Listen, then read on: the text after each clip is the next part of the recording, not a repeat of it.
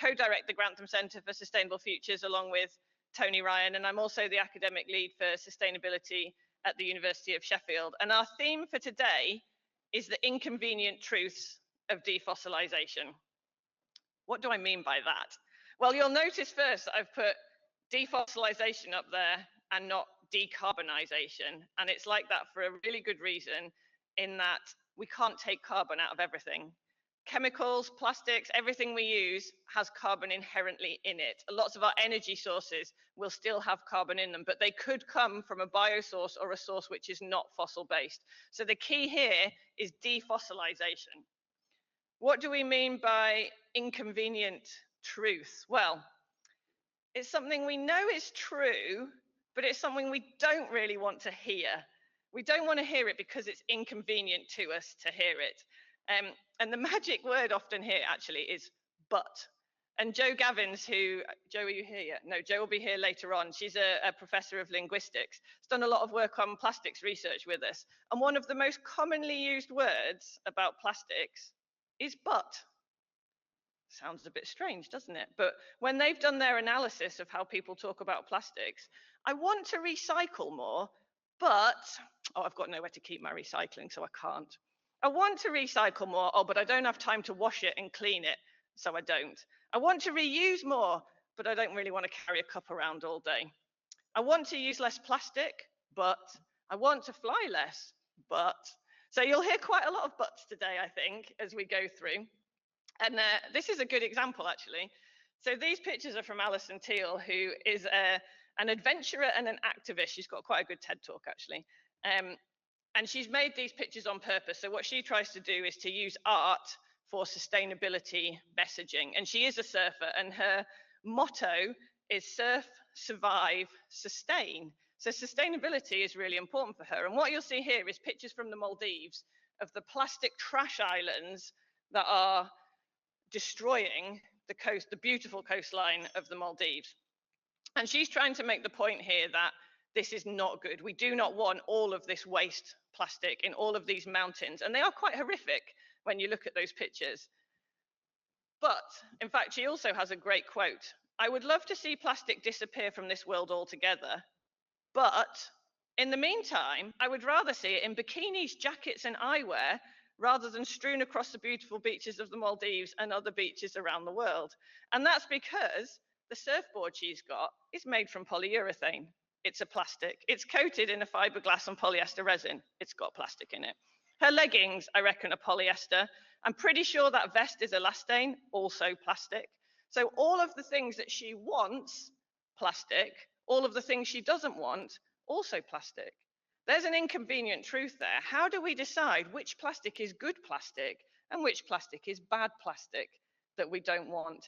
And maybe what I think might be good and bad might be different to what someone else thinks is good and bad. And it's a tricky balance, and we have to think about the whole system when we're designing this. So some of those plastics in those big mounds may once have been good, useful plastics, but they've ended up in a place where they're no longer good and useful. So how do we change the system, not just plastics, of everything, so that we don't have these inconvenient truths, but we're having truths that are actually sustainable? Now, here's another one. This is one of Tony's favorites that I've borrowed. 1 million bottles a minute, world's plastic binge, as dangerous as climate change. No, it's not, right? That's the first thing to say. The plastic bottles do cause pollution, and they are a problem. And you can see in the picture 3 ladies sorting the bottles into different colored piles so that they can take them and get a small amount of money for them in recycling. But less than 5% of the world's fossil fuels turns into chemicals, some of which is plastics. 95% is just burned for energy. And all of that fossil fuel we burn, be it oil or gas, produces particulates. And there are literally thousands of articles you can find online about how bad the particulates from burning fossil fuels are for respiratory disease. The bottles are not as bad as the particulates, and the climate change will have much more catastrophic effects. Everything on that picture involves fossil fuels. So you've got plastics in the clothing that have come from fossil fuels. You've got chemicals in your cleaning products in plastic bottles, all of which come from fossil fuels. You've got an aeroplane made of composites, comes from fossil fuels, flying around the world, burning fossil fuels, and all of that technology, your phones, your computers, all contain plastics and other products that will have come from fossil fuels or used fossil fuels in their processing. Everybody in this room will have connection with quite a few things, if not all, of the things in those pictures. So there's fossil fuels embedded in everything we do in our everyday life. Defossilizing is not easy, okay? There will have to be changes in our whole system and our thinking if we want to change and defossilize in order to mitigate climate change. And we all have to choose our balance. So I challenge all of you to think about what your inconvenient truths are. What are your buts that you could do differently if we had more time or changed our system or accepted a little bit less convenience? Because over the last 100 years, we've moved to a convenient throwaway world, and that is one of the biggest causes of what's giving us climate change. And you'll see through today's session, we'll be talking about lots of different things which may be your inconvenient truths, your buts. So we'll be looking at how do we heat our homes? We'll be looking at can flying be sustainable? We'll be looking at air pollution in conversation. And we're going to look at some other inconvenient truths to finish the day. So we have lots of exciting discussions and sessions coming up. First up, as I said, we've got decarbonising our homes.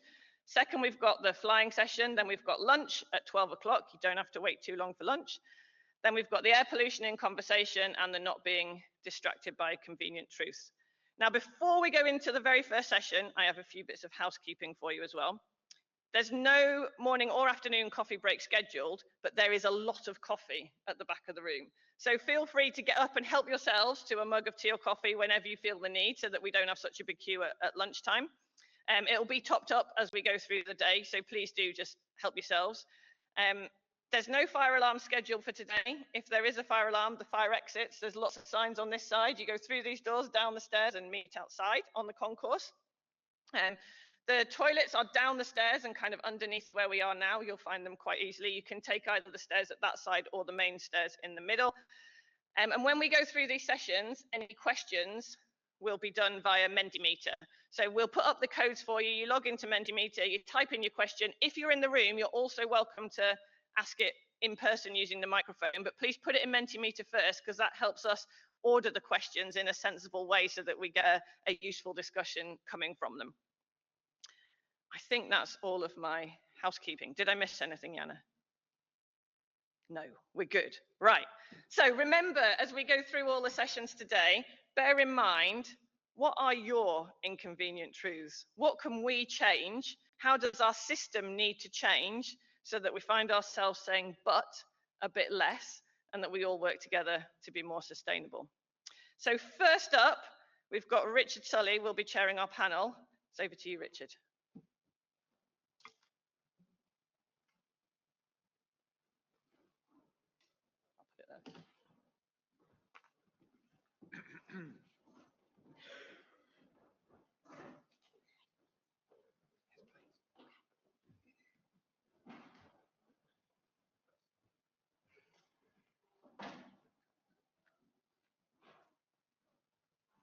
Good morning, everybody. Thanks for coming. And it's being in this room and all being slightly damp. It's got a sort of school assembly feel about it. So it's not on the agenda, but we will be having a police officer come in and talk about road safety at about 10:30, just to reinforce that feeling. So the inconvenient truth for me is that I've printed out my notes far too small for my glasses. So I'm going to attempt to read this. If it goes wrong, you'll know why. So the title of this year's symposium is Tackling the Inconvenient Truths of Defossilization. And I think nowhere will this inconvenience happen to us more than in our homes. I'm going to use some stats, and I might get them wrong, but we'll go with it. There are about 28 million households in the UK.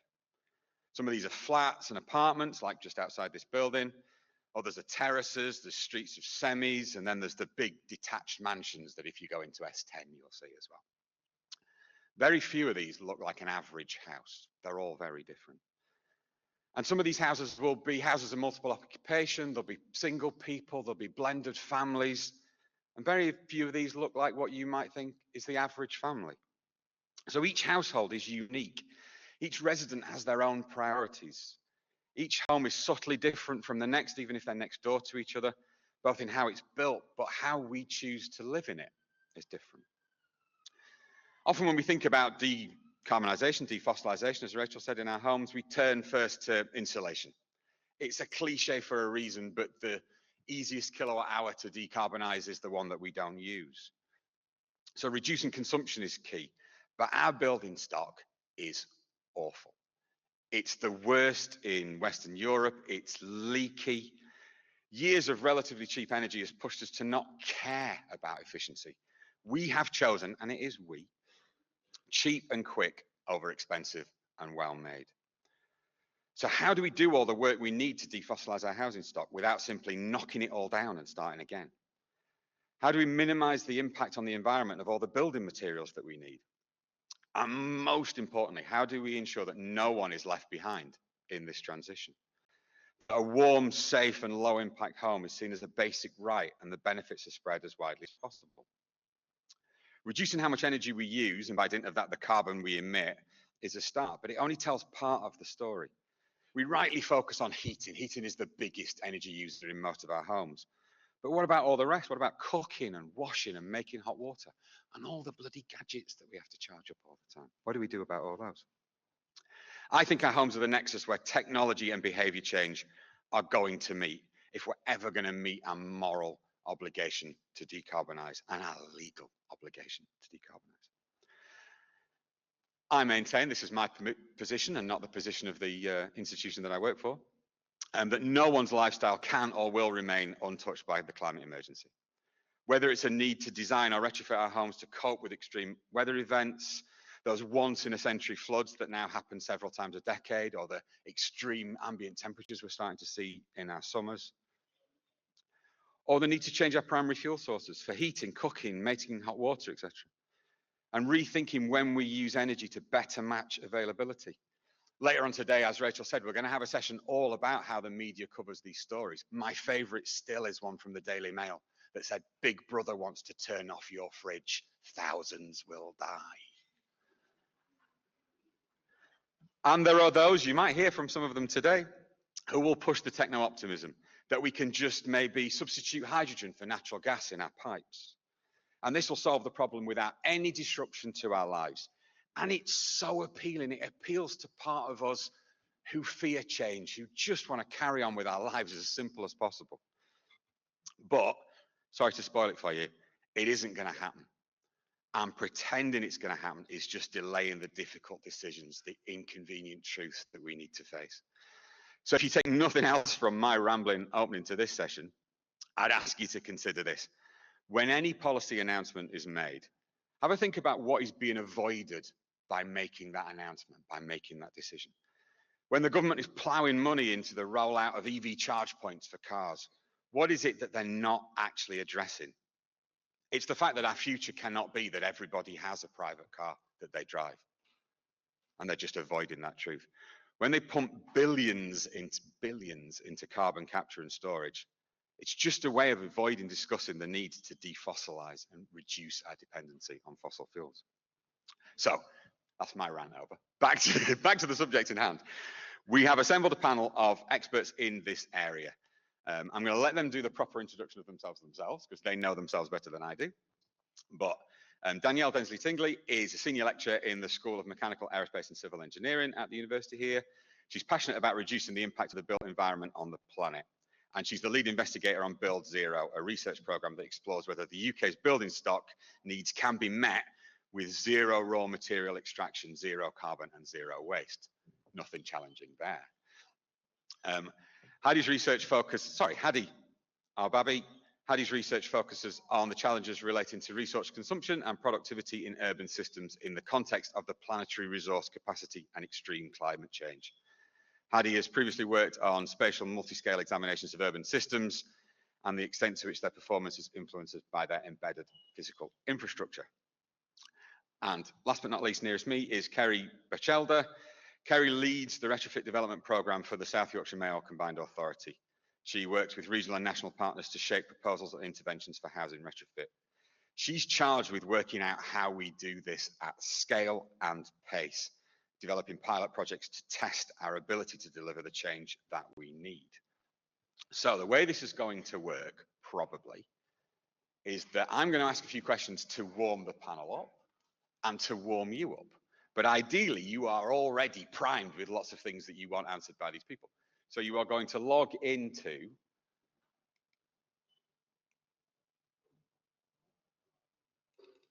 I'm just going to skip through this. Smooth, I know. You're going to log into menti.com and put that code in, and that's going to give you access to the question asking portion. And as Rachel said before, if you're in the room and you want to ask your question on mic, please put mic next to your question and please include your name. And when they flash up on this screen, someone will come and bring you a microphone and you can ask the question.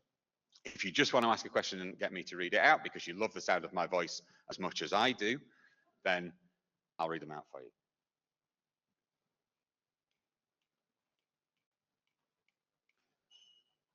And now I'm going to ask each of the panel to give 5 minutes on who they are, what they do, what their particular research interest is. Do you want this?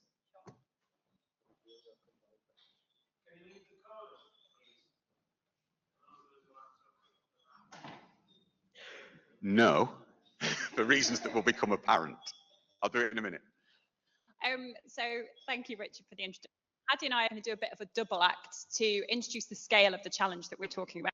Talk about decarbonising homes.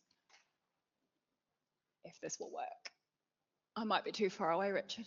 Oh, no. Oh.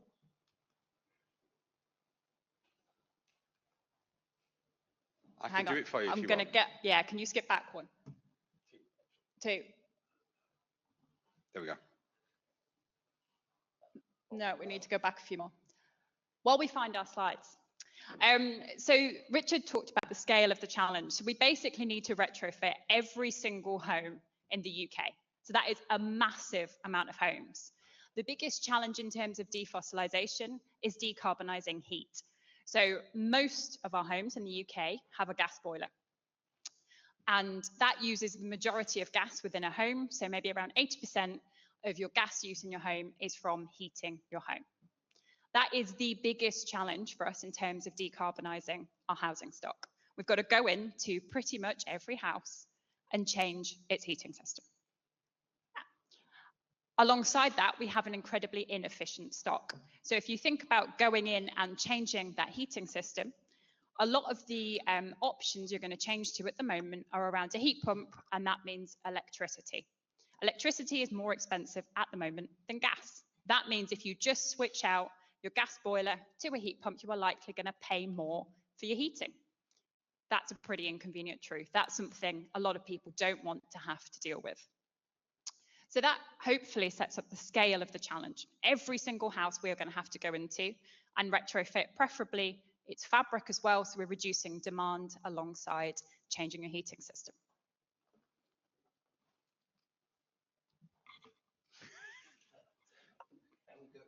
Can we go next slide, Richard?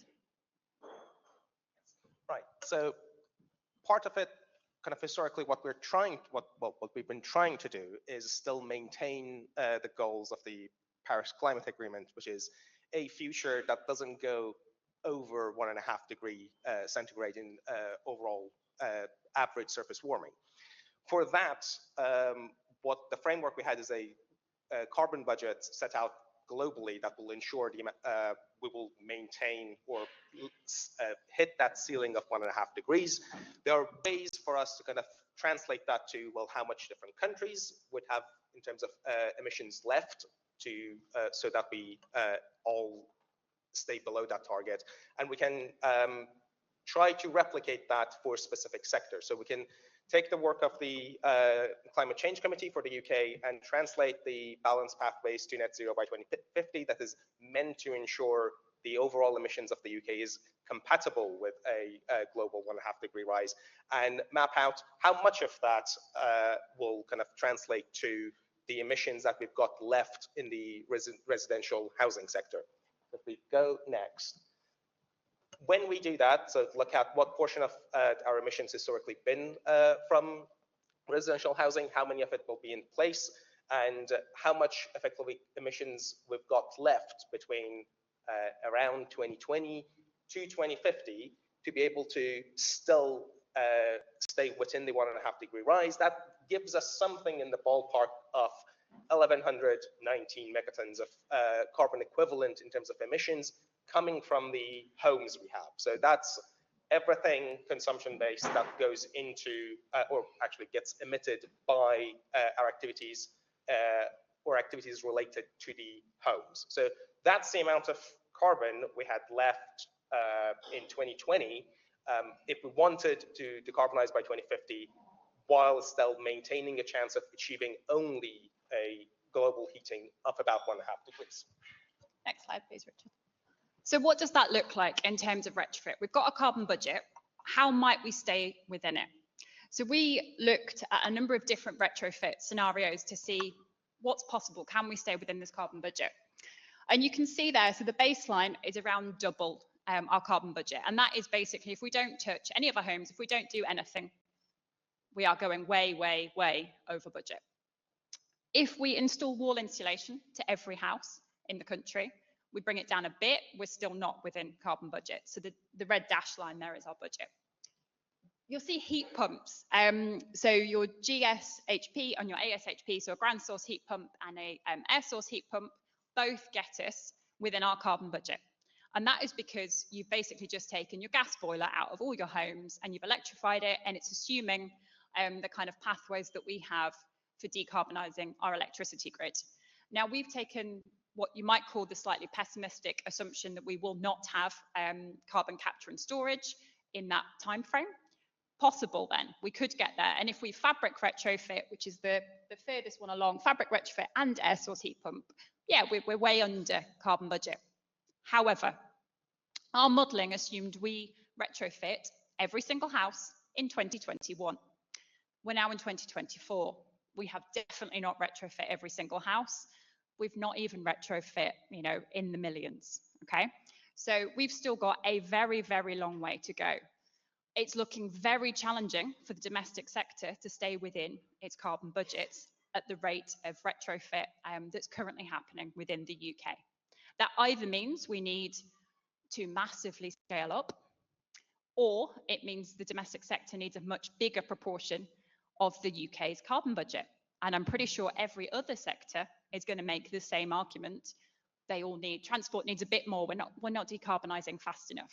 How do we prioritise where that carbon budget goes? Might be something for us to discuss. So what does that scaling up look like? Right, so that's the next slide. Now, we know kind of based on this, depending on your view, I would be on the pessimistic side, would say, we're not going to hit the 1.5 degrees. We've already missed that. We passed the 1.5 threshold February globally. So we spent an entire year over average global temperatures of 1.5 degree. We still have a chance of decarbonizing by 2050. So that's a kind of legal response of hitting net zero by 2050, regardless of how much emissions kind of go into that. What that would look like, and this is the figure up there, which is the 300 homes a week being retrofitted. That's just South Yorkshire. So if we took that pathway and just to scale it down to, for the stocks that are in our region, about 20% of the national, 2% of the national, how many of them do need to be retrofitted? So at least we've retrofitted everything. So theoretically, our housing stock is now net zero by 2050. That is roughly 300 homes a week. Now, my guess is that we do just over that annually in the region, but that's the kind of the scales we're talking about. So it's not looking good. I'm going to leave it there. Thanks, Addy. So that was a bit cruel to do that and then hand over to Kerry, who is solely responsible for retrofitting all the houses in South Yorkshire. Yeah, on that note, I'm going to give you some context of my role. So I've just been in the job 15 months, and actually it was down to Richard that I'm in the job. Sorry about that. So in fact, it's all Richard's fault. So anyway, so when I started, I was new to retrofit and pretty new to sustainability. So I've been on a real learning journey. And whilst it's been steep, I've really enjoyed it, which sounds strange when it's such a challenging area. But the reason I've enjoyed it and the reason I'm still hopeful is that the people involved are naturally collaborative and they have a can-do attitude. And that's really helping keep things focused and positive. And also, highly informed people to my left. So my role has been to set up between 4 and 6 demonstrator projects to help inform how the region approaches retrofit at scale. And as Hadi has said, we need to be thinking about hundreds per week. And probably the stats that Hadi's referring to is the progress in the social housing sector. But in private housing, we've still got a lot more to do, especially with owner-occupiers and the private rented sector. So faced with this highly complex and multi-dimensional problem, what do we do? Well, the reason Richard thought I might be suitable for the role is because I like to bring people together and to join dots and connect people up. So that's kind of what I've done. So initially, we brought people together from across the region with a stake in retrofit, and we worked with them to identify our sort of main barriers to help address the kind of targets that Hadi and Danny are talking about. So the main ones that came out were insufficient number of skilled people, an undeveloped supply chain, a lack of data, poor engagement with communities, and a need for significant amounts of money to fund it. So what I've tried to do with a lot of people in this room is to start connecting people and projects to start building the capacity and networks that we need. So it might be as simple as an introduction, it might be running an event or helping with a funding bid. And together with partners, so including, for example, the Grantham Institute and the South Yorkshire Sustainability Centre, we have a lot of projects that are going on and have been initiated. So I'll just give you a quick flavour of those and then I'll pass back to Richard. So in terms of skills, we're developing a community-led retrofit skills task force, and shout out to here to a community interest company, South Yorkshire EcoFit, who are leading that. With supply chain, in particular, we have a project funded by Innovate UK called Let Zero, and we're trying to advance retrofit in the private rented sector, which has especially serious issues with fuel poverty, excess cold, damp and mould. And we're working collectively with 11 partners. The project manager, Malcolm Ramsey, is here just on the third row there if you want to find out more. With the University of Sheffield, we have a number of data science projects. And then in terms of community, we're working with a fuel poverty alleviation charity called National Energy Action. And they're setting up a community retrofit hub in Sheffield, which is starting to help local people improve the energy efficiency of their homes. And this is a pilot that we would really like to see how it works and potentially scale out across the region. And then lastly, on finance, we've been lucky enough to work with the 3CI, which is Cities Commission for Climate Investment, and also Connected Places Catapult. And they're doing a pilot with Sheffield Council on a community engagement activity that could lead to an investment pilot on the Gleadless Valley estate. So we're trying to make progress, but we know a lot more needs to be done. But that's just to give you a flavour of what's happening so far. Thank you very much. Questions are coming in, so the system is working, which is good. But I'm just going to start off with one difficult question just to get the panel going. So what's the biggest obstacle that you think the UK has to having a fully defossilised housing stock? Finance. Don't all say the same thing, make it more. I mean, I think for us, where the priorities are, I think is a really big one. So we've just seen a load of investment go towards carbon capture and storage, which to me is insane. Yes, we need to finance that, but why don't we decarbonise our housing first, given the scale of carbon? So that's coming out of our housing. So putting your finance into housing, for me, is a big one. And that might be retrofitting or paying for retrofit and working with the region, for example, to do that. And that could be across private or social housing, but actually starting to invest in it and investing in it in scale and having the ambition to do it, because I think that's what we're lacking nationally. I think regionally, Kerry's doing some brilliant work, but nationally, they don't seem to get the challenge. They don't seem to want to take it on. It's too difficult, and they're just shying away. Hardy, anything to add? It's difficult not to kind of repeat it's a money problem, but I think Kerry kind of identified all the challenges. Now, the money is at the top. It's more of you solve that, then it's a realization that for the number of things that need to be done, effectively the labor force where it doesn't exist, the training of that labor force will take time. The supply chain doesn't exist.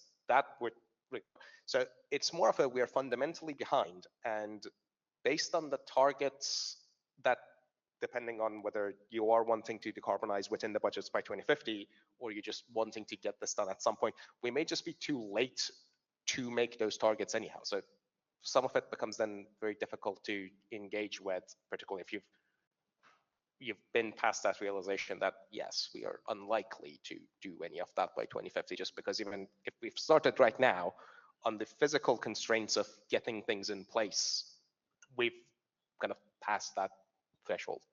So do you think that almost having that target is detrimental to us just getting on and doing things? Because people keep putting slides up saying we need to do 330 houses a week, and then next week it'll be more, and the week after it'll be more. And is there an inertia that develops that says we can't solve this problem, so let's not bother?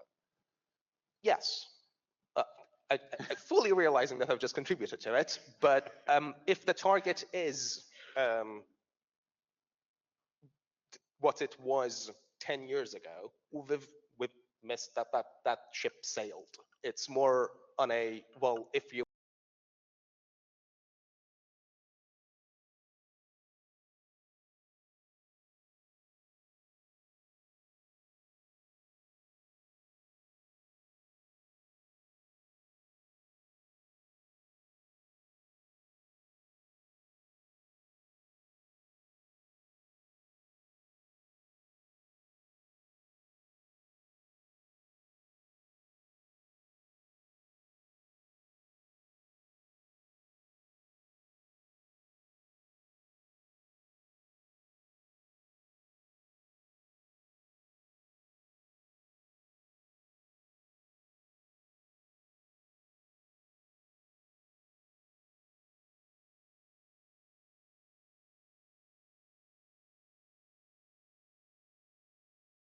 And I just see estates going up all around where I live.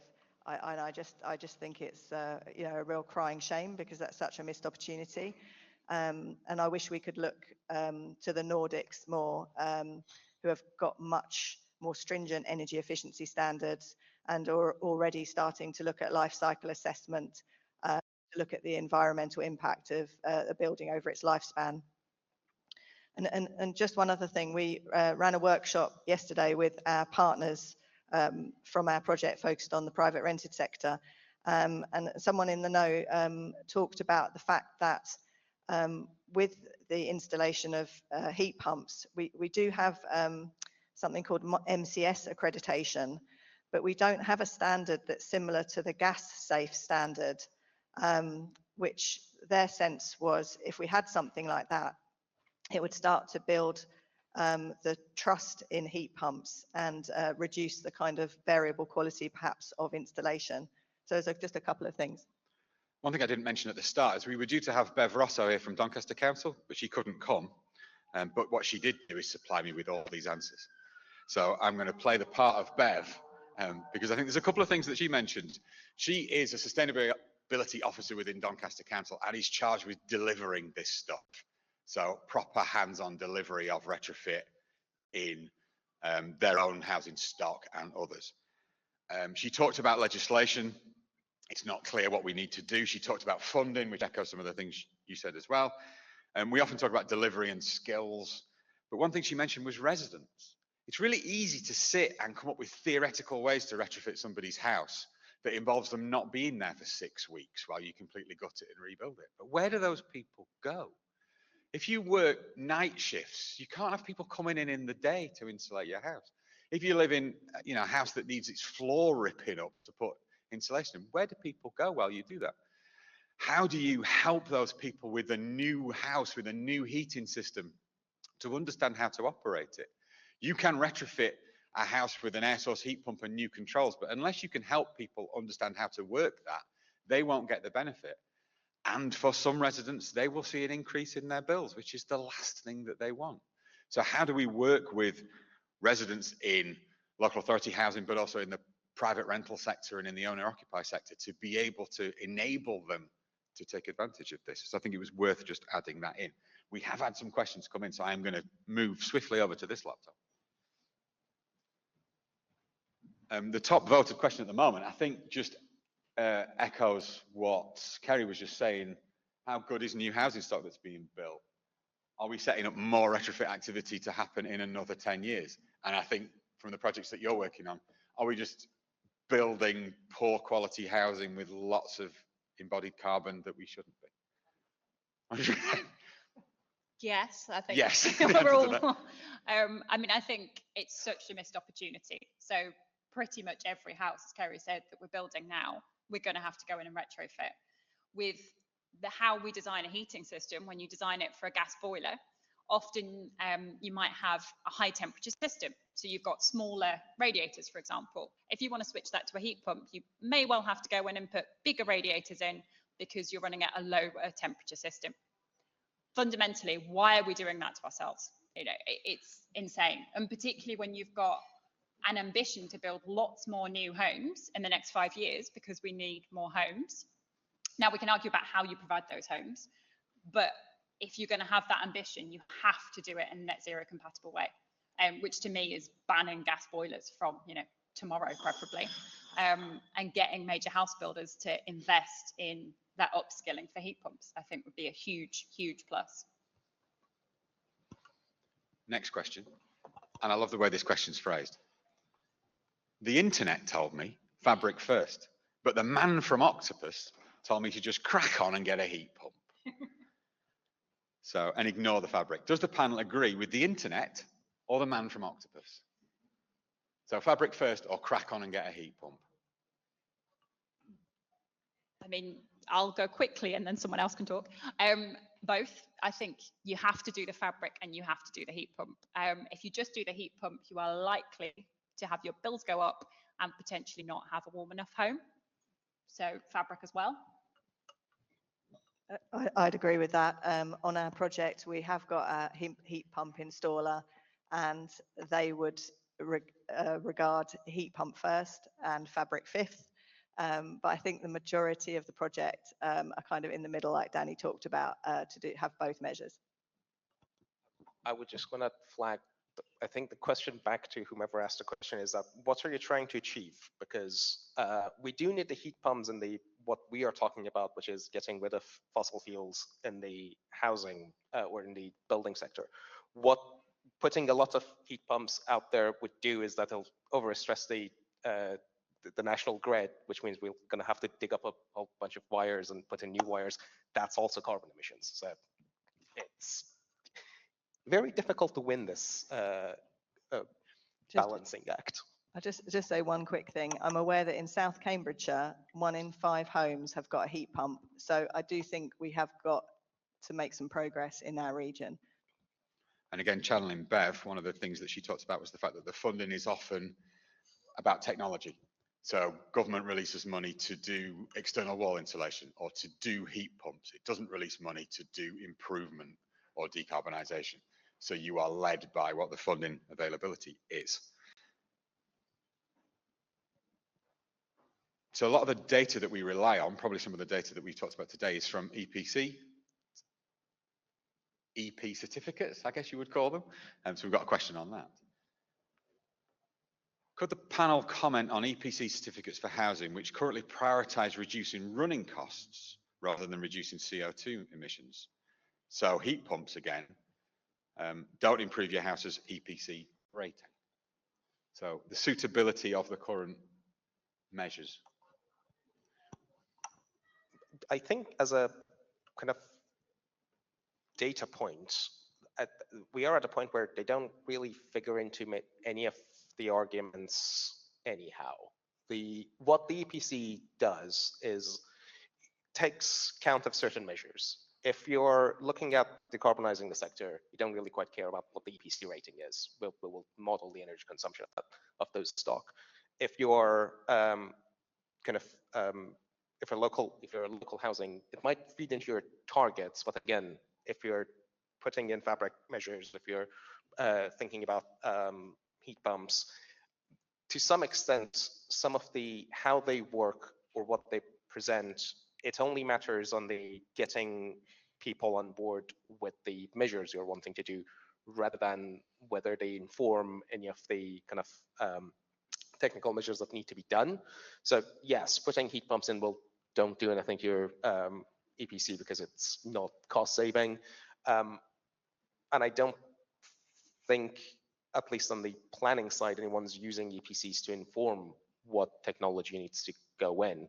It's just more of and that's not a thing I know on how much it impacts consumers based on decisions they make. I would say the heat pumps, usually the barrier is the cost of the heat pump rather than it won't improve my EPC, because the legal bars for both renting and or selling a house wouldn't require you to put a heat pump or to do much to get it over a threshold that for that to matter. I think I have a question on how we use EPCs. Stick your hand up in the room if you know what the EPC of the place you live is. Would you do anything differently based on the EPC? Put your hand up if you would. One person has said they would do something differently based on the EPC.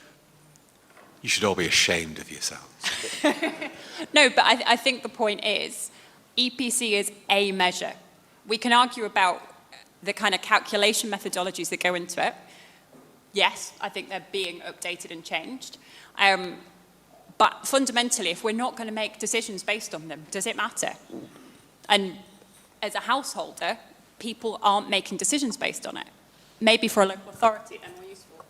Yeah, so on that note, so I'm aware that sort of EPC is not the greatest measure and that there's a lot of lobbying to improve it. But like Danny just indicated, local authorities and combined authorities, that is their measure of their housing stock. So they are making huge decisions, essentially largely based on EPC data. So I think there's the rub. How do you look like you were poised to say something then? Right. So a bit of a left field one now. Have you considered incorporating heat networks into your modelling? I will finish the question, it's just disappeared. The government is targeting 20% of heat demand to be met by heat networks, which could significantly impact future projections.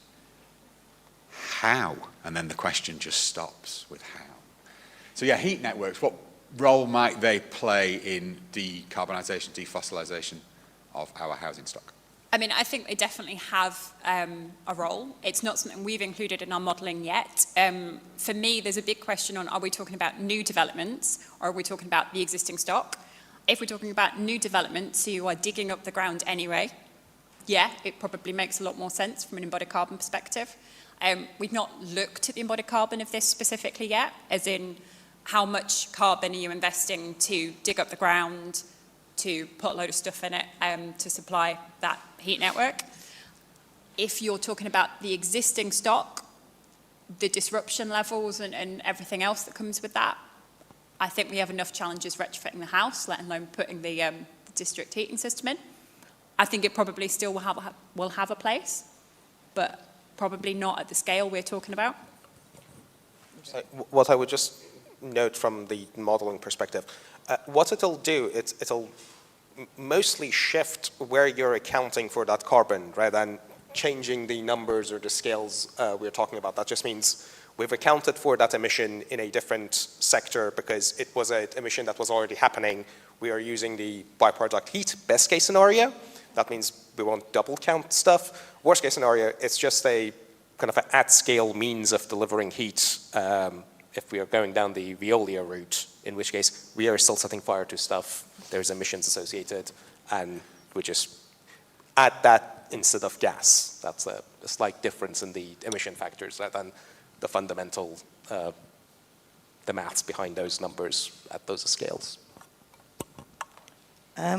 So in terms of heat networks and retrofit in our region, I think a big consideration is that, say, with our terraced streets and our typical housing stock, you know, if the option is available, it could be quite attractive, because putting, for example, air source heat pumps onto each individual home might just not be practical.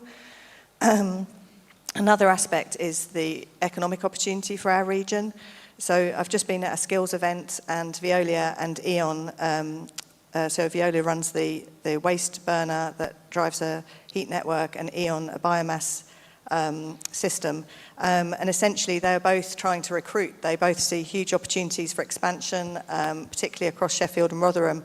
And they're looking for people with engineering, plumbing and digital skills. So I think in that respect, we really need to embrace it. I should give a shout out, I don't know if he's here, my colleague George Lee at the South Yorkshire Mayoral Combined Authority. He's really expert on heat networks and understands about the expansion opportunities.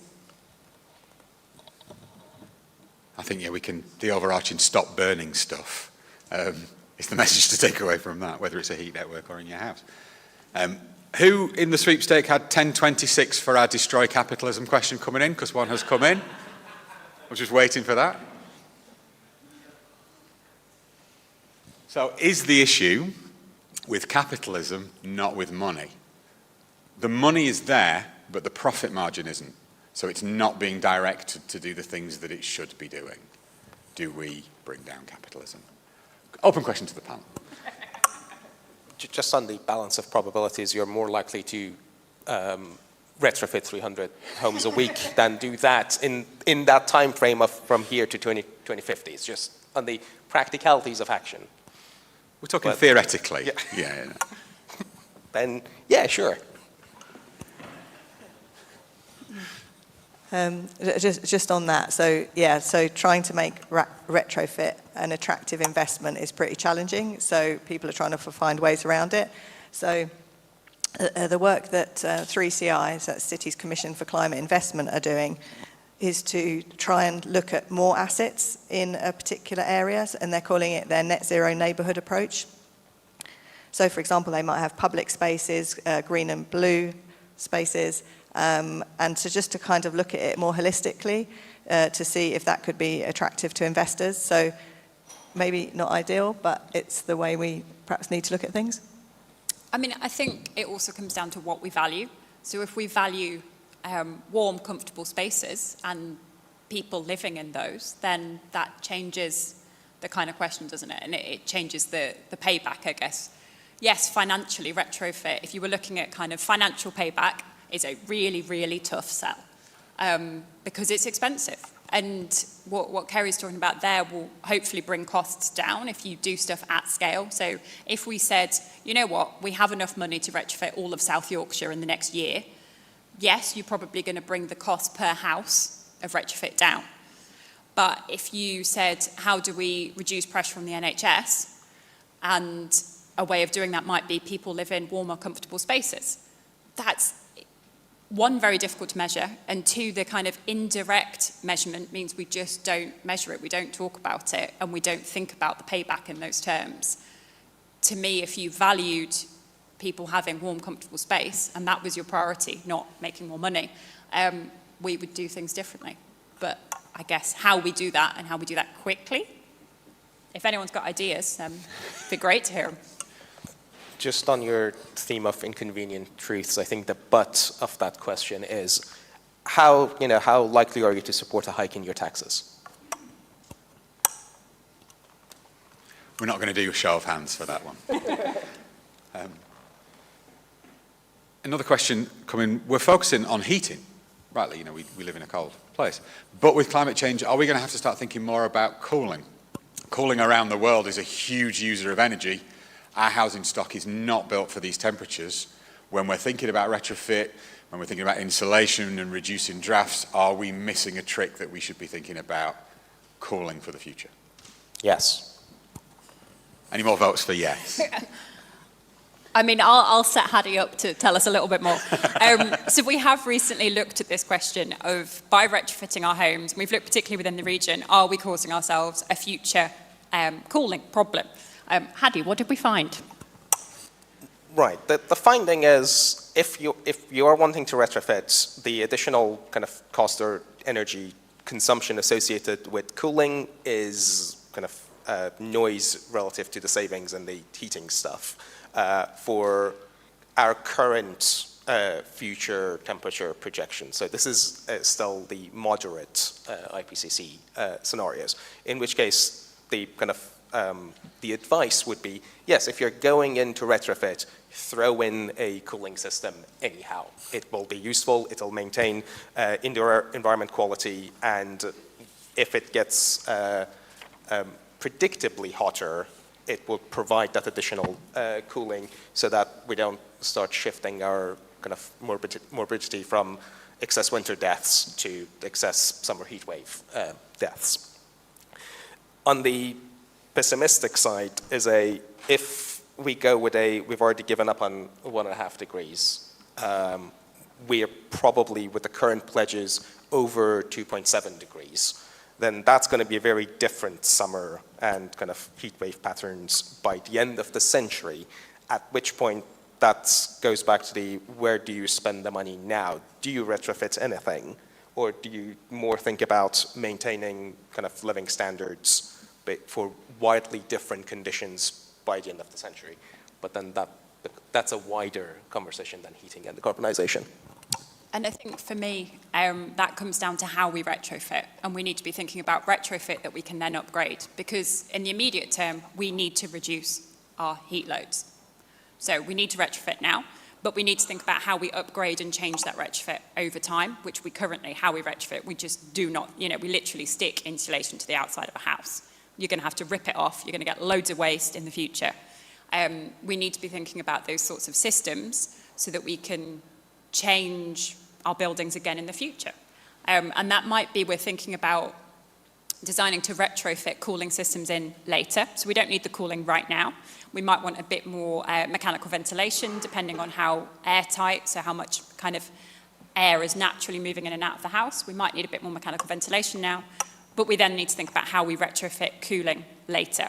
A heat pump might last, let's say, 15 years, give or take. So we're probably going to have to upgrade those anyway, change them by the time we need cooling. So to me, the question is not, do we cool right now? It's how do we make sure our retrofits now are heating compatible in the future? So I'm aware some areas in the southeast where sort of there has been a retrofit activity. Some of the buildings and homes, they're overheating, and people are just reacting to that by opening their windows. So kind of, I think, in some ways we are already needing to think about this. I suppose what I've been hearing and learning is things, for example, like if, in, say, like a 20-year period, you might need to change your roof. What you might want to be thinking about now is extending your roof line out, both for the option of perhaps external wall insulation to keep things warmer, but also the fact that it brings shading. So I think there's, like Danny said, there's sort of things that we can be thinking about to future-proof ourselves. And I sort of kind of think that time is already here and we need to be planning ahead. Sorry, I'm going to add one point here. On this was all in the assumption that we are doing the retrofit correctly, and it's just it doesn't consider cooling later on. As Kerry mentioned earlier on, part of the problem is that we don't have a certification process for retrofit work. You can go in, do stuff to a house, add insulation, and that could cause other problems. As in, no retrofit that gets done now should result in overheating at the moment, but they do. That's more of a kind of a having a monitoring regime or an enforcement regime to make sure retrofit is done properly, never minding the kind of future proofing of what's happening. And that's echoed by some comments that Bev made about the incompatibility of different projects and going in and doing a single project and then having to go and retrofit something else. And whether or not the PAS standard for retrofit is fit for purpose, and whether enough people particularly in commissioning authorities, understand it well enough to be that canny consumer to recognise that they're getting the right thing. So on kind of the point that Kerry made about making changes to your home, one of our Nether Edge residents has said, I live in a conservation area. Very nice for you. I can't put solar panels on my roof. What do we do? Are we getting the balance right between retrofit and conserving our nice stone-built properties? I mean, I'd question why you want to put solar panels on your roof as the first thing to do. Ooh. I don't know who it is, so I'm looking around to see who looks shocked and stunned by that response. Is it Tony? All the insulation possible is done first. It's a solid wall. Yeah. We found our guilty party. So every window's double glazed, the roofs have extra insulation. We would not be allowed to put an extended roof line or external insulation. We even have to apply for planning permission to change the colour of the door. Have you got a heat pump? No. I'd go there first. And you might be able to do that in a way that isn't at the front of the buildings. I mean, I think there is a massive balance between valuing our heritage and then thinking about what we need to do to decarbonise. PV is an example, and it's a particularly visible example. I also live in a conservation area. They have got away with putting some PV on some roofs, so I think it really varies as well across regions, across local authorities. So to me, there's also a question of, do we need any national kind of guidance on what you can and can't do, particularly in maybe these trickier places? But there's also that, try and do the stuff that's going to defossilise us quicker. PV, in terms of decarbonising our housing stock, not massively useful. It's going to help with the electricity grid and the increased electricity demand, yes. I'd like to see us get rid of gas boilers first. Just to be clear, there are solar panels on every roof, and I know you don't think it's a great idea, I get that. I'll ask for my money back. But they weren't allowed on the one south-facing roof, which was at the front of the building. That's how ridiculous the conservation rules are. You can do whatever you like in the back, but on the road-facing part, nothing. And I think, to me, if we had whole life carbon assessment on any kind of interventions like this, that is where you would start to flip that decision, I think, because your payback of the embodied carbon of the PV would be so much quicker if you popped it on the south-facing side.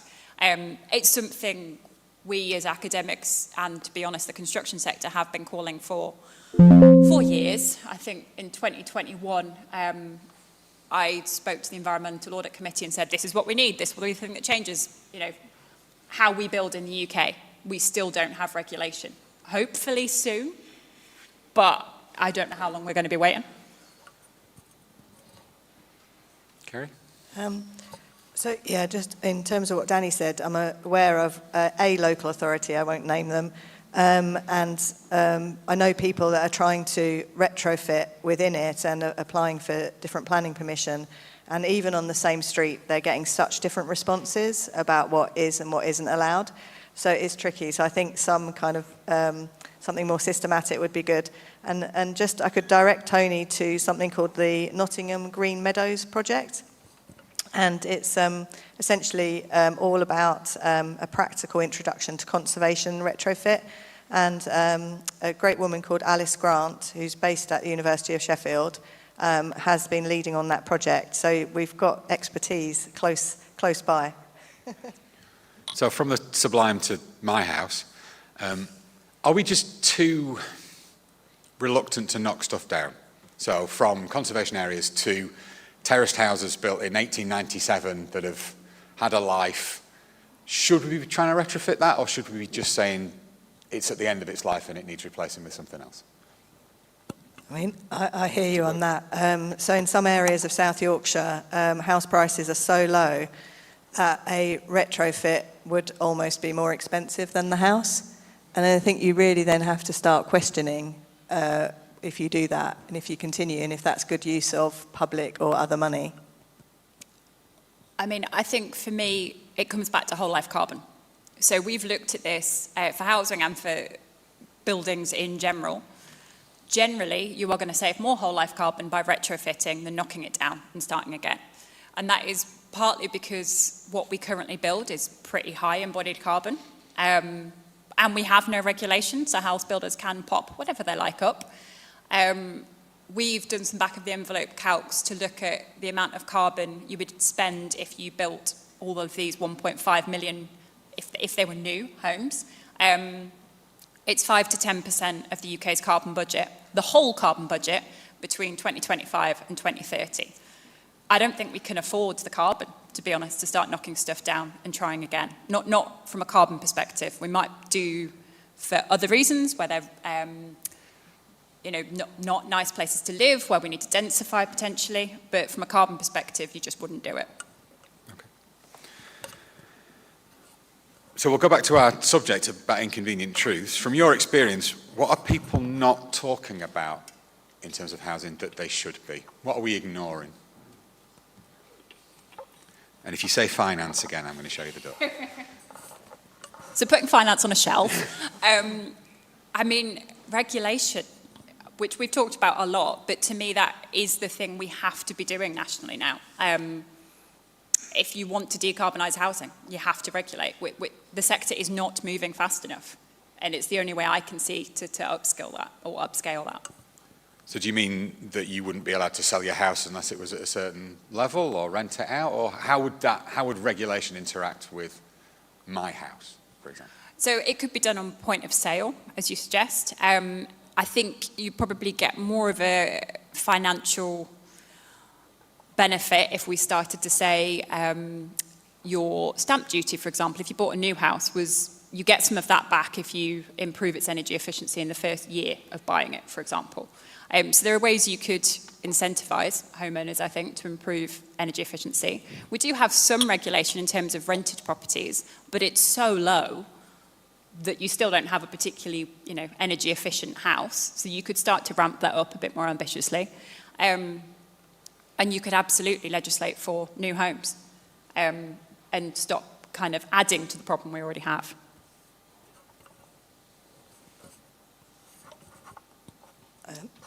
So it's building on something we've recently talked about, the fact that we need to think longer term about the retrofit of our homes. Something that we're exploring in our Let Zero project is the use of digital logbooks to track what work's been carried out. And I think potentially that could also include a kind of maintenance schedule. So we capture what we've done in the past and we plan what we're going to do going forward. And potentially these could be linked to house sales, which would actually then really drive that market. Another area that we're not talking enough about is about the ability for smaller suppliers to deliver the retrofit. So at the moment in social housing, so large stocks of housing association or council properties, what they tend to do is request large contractors to come in. And because, they need to do hundreds of homes at scale. And so often it's not that practical for smaller contractors to do the work. But it means that, in a way, it's a blockage to building the skill base and the supply chain. So I work closely with SY EcoFit, our community interest company, and we're trying to kind of have that debate with local authorities about, potentially, can we influence procurement? Can we find a way to get these smaller contractors onto the council framework agreements to tender for smaller lots, for example? So I think those kind of things could start to generate the skills and the jobs that we need in South Yorkshire, and also local wealth generation that could, start to feed into the system. So that would be my plea. to some extent, I think what we don't talk about is why? Is this a we want comfortable homes, or is this a we are genuinely worried about climate change and we want to have done the mitigation right? Because there is a, if you're doing the first one, if it's a kind of quality of housing, quality of homes, comfort, and quality of life, those are things achievable at the community level. That's a, yes, if you organize at your community level, if it's organized at the kind of a regional, local authority level, we can achieve those. If it's a, no, we're collectively worried about climate change, we do want to do something about that, you're not gonna put a dent in that doing stuff locally. That requires coordinated national action. That needs that fast. So there is a kind of a, and I think we keep sidestepping that conversation. We want to do something about the homes. It's easier to kind of locally organize. So we may have those anxieties about climate change, but it's a, can I have a more comfortable home? Sure, we do that. It's, I think, particularly if it's about the anxiety about climate change, or it's about mitigation, that requires a kind of a national conversation, and it needs to kind of get to a definite answer to that question. Do we want to do mitigation, or we are happy to kind of maintain quality of life and just try to salvage that over a 30-year period? Because those will have different actions and will kind of take different timelines and pathways. One last interjection from Bev. She thinks that what we're not talking about is that there is no viable low-carbon heating solution for low-income households. There isn't one that works. She also says that retrofit is high risk, and there's lots of opportunities for unintended consequences, and we've talked a bit about that in terms of mechanical ventilation. And a final point is that residents are the main influence on what can and can't be done. So retrofit at scale is an engagement project. If you don't have residents on board, you don't get it done. So we're going to do one last question, and then we're going to have a comfort break, which probably everybody is looking for. I had a question written here, but somebody else has asked the same question, but better than mine. So I'm going to read this one, but pretend it's the one that I came up with. So the UK government policy genie, which I believe is a cabinet position, is offering you 3 wishes, and conveniently there are 3 of you. So we're going to have one wish to accelerate retrofit from each of you. And who wants to? I think, Kerry, you're going to have to go first because we've been going the other way. So one wish, nice and simple. Okay, nice and simple. So as I've mentioned before, I'm doing lots of different projects around retrofit. And this is a short-term wish. In the short-term wish is that I can kind of bring those together in a bit of more of an overarching way. So I'm currently working with some other combined authorities to try and do like a kind of whole systems approach. And we're kind of putting a bid together. So my wish is that that gets funded. Bit self-serving there, Kerry, but you know. Okay. Heidi? Are we wishing realistically, or are we wishing? I think when we're in the realm of wishing, realism has gone out of the window. My realistic wish is the Climate Change Committee has already worked out a workable pathway that already had all the caveats of this needs to be realistic. So it's just, can we go back to that? Which is depressing because that's can we bring back the net zero platform of Boris Johnson? But that's that's the minimum. And Danny, last wish. I've got an unrealistic wish. Good. Can I have £20,000 for each house in the UK to retrofit them, please? I mean, that seems achievable to me. So that's it for the inconvenient truths of housing decarbonisation. If you'd like to give a round of applause to our panel, please.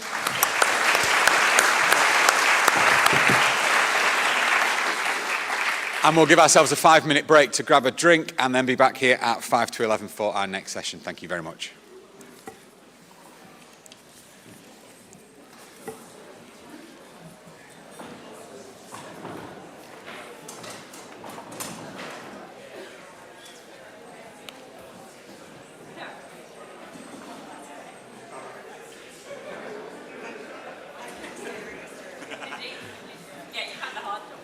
Thanks so much, guys. I really appreciated it.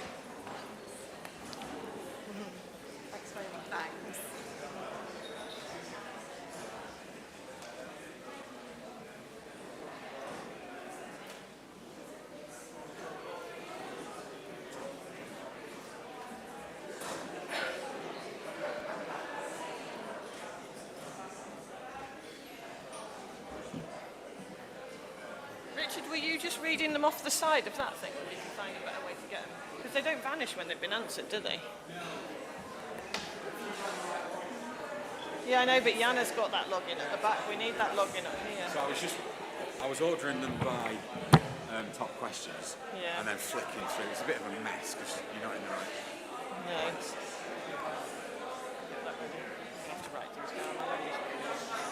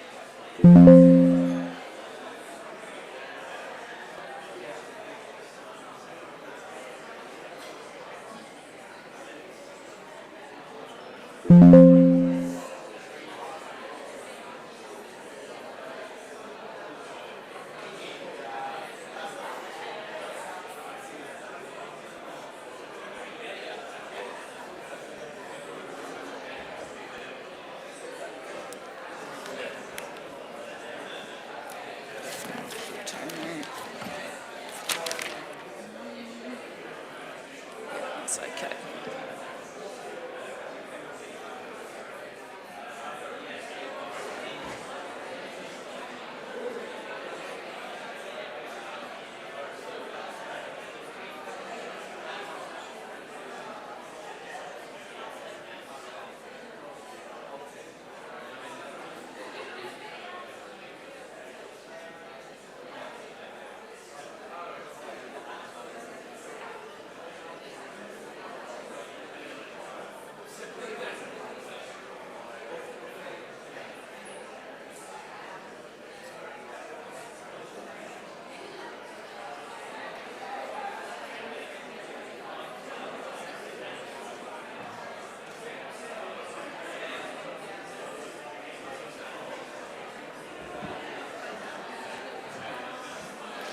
We'll start in 2 minutes, so grab your tea, coffee and snacks and come sit down.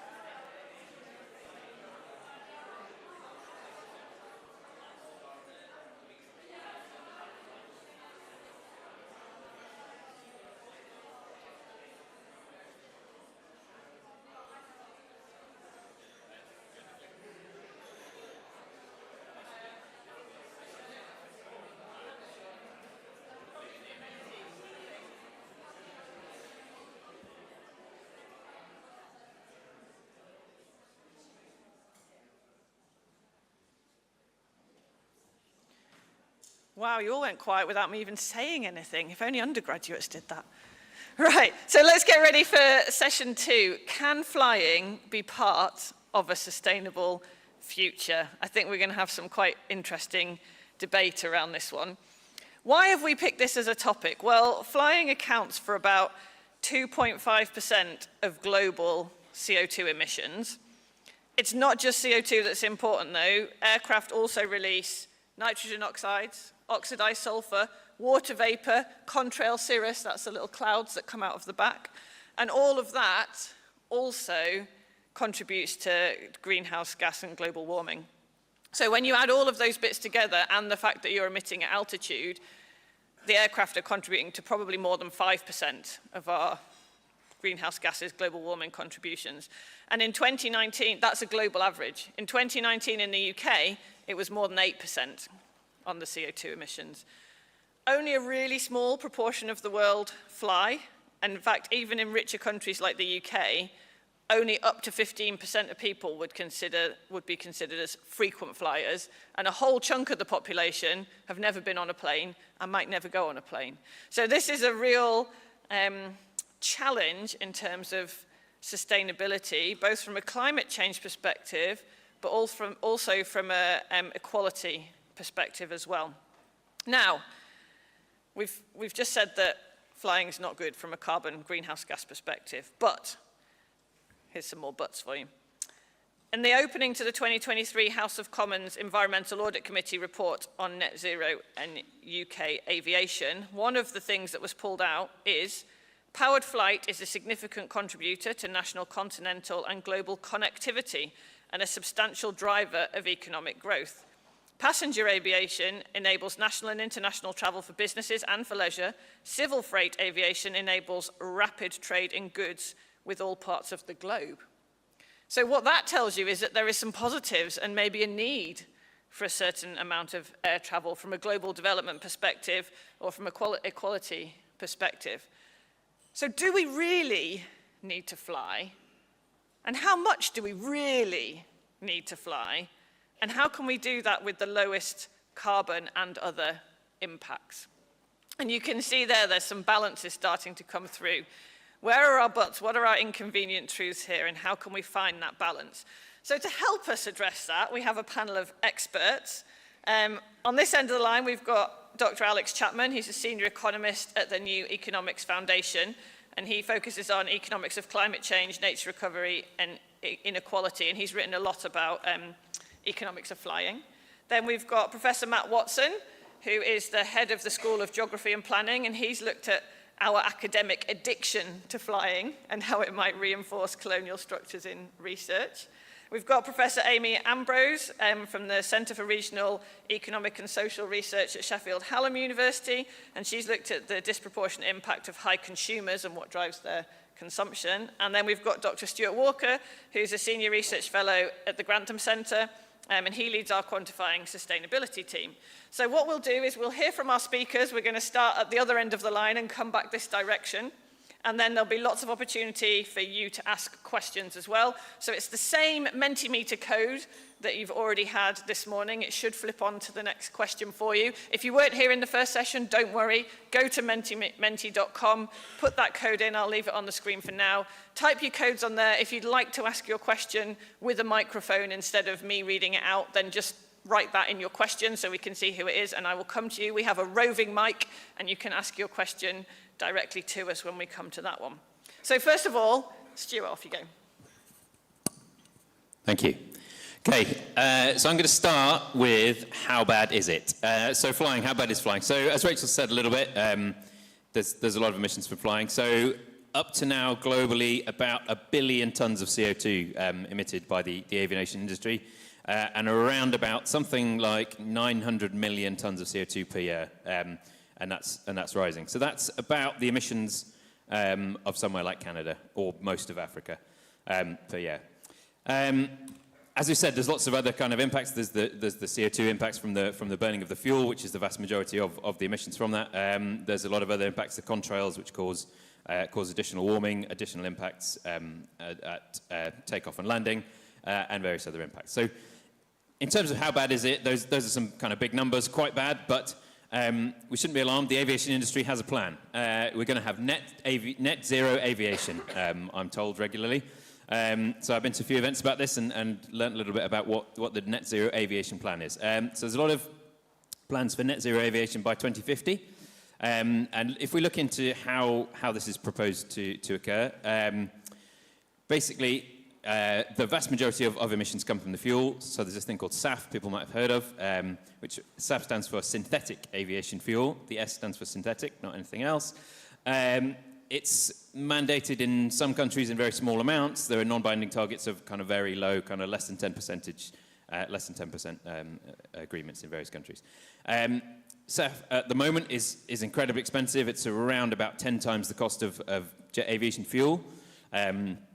It does work, it can be used. I went to a talk the other day and learned about the manufacturing locations for SAF, which are very interesting. At the moment, SAF is made in a very limited number of locations due to the availability of feedstock and water, and then it's actually shipped around the world to airports to then be put into planes to be then flown possibly back to where it came from, which is an interesting question. There's also, so SAF will make up the 65% reduction to get us to net zero. There's also a few other routes to make up that other difference. So by lightweighting of planes, for example, use of carbon fiber and complex alloys and things like that is proposed to reduce maybe about another 5 or 10%. There's various other interesting challenges about kind of shifting to carbon fiber manufacture, which is not without its own environmental damage and impacts. There's a few other kind of opportunities for reducing the impact through things like efficiency and routing and things like that. Basically, in terms of the progress towards this net zero by 2050, there are a range of trajectories, similar to how we have the UK kind of carbon trajectory. We're currently on either the business as usual or the mild action trajectory. So there's not a great deal of action been made on this. Currently, the volumes of SAF that we're going to need in order to achieve the reduction that we need within the next sort of 5 years are projected to be made by about 2050. So I think before I move on, that's going to be my kind of closing remark on this, that in theory, SAF helps us get to net zero aviation, but at the moment, the amount of SAF that we need now isn't going to be made until about 20 years' time, by which time it will already be too late and the emissions will be too high.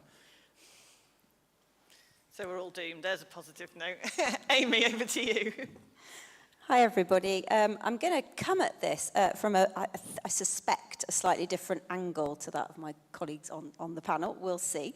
I'm going to start with some questions, 2 questions for you as the audience. Please try and answer these questions as your whole self, not your professional persona that you've no doubt come dressed in today. Put your hand up if you enjoy flying. Few brave souls, yep, thank you. Put your hand up if you enjoy what flying allows you to do or to access. Yeah, many more hands there. And thank you for your honesty in what's potentially quite a judgmental setting with a load of environmentalists.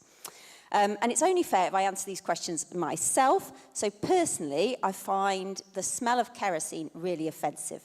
I find airports feel like prisons processing ants.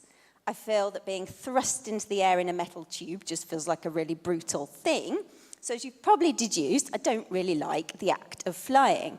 But what I do love is waking up in my own bed in the morning, and perhaps by the time I go to bed that night, being somewhere completely different and somewhere probably completely fascinating. I'm going to be completely honest and say that's very, very appealing to me, and I've enjoyed it a great deal in my life so far. So I'm a researcher that's interested in how environmental policy kind of lands in our daily lives, in our lived experience. So I'm not an expert on flying specifically, and I'm absolutely not the right person to tell you about whether we can reach net zero while continuing to fly at the levels we do. I think my colleague to the left just sort of concluded that we can't do that. And also, I know absolutely nothing about whether these low-carbon fuels are really a viable reality. So instead, I come at this problem from the point of view of how likely we are to want to part from this very damaging activity, given the perceived benefits that it brings to us. You've just displayed that with your show of hands. It definitely brings perceived benefits.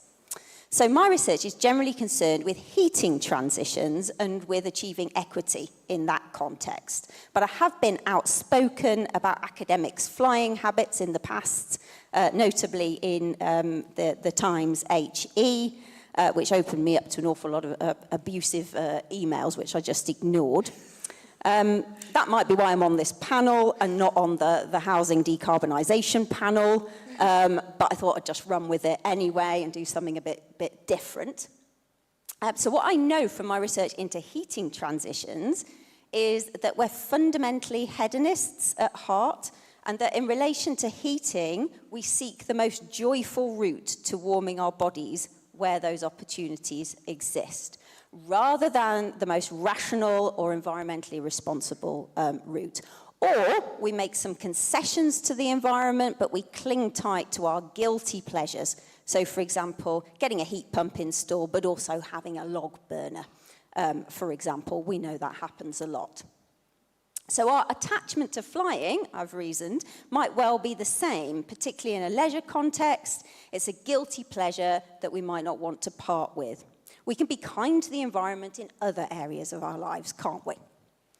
Flying for work is perhaps similar but different. It brings opportunities for a degree of adventure with no direct cost to ourselves.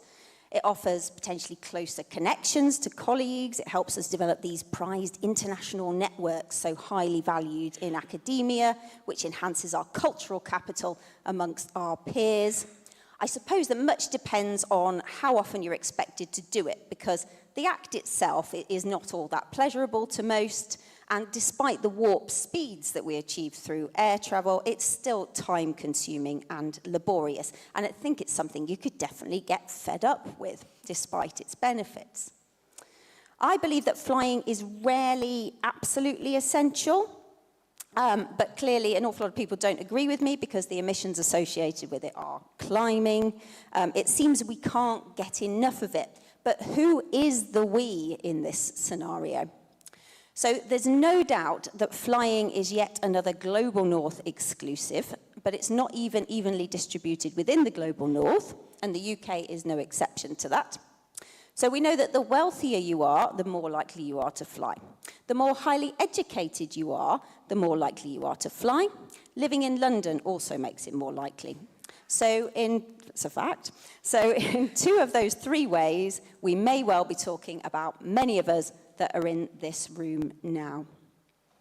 Now, despite the rise of budget airlines, lower income groups are not proportionately sharing in the benefits of air travel. Frequent or even regular air travel is an elite, not a widespread activity. It might not feel like it, but it's not.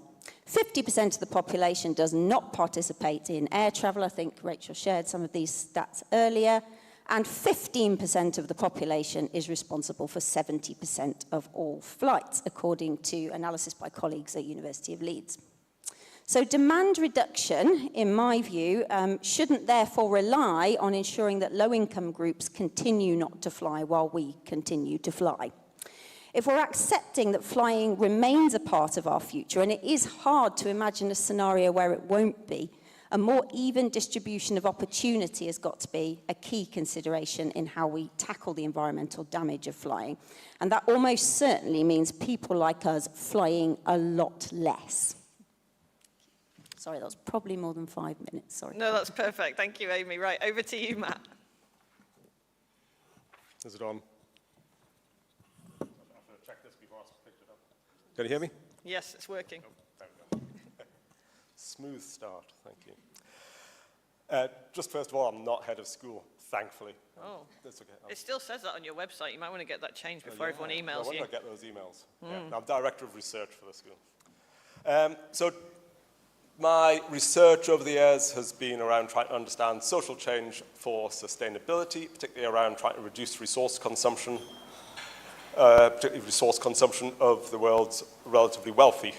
Just carrying on about the inequity, of course, about the 10% richest of the world account for around 50% of total emissions. So if we're looking to reduce the demand for resources, we need to start with the world's relatively wealthy. So I've researched various topics over the years, including energy demand reduction, food waste reduction, urban travel change towards more sustainable options. But that framing in terms of reducing resource consumption and a framing of equity, I think fairly inevitably led me towards thinking about researching flying. As we've heard, it is profoundly inequitous. Flight is about the worst thing most of us can do if we're not a CEO making significant decisions on a day. If taking a flight is one of the worst things we can do on a day to contribute to climate change. Yes, we can compensate in other areas of our life, but just on the basis of CO2, a transatlantic standard return flight has a bigger carbon dioxide output than we save through any of the standard lifestyle changes we can make. If we add in radiative forcing, that additional climate change burden from flying, a single standard class return flight to the US will produce more climate change effects than typical use of a car for a year. So we have to change a lot in our lifestyles to compensate for being in any way a frequent flyer. Meanwhile, the equity, we've heard about the equity, but in a way it's more intense again. Gosling in Nature Communications estimates only 4% of the world's population takes an international flight in a year, and that 1% of the world's population accounts for 50% of aviation emissions. And certainly, as Amy pointed out, there's huge inequity in terms of between people who fly. So, if we want to look for the easiest targets, private jets, why do they exist? Some private jet users put out enough carbon to be reckoned to account for 2 excess deaths, human deaths a year, and a conversion of carbon emissions to actual effects on people's lives. So when we're talking about equity, it gets pretty brutal.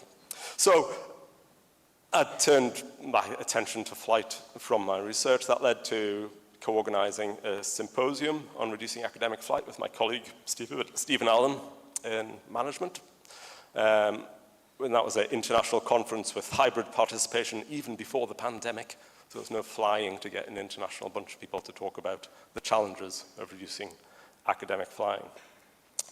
That led to being invited to chair a task and finish group for the University on Travel Decarbonisation and really digging into the rather opaque stats that we could find on flight from the University of Sheffield and trying to come up with approaches to reducing it.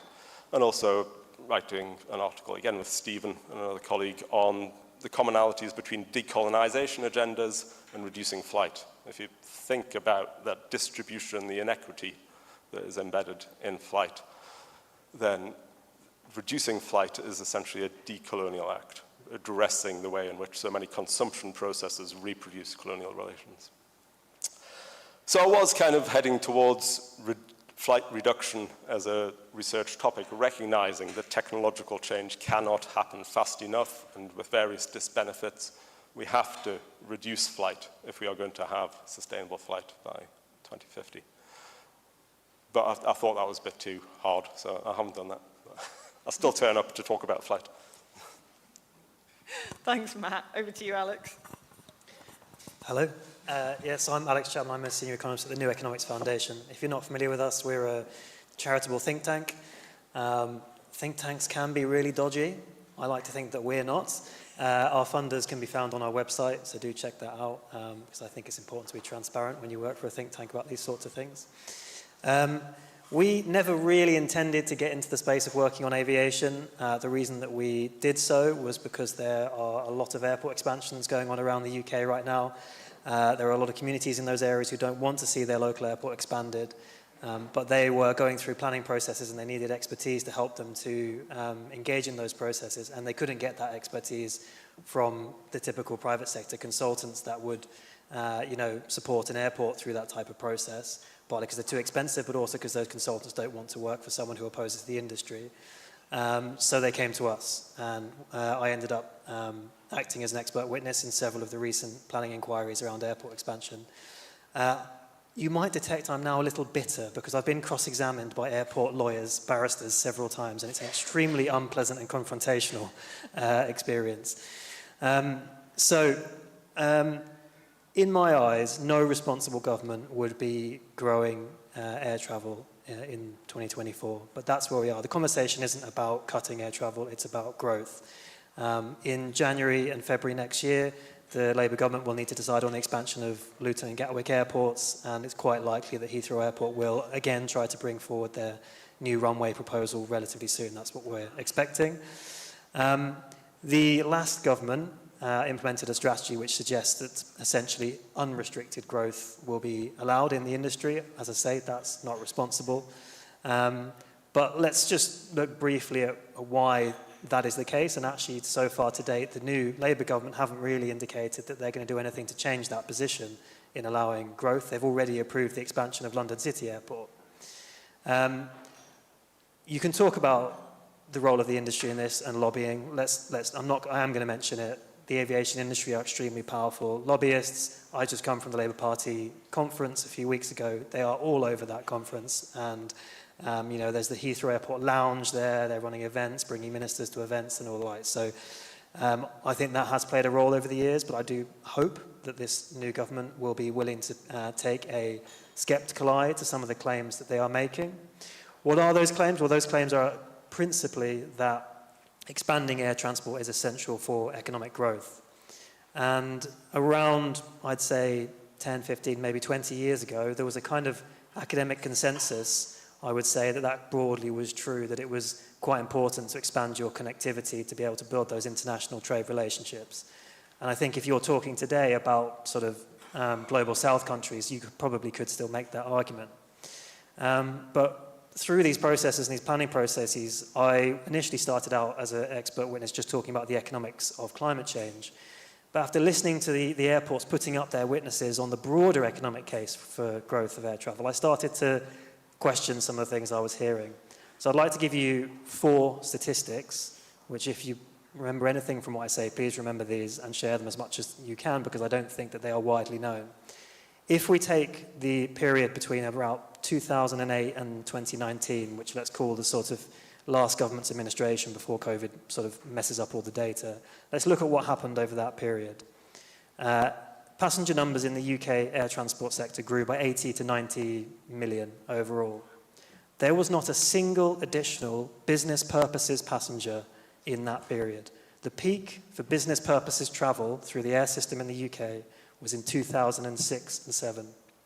Despite 80 million more passengers, there were no additional business passengers. So growth does not come from the business market. That's the first one. By 2019, despite that increase in the number of passengers, there were also fewer jobs in air transport than there were at the start of the period. But perhaps even more importantly, there was also lower real wages in the sector. So the pay of the air transport sector was lower than it was in 2006 to 7. And finally, the size of the UK's domestic tourism industry was also smaller than it was at the start of the period. So what did we actually get back from all of that growth, that unfettered expansion of UK aviation? The answer is simply leisure travel, predominantly outbound, sending passengers out of the UK for their holidays, not from the majority, but from a small number of frequent flyers who are growing in number. We didn't get more business passengers, we didn't get more jobs, we didn't get higher wages, but what we did get is very significant dividends being accrued to airports and airlines shareholders. That is the sort of economy of this. Now, those statistics and that new reality, which is a considerable part of it, of course, is the shift into digital communication technologies over that period, which has obviously played a role there, is not widely known. And here's a challenge. I think one of the reasons it's not widely known is partly the fault of the academic community. Ooh, yes. Because, as I see it, and this is less from the climate economy side, it's actually more transport economists and those other parts of research basically decided the topic was done 10, 20 years ago, and it still holds up in many less developed countries than in the UK. But in the UK, if you add more connectivity, more and more and more and more, you get diminishing returns. And there comes a point when you're not actually gaining anything from adding more. Another 10 flights to Tenerife per day isn't adding anything to the UK economy. And we are approaching that point, but we haven't reviewed it and we haven't realised it. The second point, though, is a challenge to the sort of climate academic space. We're not talking yet enough about what you might call the dead weight of this growth. So if aviation cannibalizes vast amounts of our carbon budget, we now are in a world where there's a legal obligation, we have to hit net zero, and that damages other sectors. So our much cherished and prized steel industry, which we hear talked about all the time and is wrapped up in a debate about its climate impact, actually, it is in competition with aviation for the remaining carbon budget. And the expansion of aviation makes the demand or the cost of carbon higher and the need for other sectors to scale back greater. So first of all, we need to challenge, I think, the economics of that wider situation. The second point, of course, is just the general point about the sort of unwillingness of our politicians to tackle the idea that the working family must have the ability to travel overseas for their annual holiday. Clearly, actually, they're not the problem, those people. If it was just about those types of flights, we could have some of those flights and we'd probably be fine. It's about the super frequent flyers that's the problem. What do we say at the New Economics Foundation? That's why you need a frequent flyer levy. It can be done. We're going to be putting out new research on the precise legal and policy pathways to getting it done to specifically target your action at the ultra-frequent flyers. I'll probably reach my limit, so I'll stop there. I'm learning all sorts of things, so that was fascinating.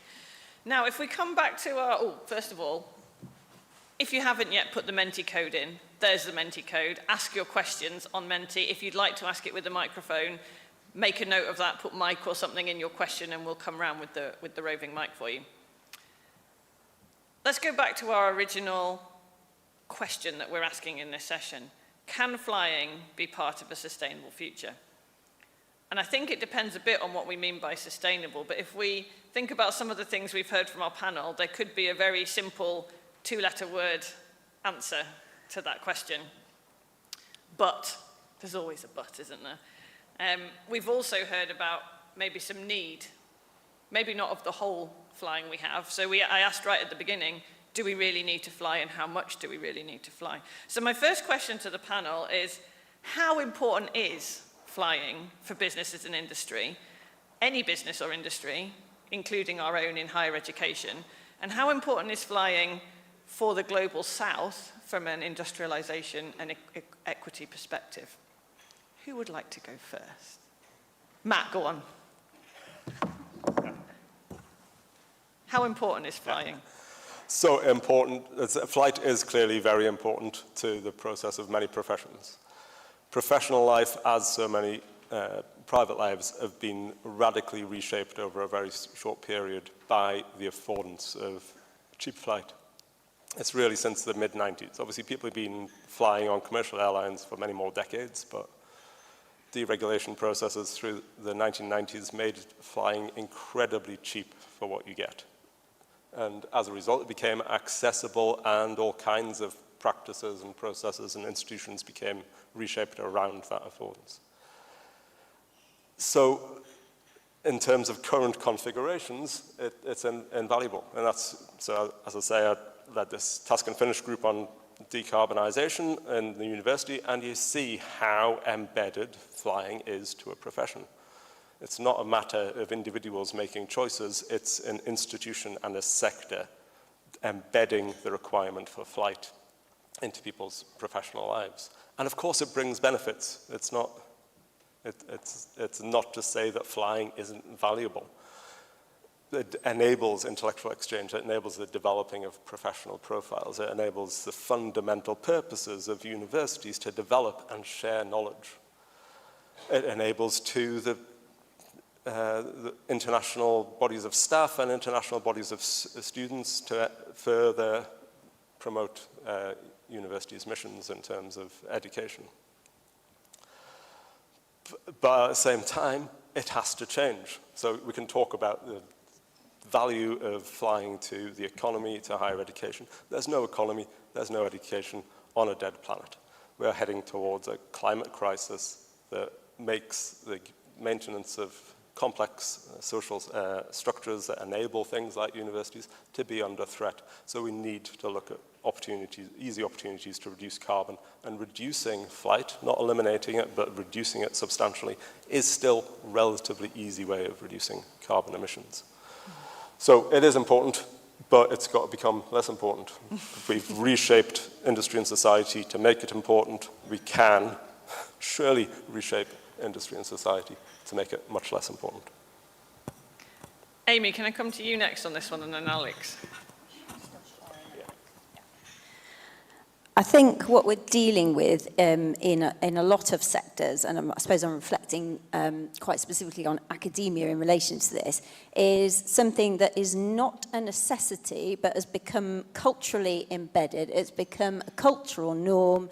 It's become an expectation, kind of part of the package of an academic career over time. And the timescales we're talking about there are probably relatively short for that to have become so culturally embedded. How long have academics been flying? I don't know, about probably 30 years on a frequent kind of basis, but very established. Oh, longer, maybe? I don't okay. So I think we're talking about something that is presented as essential, but is actually desirable. Academic conferences are a great example here. There is an expectation that we will attend them. There is an expectation we will form networks, ideally international networks. Academic conferences, if they're run well and with the right intentions, can be incredibly vibrant, collaborative spaces. Sometimes they're just plain dodgy money-making exercises. And I think it's that kind of thing we absolutely need to cut out straight away, is this gratuitous industry that's developed around academic conferencing. So an example from my own experience was that during the pandemic, I wrote a large international grant application, which I was very, very proud of and ended up being funded. I did that without taking a single flight. It was a purely Zoom-based exercise. There was absolutely no need for me to travel to put that grant application together. A couple of years earlier, I might well have held a meeting in Brussels or somewhere like that to bring the various collaborators together, and perhaps wouldn't even have questioned that. It was absolutely fine, and it was successful.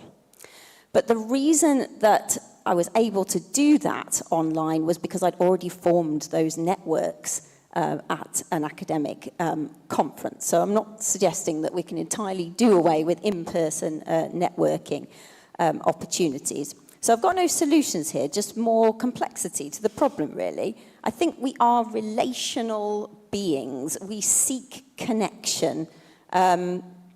And I think flying is another area where we act relationally and not rationally. So we have to factor this into whatever interventions we put in place in this area.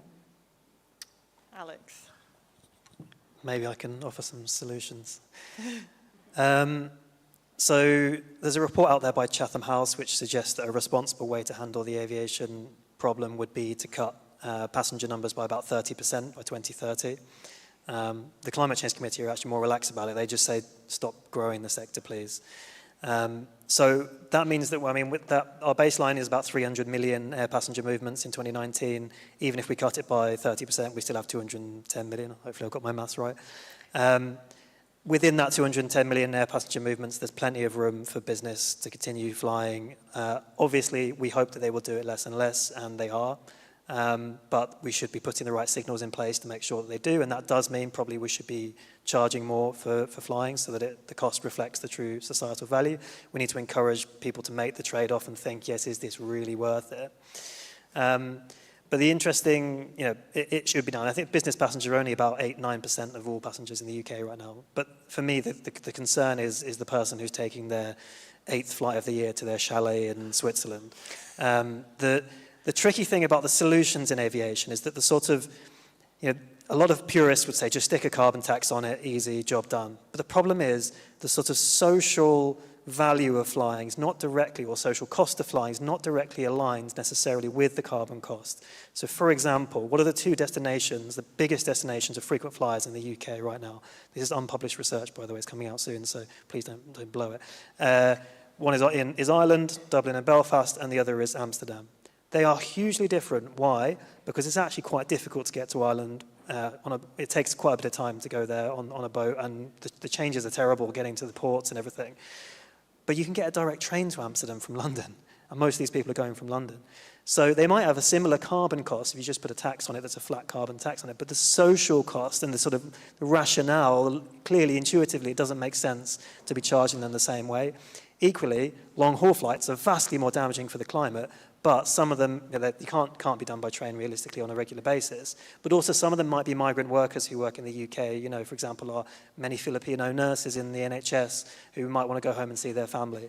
So I think we do need to have a sort of tax framework around aviation that looks a lot more at those sort of social imperatives. Hence why I think we can get a lot more targeted, not just with taxes on ultra-frequent flyers, but also talking about taxes on routes that can be done by train. And other sort of trade-offs in the system. I've got a crazy idea. For example, we have rail cards for buses, we have rail cards for trains. We don't have rail cards for flying. What do rail cards do? They make things cheaper for people with disability, for people who are elderly, for students, and it's a way of socially optimizing the fares that you pay. Given that the sort of the market price, it's not actually just a market good; it's a social good, and so flying probably needs to be sort of transitioned into that type of space. Interesting. Now, I was going to ask you about how we can achieve economic growth without growth in air travel, but the stats you came out with earlier basically says, well, we haven't increased business travel, and if we link economic growth to business travel, for example, then clearly we've grown since the early 2000s. So Amy mentioned earlier perceived benefits. I think there is a perception that airline growth is important for economic growth, which is perhaps not the case. So how do we communicate that message, and how do we ensure that economic growth can happen in a world where airline travel potentially decreases and doesn't increase? Alex, you're first. Yeah, big question. I think fundamentally, momentum builds into the system, into the political system, academic, the consultancy world, let's not forget that. They are really influential here, doing studies for the Department for Transport in government and things like that. And as I say, they built up a sort of general understanding of the world many years ago, and challenging that just takes time. The New Economics Foundation basically exists to do that. So we need to get these messages out there, but of course the challenging thing is that we don't have that much time. We really need to get on with these decisions. So, we will be, I think from all corners across society, we do have to put pressure on government. Louise Haigh, I think the new transport minister, I think is well-intentioned. I genuinely believe that. But also is dealing with a huge number of other challenging problems, nationalising the railways, sorting out the buses, the whole lot. And I think maybe we'd just rather not have to deal with this. So it's only going to happen if there's a big enough push from academia, civil society, the public, local communities living around airports to saying, no, you need to deal with this and you need to rethink it. We could talk a lot more about the political economy of all this, but that's my summary, I think. Right, Stuart, this question's coming to you first. So this is one from the audience. Flying a short distance can be cheaper than taking the train, which is ridiculous. I do agree with you, by the way, and you've just hinted to some of this, Alex. How important is it to make alternative transport more accessible, and I think by extension, cheaper? Go on. It's incredibly important, yes. Yes, whoever in the audience said that is absolutely right. It's ridiculous, the difference in the cost. And I recently came back from a conference by rail and ferry, and it cost about 4 times as much to come back. And I then had to argue with the university in order to get my expenses paid for that journey, rather than when they said, why did you not just fly? It's a popular holiday destination. There are loads of cheap flights. There's definitely battles to be had around that. To answer the question, it's incredibly important that is addressed. I think it will partly be addressed by a supply and demand issue as people start to shift. I think, as Alex says, talking about addressing the cost of that. I think, I'm an engineer, not an economist. I would just say make the short flights more expensive and then use that money to make the trains cheaper, which I'm sure isn't that simple. But I think, it's incredibly important that that's addressed, and I think there's also an awareness issue. So finding out how to get a flight to a location is really easy. Finding out how to get a combination of trains and ferries and things involves kind of quite complicated, nerdy websites and lots of kind of research and looking into it and things like that. And there's another barrier there. There's a kind of perceived time barrier or an effort barrier or things like that. The flight is the convenient, easy way that we all know how to do. So I think the cost is definitely a barrier and is an issue. it shouldn't be in academia and in industry. And I think also the kind of, addressing that convenience and the perceived challenge to arranging it is another thing as well. So for the entrepreneurs in the room, there's an idea for you. Not just the Man in Seat 57 website, but how do we connect that with boats and everything else as well? Matt, do you want to come in on that one?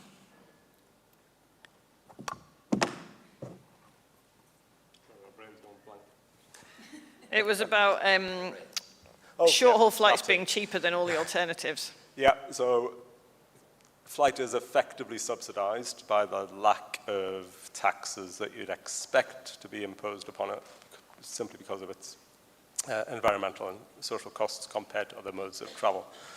So attending to that, essentially the social costs of flying should be part of the price, so it should be more expensive. I love the idea of a rail card so that we can moderate that for people who need access. Meanwhile, certainly travel by surface means should be cheaper. It should also be more reliable. It's got harder to recommend people take trains rather than fly because of experience of the unreliability of trains. So it's a clear policy priority. France has pretty much banned internal flights. And it would be great if surface travel was in a state and at a price that could make it possible to do that in the UK equitably. Amy, I'm going to come to you in a second, but first, if you're a member of this university, put your hand up if you knew that we had a sustainable travel policy. It's better than I would expect. Really? I find it a bit... So Matt was involved in writing the sustainable travel policy. It came out of our last sustainability strategy, but one of the recommendations in it is obviously that we shouldn't have domestic flights because you can get pretty much everywhere in the UK on a train or some other form of transport. Amy, did you want to come in on this one as well? Yeah, had a couple of thoughts. All eyes on France, by the way. They're doing some really interesting things in terms of energy sufficiency-based policies and also banning internal flights, which I think was a Green Party manifesto proposal in the last election here that was largely ignored. So let's see how it unfolds with our near neighbours. But in relation to the rail versus flying debate, here's something we can fix straight away. Sheffield Hallam uses Key Travel to organise travel for academics. Do you use Key Travel here too? No. Sorry, just dissing Key Travel. I'm sure they're no different to any of the other limited number of providers in the field. On the homepage, there's a massive button with a plane on it, and there's a massive button with a train on it. There is no button for multimodal journeys, and there is no button for international rail travel. It blows the system up if you propose a multimodal journey or you try and get Eurostar prices. So you have to go to the Man in Seat 60, whatever it is, and then you have to feed the information to Key Travel stage by stage. I'm sure we could fix that fairly quickly. I did a journey to Slovenia on the train. It cost 300 and something pounds for the first stage of the journey to get to Aachen, Germany, and then it was 57 quid for the entire rest of the journey. So we've got a pricing problem as well, and the high prices usually come when you're just trying to get out of the UK or get from one end of the UK to the other. So there are solutions we can look to. Obviously, Europe's managing a much more cost-effective rail travel network than we are. But there's a more fundamental problem, I think, underneath these choices, which is that we're always trying to do the most time-efficient thing. Our lives are getting too busy. They are too busy. We're getting all these messaging from our employers that we need to be doing more. There needs to be more facets to our role. We need to be working harder. We need to be working longer hours. We're also getting all this messaging from the leisure industry. You need more experiences. There are so many must-have experiences out there that you're missing out on. Your neighbours are going to this really fashionable new holiday destination. You're not. You're missing out. You're losing out in terms of cultural capital and memory making. Your child is not doing enough extracurricular stuff. You're going to have to take the flight so you can get them back so they can go to jiu-jitsu and also get in their piano practice. Our lives are completely overloaded. This is all underpinned, here comes the anti-capitalist argument again that was started earlier, by the obsession with perpetual economic growth, which is producing wealth that is completely unevenly distributed. We are not going to achieve better more enjoyable lives through further economic growth. So, thank you. Sorry to take it so big. Yeah, I know. Well, I mean, we could talk about anti-capitalism all day. Alex, I'm going to add a bit to the question before you get to answer it. So someone else has commented about, I might choose not to fly away on holiday, but that flight is still going to go even if I don't get on it. So is the problem too much availability? Is it a timetabling thing? I mean, it's a bit of everything. I mean, obviously, the climate crisis isn't going to be solved through sort of just individual actions, but individual actions are important, and there definitely is an incremental impact of many people saying, actually, I'm going to move away from flying. So I think it's best to assume and work from the standpoint that your personal decision is beneficial, even if it's not going to revolutionize the entire system. There is a tendency and a frame to sort of accept the argument that the reason this all has to happen is just because it's an inevitability that the people of Britain must go on holiday to South Spain or whatever every year. I would encourage everyone to sort of accept that there is a role there. People are looking for better weather. They like going overseas, yes. But 30% of outbound UK residents from the UK, when asked why they were doing that instead of staying in the domestic tourism industry, 30% mentioned cost. So it's not just, cost is a big factor. People are going just because it's cheaper and may well consider domestic options if it wasn't for that. Actually, 30% happens, coincidentally, to align with what I just mentioned about being a responsible reduction in air travel. Also, on that, random segue, Nigel Farage's constituency is Clacton-on-Sea. Clacton currently, depending on which metric you look at, has the lowest average pay of any constituency in the UK, or maybe bottom 5, depends which data you're looking at, but it is very, very low. Did you know Clacton used to have millions of domestic tourist visitors going there every year, sort of 30, 40 years ago? Now, maybe it's not possible to go completely back to the heyday, to take all these places back to, the domestic glory days. But these places haven't been invested in for decades. Many of those coastal constituencies, all across Scarborough, Blackpool, all these places are among the most impoverished and have just elected Labour MPs by a bizarre trick of, because Reform split the vote in most cases. They've got a very low vote share. But let's not be here in 5 years or 10 years' time scratching our heads as to why those economies are still struggling when we've just expanded Heathrow, Gatwick, Luton airports. Those places can be wonderful places to visit, and believe it or not, they do actually get some sunshine.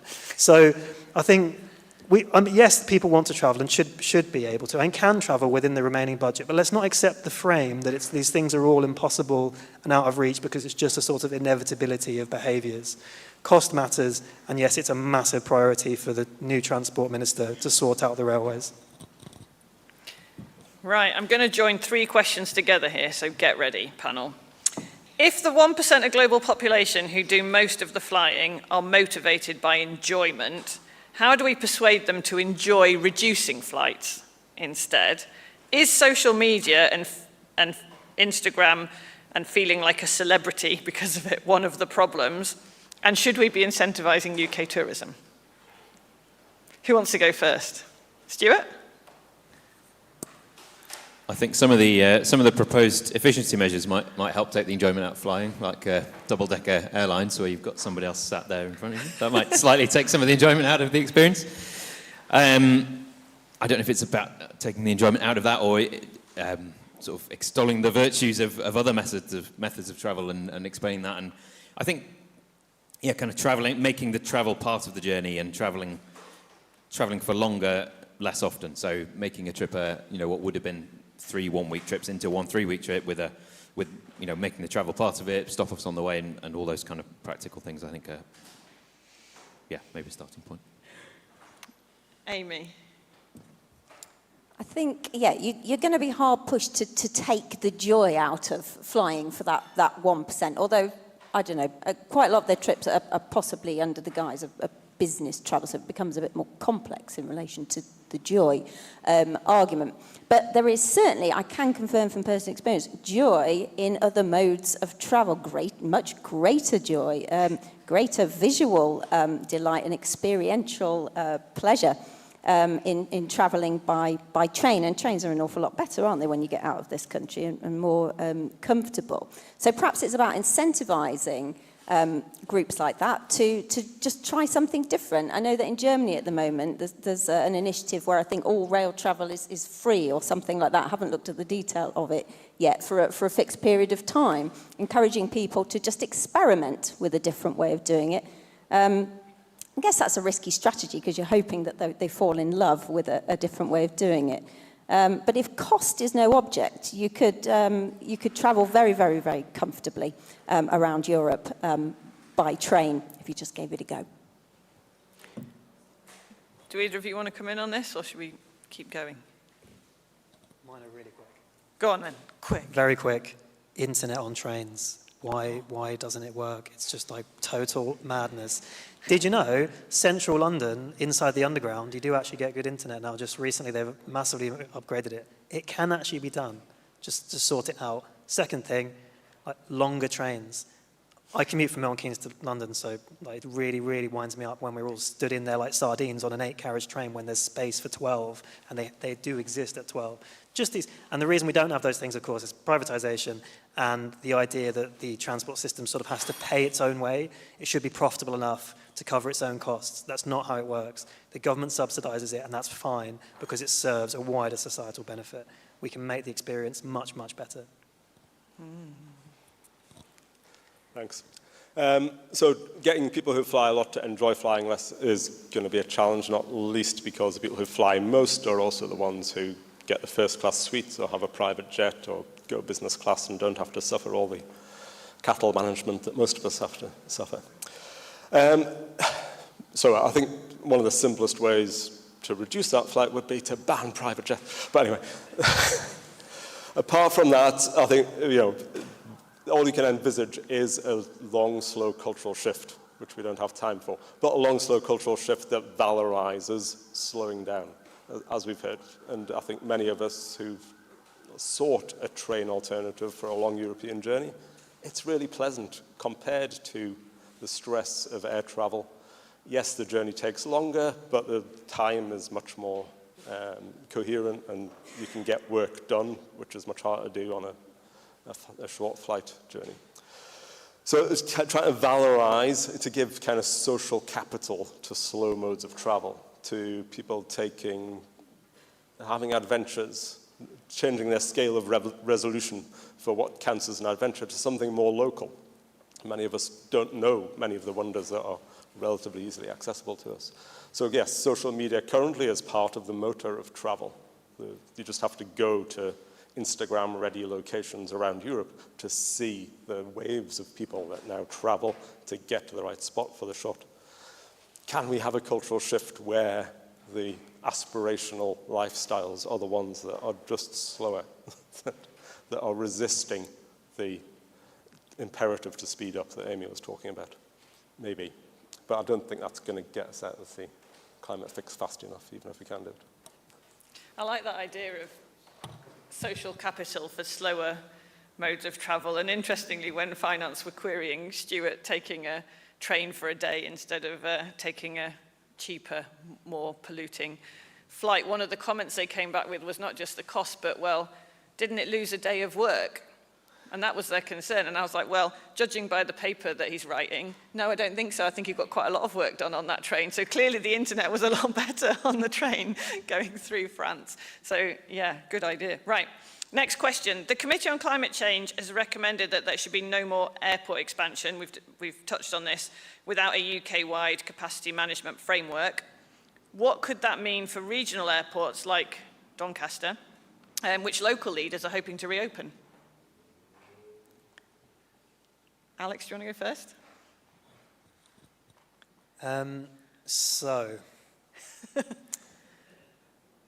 Yes, definitely we shouldn't be expanding airports. The government needs to design a new aviation policy framework that deals with that. But I'm concerned because they're probably not going to do that before they make a decision on at least Gatwick and Luton, hopefully before Heathrow. And they are just going to need to make the bold and responsible choice. Regional airport expansion, tricky. So for our report last year, I did a big literature review of what the academics are saying across Europe about airport expansion. There's a lot of interesting stuff in there. It is far from a clear, cut and dry case. But one thing that they're pretty clear on is that small regional airports, especially in already well-connected nations, do not make economic sense. They are a massive drain on the public finances and deliver very little other than moving a few local residents faster off on their holidays. It is not helpful for South Yorkshire or, lots of other, this is not just here, it's all over the UK right now. It's not helpful to move your people out of your area faster than they were before. Now, I mean, maybe from the individual point of view, but actually, as we've heard, these decisions are just being incentivized by an artificially cheap system. So it's a sort of economic thing as opposed to sort of, they desperately need to get to Tenerife faster. A lot of the stuff we talked already about the business benefits are overblown. Lots of talk about like connecting these small regional airports in with the sort of sustainable so-called fuel solutions, which are not solutions. I think it's unlikely that those economies are going to really scale up, and there's a question about whether it's even a good idea that they do. That's an inconvenient truth which clashes with this kind of, it's not like it's like regional pride. That's what really wraps up into these small airport decisions. It's this kind of sort of, whatever the word for nationalistic, but at a regional level is. And that is quite hard to deal with. Yes, there are jobs on the line. Those jobs are often dramatically overstated. So far in all of the planning processes I've been involved with, I've looked back at the previous forecasts of job creation that the consultants made for the airport, and they've all missed, sometimes by thousands of jobs. So they're vastly overstating the number of jobs that are involved. But yes, there are some. But the point I think it ultimately comes down to is it just a lack of creativity about the other ways of fostering a truly sustainable local economy? There's all sorts of things we could do, but they're just maybe not quite as easy and quick as just saying, oh, let's just reopen the airport or expand the airport.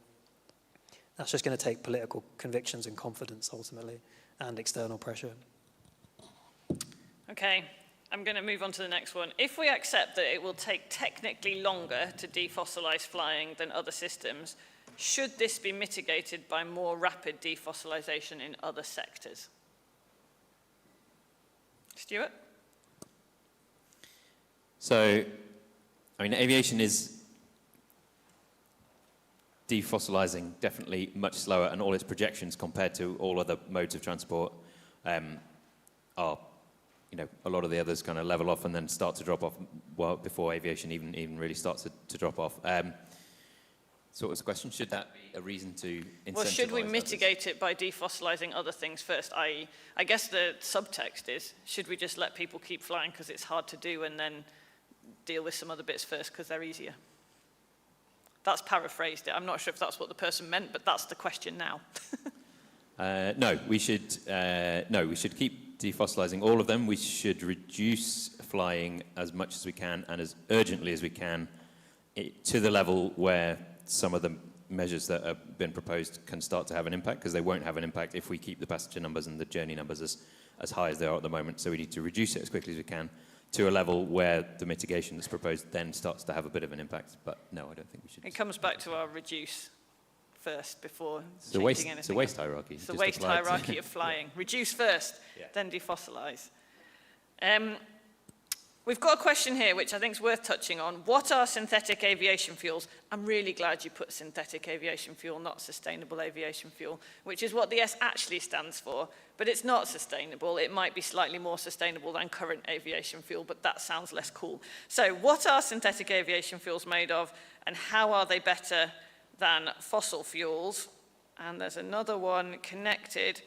Do we think increasing taxes on flights to fund the transition to synthetic aviation fuel has benefits despite potentially causing more class segregation?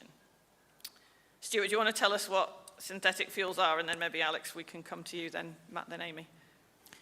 So they're fuels that can be burned largely in the same way that we burn fossil fuels at the moment, but they're not made from fossil resources. They're made from biogenic resources, or in theory from waste, or from various other things, through various complex and relatively difficult and therefore carbon-consuming kind of methods of conversion. Then they're made into a fuel that can essentially be a drop-in fuel into a jet engine. Alex. So, you know the whole farmer protest thing that we had like a couple of years ago, well, kind of still going on, but all across Europe, all the farmers were driving their tractors onto the roads and creating a big stink. And there was a big debate about whether it was sort of legitimate, and there was a bit of manipulation going on around the reasons, but there were some legitimate concerns wrapped in with it, and the sort of anti-net zero backlash that it was connected to. One thing that jumped out to me was there was a cohort of farmers who rocked up to Cork Airport in Ireland with a sign on the front of the tractor saying, "Food, not flights," because there was a proposal to expand Cork Airport, and the farming industry has been told, you need to cut your emissions, you need to make all these changes, you've got to stop using all these intensive fertilizers, blah, blah, blah, blah, all the stuff that's been in your family for decades, you're doing it wrong, you're the problem, you need to change what you're doing. That was the sort of message as they heard it, which is not entirely true, but there is a degree of truth in it. But what they were right about is it is incredibly hypocritical and stupid and unfair to do that while continuing to expand aviation, because aviation is predominantly used by a tiny minority of wealthy people and is not generally, or at least the vast majority, is not an essential good the way that food is. They had a point about that. Now that awareness is starting to rise, but it hasn't really kicked in the UK. But I think it will get there, and it's going to come out where we start, obviously, the stupid debate about, oh, solar panels are eating up space on fields and affecting food productivity. It's tiny, microscopic. But if we do move down the route of using vast amounts of land for biofuels, that will use a serious amount of land. And people will start recognizing these conflicts, and actually, probably too late, might suddenly realize that they're quite unhappy with the way that the decision makers and power holders have prioritized the way we decarbonize. Amy, did you want to come in on this one? I don't have a lot to add to what's already been said. I think that synthetic aviation fuel is a bit like hydrogen through the gas grid and the clothes recycling boxes in high street stores. It's just another way of reassuring you that you can carry on doing everything you've always done and everything will be fine. And of course it won't. We do need to embrace quite deep changes to the way we live our lives, but I don't think that's necessarily going to make our lives worse. I think we might be able to embrace a slower, more meaningful, more fulfilling approach to life if we just accept that things do need to shift. Matt. Thanks. I'm glad we got onto this because so much hope is invested in technology. And the most obvious near-term hope is with synthetic aviation fuels. It's not surprising it gets called sustainable aviation fuel. I've researched various areas of sustainable consumption, and always a sustainable option means it's slightly less bad than buying what is currently normal, not that it's sustainable. The sustainable option is generally just not to buy something. In terms of technological efficiency, we've heard sort of concern, first of all, that it's not going to move fast enough. The EU target is for 100% SAF by 2068, after 2050. As we've heard, there's significant disbenefits. The land use is the key one. So removing land from food productivity to grow biofuels, or changing land use, which will itself probably result in net carbon emissions through the changes of land use. So there's various disbenefits. However, it could still be net better. It could mean there's less carbon emissions from somebody taking a flight. Surely that's a good thing. And, yes, per flight it is. But first, it's reducing carbon emissions, and remember, the net effect on climate is 2 to 3 times bigger than just the carbon emissions through the non-CO2 effects. And I'm not an expert, but I assume that it's a drop-in fuel. SAFs similarly have the same non-CO2 effects. Secondly, efficiency of technology never delivers the benefits that you'd simply calculate. Jevons in the 19th century identified that the increasing efficiency of provision of a service leads to an increase in the demand for that service. That translates into concerns about sustainability, legitimating people continuing flying and enabling an increase in already increasing demand for flight, because the fact that we've got sustainable air fuel as a small percentage of this flight means it must be sustainable. And thirdly, as I think Amy alluded to, is the sense of that technological hope slows down the necessary social changes that we have to have. So the most optimistic views of technological change mean that we can get flight more sustainable, but it cannot become carbon neutral without radical changes in demand. And we didn't attend to Rachel's question on the importance for Global South people to have access to travelling. Clearly, flight brings benefits. They should be more equitably shared. That means even more reduction in the flight of the people who currently fly a lot. We've had a couple of questions about university and student travel. I'm going to come to you for this one, Matt, then we're going to do a last question and then it'll be time for lunch. So one person has asked, do we include students who fly here to study here in our carbon calculations for the university? Yes, we do, is the answer to that. I can answer that one for you. However, it's not quite as simple as that, in that if you have a student flying from Asia to study here, we're responsible for the flight for them getting here because we require them to be on campus. But what happens if they choose to go home for the Christmas holidays? Are we responsible for that flight because they've flown back? Or are they responsible for that flight? So yes, we do include it, but there is some discussion within higher education as a whole as to which flights and how many we are responsible for. And it's not just Sheffield grappling with that, all of the higher education institutes in the UK are. So there's a question here that if we want to reach net zero as a university in all our activities, how do we square that with having international students who need to fly? And the person says in brackets, and to be clear, I welcome our international students. Matt. Thanks, cool. That's a hard one. So yeah, the inclusion of student flights has been a very sort of live issue. When I was chairing the task and finish group, I was taken aside to be told to not think about that because it is so important. It's important financially to the university, but it's also important in terms of its educational mission. We want to have an international body of students. So it is absolutely a challenge to think about how we square that.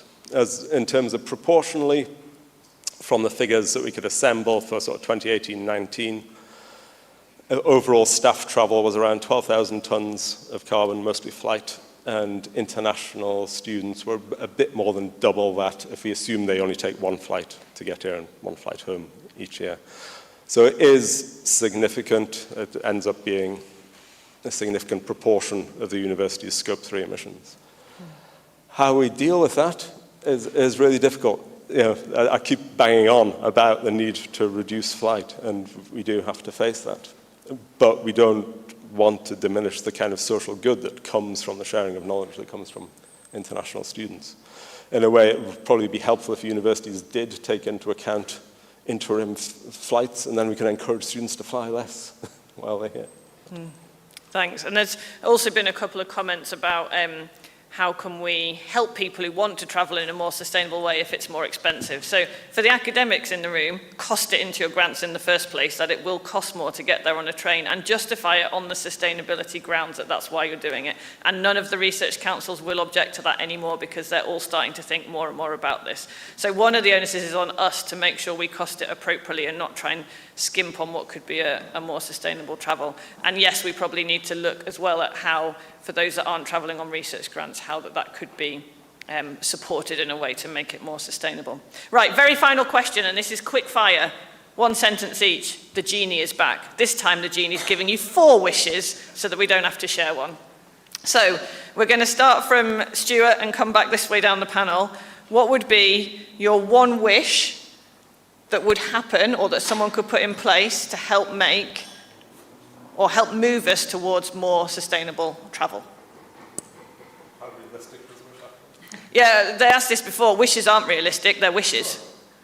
I mean, if they can be realistic and we can just say, you know, can you just do this, that would be great, but they don't have to be realistic. Stuart. Well publicised, reliable and price comparable ground travel throughout Europe. Nice. Good succinct answer. Amy. I'm going to be specific to academia, given the audience that we have today. Don't go to dodgy conferences. Strip those out straight away. If it costs more than about £300 in the registration fee, it's probably a bit dodgy. Good answer. Thank you. I mean, my mind is running wild with an unrealistic wish. So trying to be a bit more realistic, but still utopian. Surface travel to be cheap, reliable, and most important, socially desirable. To be a matter of distinction. And Alex. next year, the Labour government is going to announce a ultra-frequent flyer surcharge, which will charge only starting off with people who take, say, 6 or more return flights per year on their tax return. At the end of the year, they're going to need to pay a few hundred extra pounds as the first step in moving towards a fairer tax system for aviation.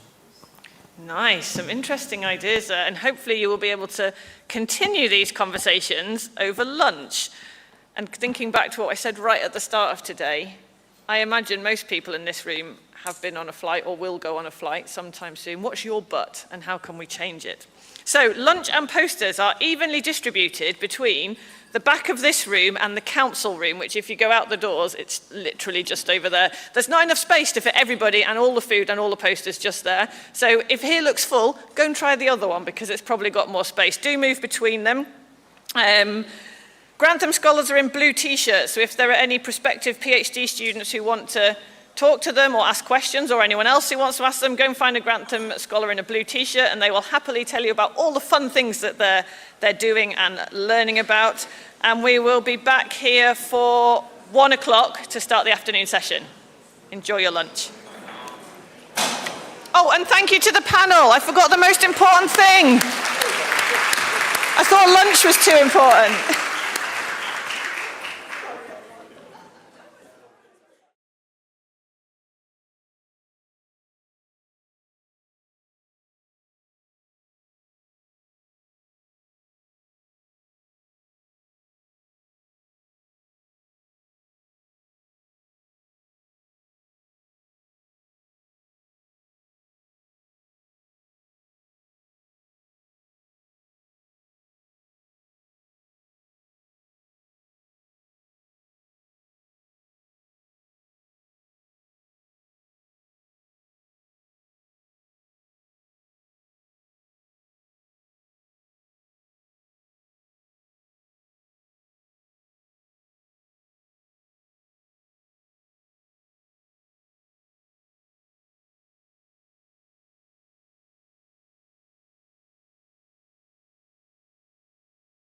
So, now to our guests.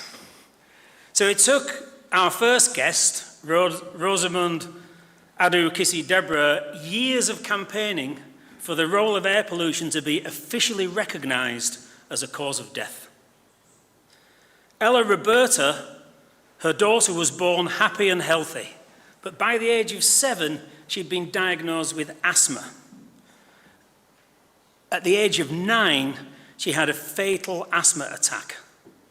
And because of Rosamund's campaigning work, she's the first person in the world to have air pollution listed as a cause of death on her death certificate. Just as background, it's estimated that air pollution kills 40,000 people in the UK every year. It reduces children's lung growth and function, affecting their health throughout their lives, and causes respiratory diseases such as asthma. And in adults, it's linked to strokes, heart disease, diabetes, as well as many other neurodegenerative conditions. So, second guest, little more well-known to me. Rosamund and I have met once. Tom and I have met many times, because Tom's a Sheffield grad, politics 2008. He initially worked as a parliamentary researcher and then returned to the university in 2015 to be a researcher and then deputy director of the Sheffield Political Economy Research Institute. Tom's research interests as an academic focus on understanding contemporary working conditions and how they change trade unions, industrial relations, and labour rights. He was first elected a councillor in Sheffield in 2022 and left the university to be the full-time Sheffield City Council leader in May 2023. So welcome both. Little story about how we first met.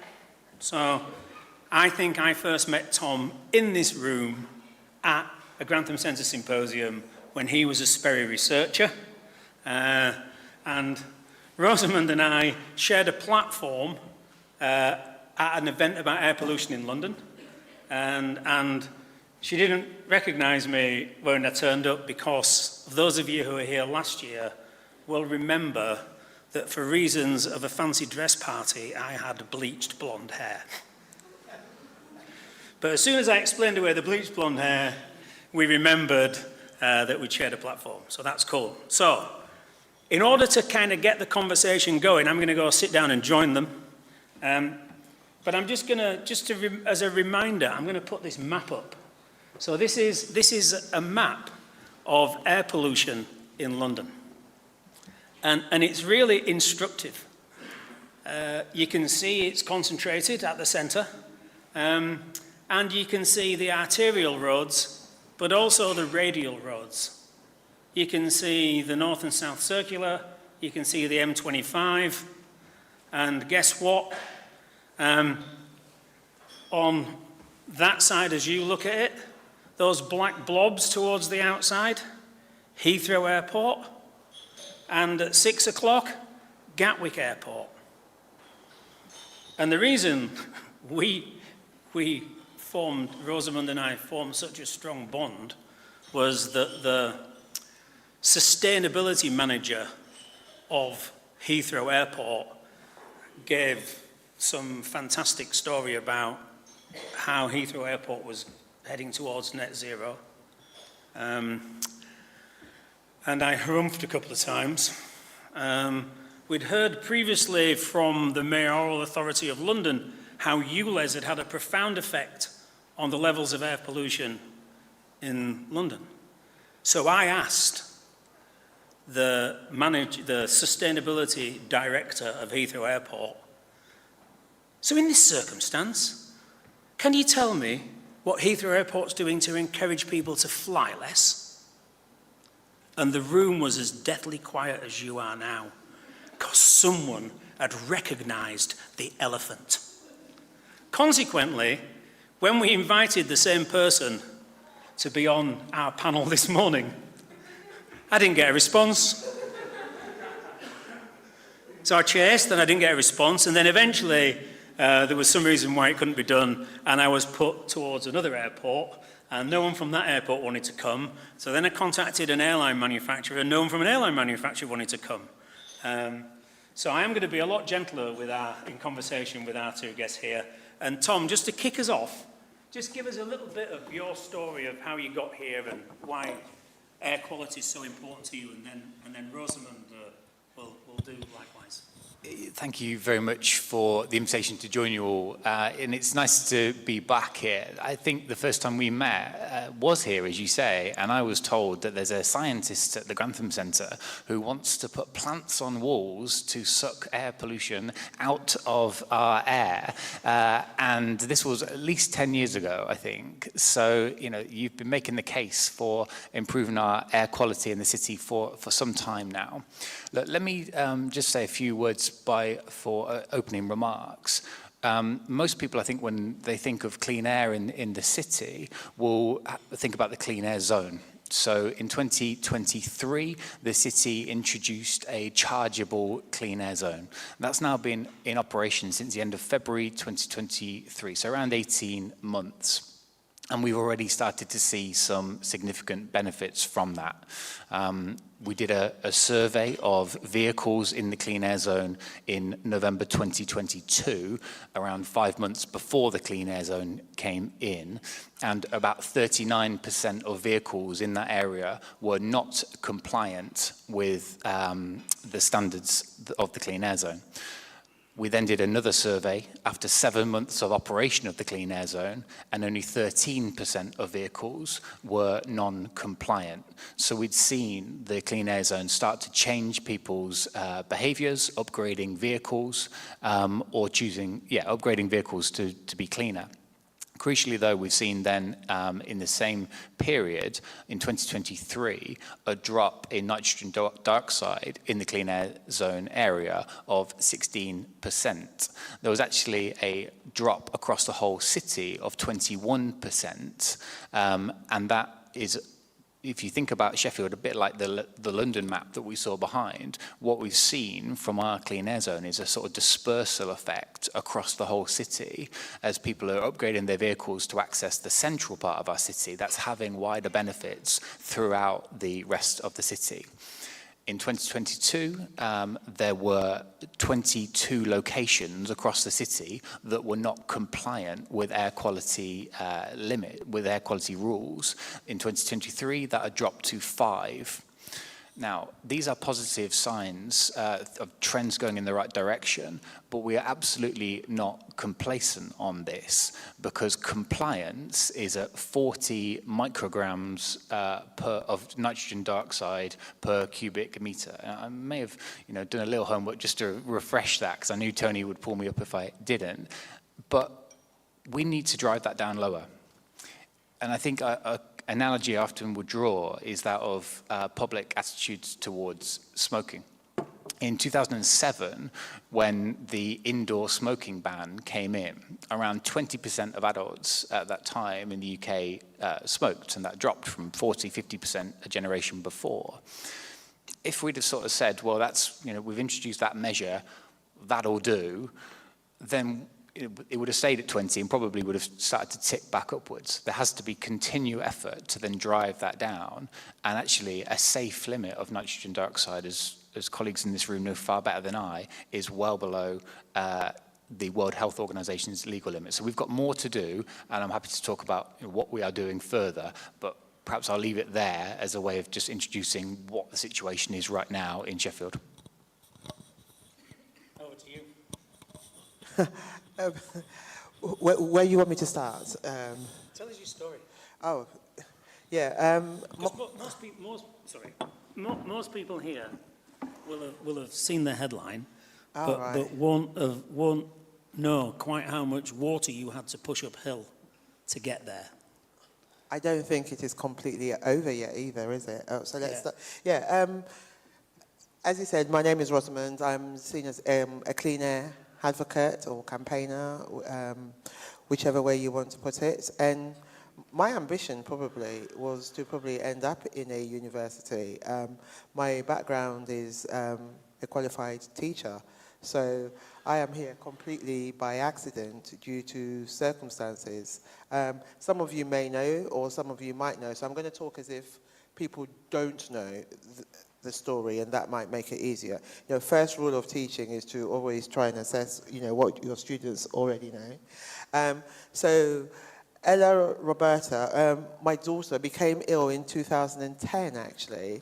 And one of the biggest myths that I still fight against is, I actually do like it when people say, yeah, she had asthma when she was born. They are just not telling us. It's just amazing how you can go to court in front of a public eye for 2 weeks, and yet people still think, there is a sense of kind of mistrust. But you can hear from me, Ella was incredibly healthy, and her asthma came much later on. And actually, it is worth saying, when she originally got asthma, we actually didn't know, because it was that severe. I think when I talked to Stephen Holgate, who was the expert witness in my daughter's case, we actually both admit now that there are things about her condition that are never going to make sense, i.e. how she managed to live as long as she did. That's unexplainable. And also how she managed to have a relatively normal life. I think it's worth pointing out to people that Ella had one of the worst cases of asthma in this country. And I always say that, especially when I go to schools, or, you don't want to frighten children, because I think 3 out of 4 children in every class has asthma, and it's that common. And to cut a long story short, we knew she had asthma, but we didn't know what was the cause of her asthma.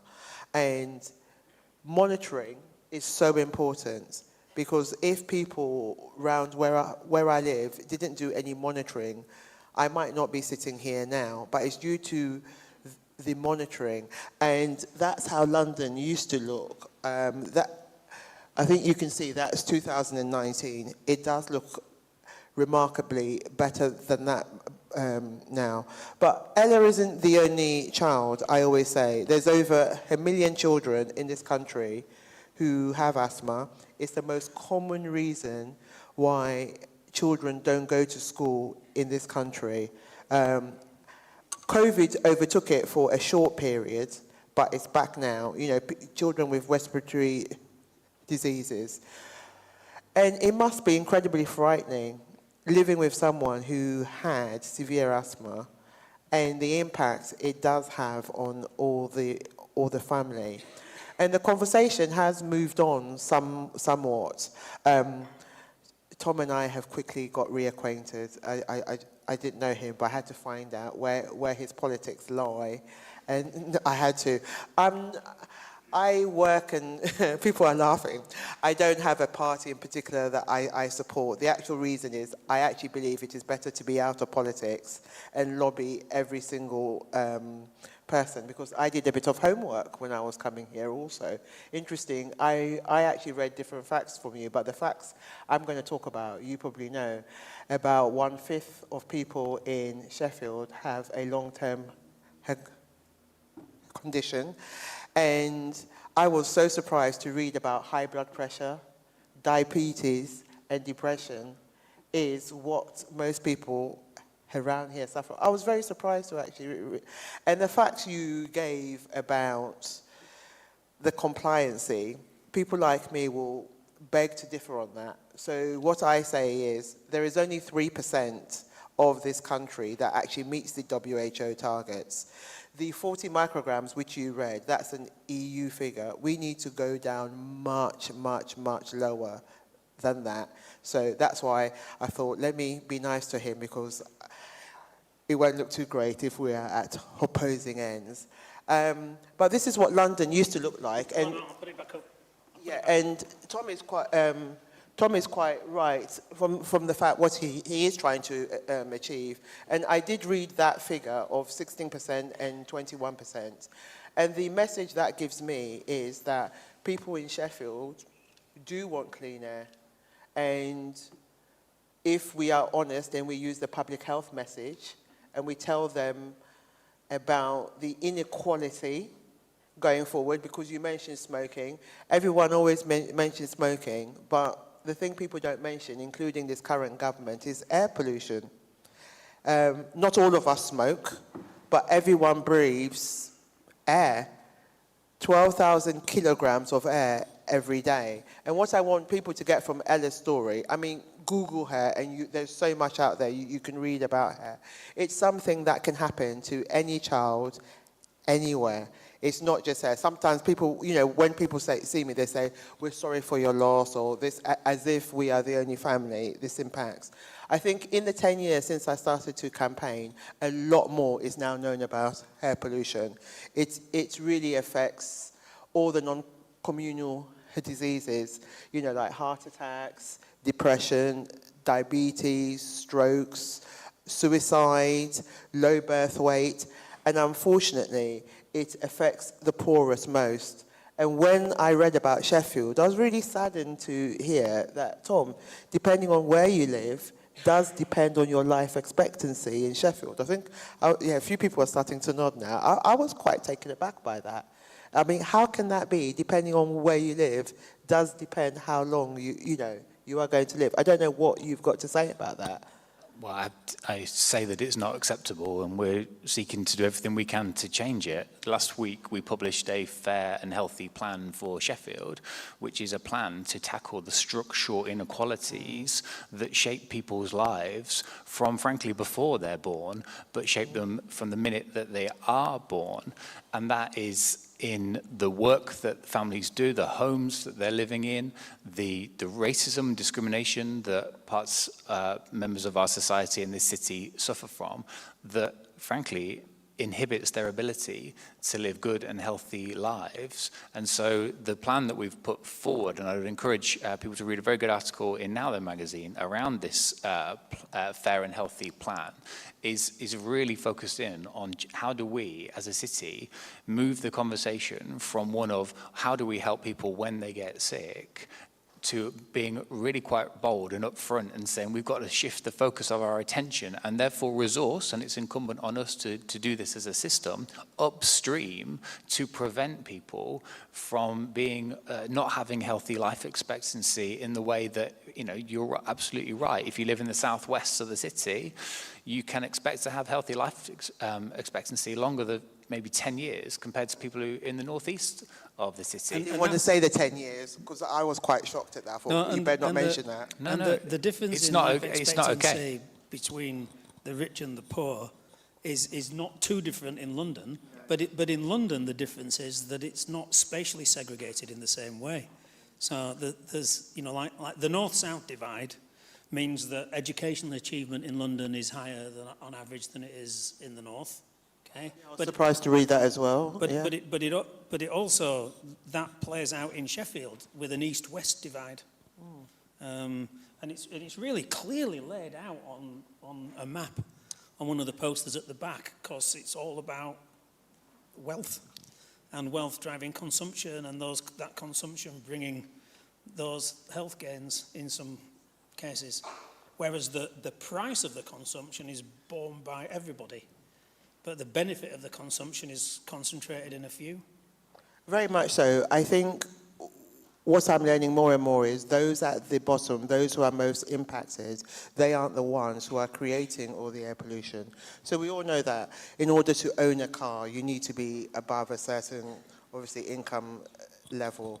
And I think talking about I think it's really interesting. I'm actually on this panel with you because I have sat on many panels with Sadiq Khan. And I hope leaders are encouraged, Labour leaders, hence I asked you what party you are. Sorry. There was a reason for that. I thought he thought I was a Labour, but I thought, no, I'm not. I'm hoping what we've done in London, other places can support as well. But I'm also very mindful at the backlash as well, and the likes of me who got a lot of racist abuse. Oh, by the way, that's part and parcel that goes with the job, and people, when I say that, they're quite shocked by that. I'm not really interested in people talk. It doesn't bother me as much. I'm not going to really make a big deal, but it's a case of, am I getting through to Joe Blogs? I think people want to change, but they need support. And you're all part of one big party now who are in government, and I don't know how much you are going to demand from the Labour Party to support people up in Sheffield. I even went so far to look at your mayor here, and I kind of wondered what clout he has when it comes to Westminster. And, you know, like you say, London compared to Sheffield, a lot more investment needs to happen in this neck of the woods. Oh, by the way, I am not London-centric because my brother and sister, they're from Leeds. So I don't come here with romantic ideas, unlike most. But I am aware that a lot of the money is spent down in London. And what are the likes of you and your mayor going to do to get the government to spread that wealth here? Because to clean up the air, everyone, it does cost quite a lot of money. It is not cheap. And I'm not going to lie about it, i.e. there are people who want to change their cars. A lot of people can't afford it, and they need support and things like that. Or transport. I heard someone talking about Louise Haigh, and they've already started with the excuses already. She's got so much to do, etc. Look, there's nothing more important than one's health. When you lose it, as I have learnt, sometimes there is no going back. So it's a case of, let's be fair to this government. They haven't even been in 100 days yet. But I don't know when people's patience will run out. I have no idea. And the reason why I say that, I have met very briefly our health secretary. And he talks a good talk, but I don't know whether, if I'm lucky to get invited back in 4 or 5 years' time, will I be repeating the same, the same thing? People are kind of nodding already. What's the plan when it comes to air pollution? What is happening? How are, outside of London, this can't be a one-man band. This can't be just about Sadiq Khan and, you know, ULA's just in London. But how can places like this benefit from what has happened in London? And how do you avoid the backlash that he faced in London? Yes, you mentioned sustainable transport, cleaner transport. There needs to be an actual modal shift. So how are you going to get people out of their cars? Or how are you going to support the local economy with those vans, to cleaner vans? I generally want to know what is the plan. People don't like when you come from London and you say, oh, it's all fantastic down there, and blah, blah. It is not, by the way, and we have only just started. But I was just shocked at the inequality in Sheffield. Maybe I should have read up earlier. I was so stunned coming on the train. I was like, excuse me? So what are you going to do to convince people? I'm really enjoying sitting and watching this. Oh, sorry. But they said he's the leader of the council, so I was like... No, it's great. Let me just say a bit about sort of why I do what I do, which might answer some of this, and then I'll come on to some of the things that we're doing. So I'm the councillor for Walkley Ward, which, for anyone who hasn't been there, it's the other side of Weston Park, and it runs from University Roundabout, just 100 yards or so from here, all the way down to Riverland Valley. And it contains some very poor parts and then some more affluent parts. And it's a slice of that healthy life expectancy gap across the city in one ward. Where I live in Upperthorpe, probably half a mile, I would say, from the university, that is a poor neighbourhood. And the reason in 2022 that I put myself forward for election was because during the pandemic, I had a job at the university here, and like Tony and probably most people in this room, I got told, stay at home, Tom, stay safe, don't come to work. You can't come to work. And people all around me, my next door neighbour's a nurse, delivery drivers, couriers, carers, were going out to work, and some of them were not coming home. And I could have just stayed getting, across online, working myself up and just thinking this is, not a good situation. So I decided to do something about it. I decided to, rather than just be frustrated about the inequality that I saw painfully around me, I decided to actually put myself forward to try to improve this city. And it comes back to that those stark inequalities that are stubborn and have been sticking with this city now for decades and will continue to sit with the city for decades if we don't do something about it. Now, that is the work of the entire system of people in this city, universities, NHS, council, but in a position of leadership, it is incumbent on us to convene all of the right organisations, marshal those resources to try to do everything we can to close those gaps. Let me say a few things then about what we are doing. I do take inspiration from London. One of the things I read last year was Sadiq Khan's book, Breathe, which, you feature in it. And I take inspiration from the brave leadership that he showed to introduce ULEZ against some people in my party. There were, before me, there was bravery shown on politicians here to introduce a clean air zone when there are, frankly, other cities in the north which are breaching their limits but do not have a clean air zone, and that system is not fair.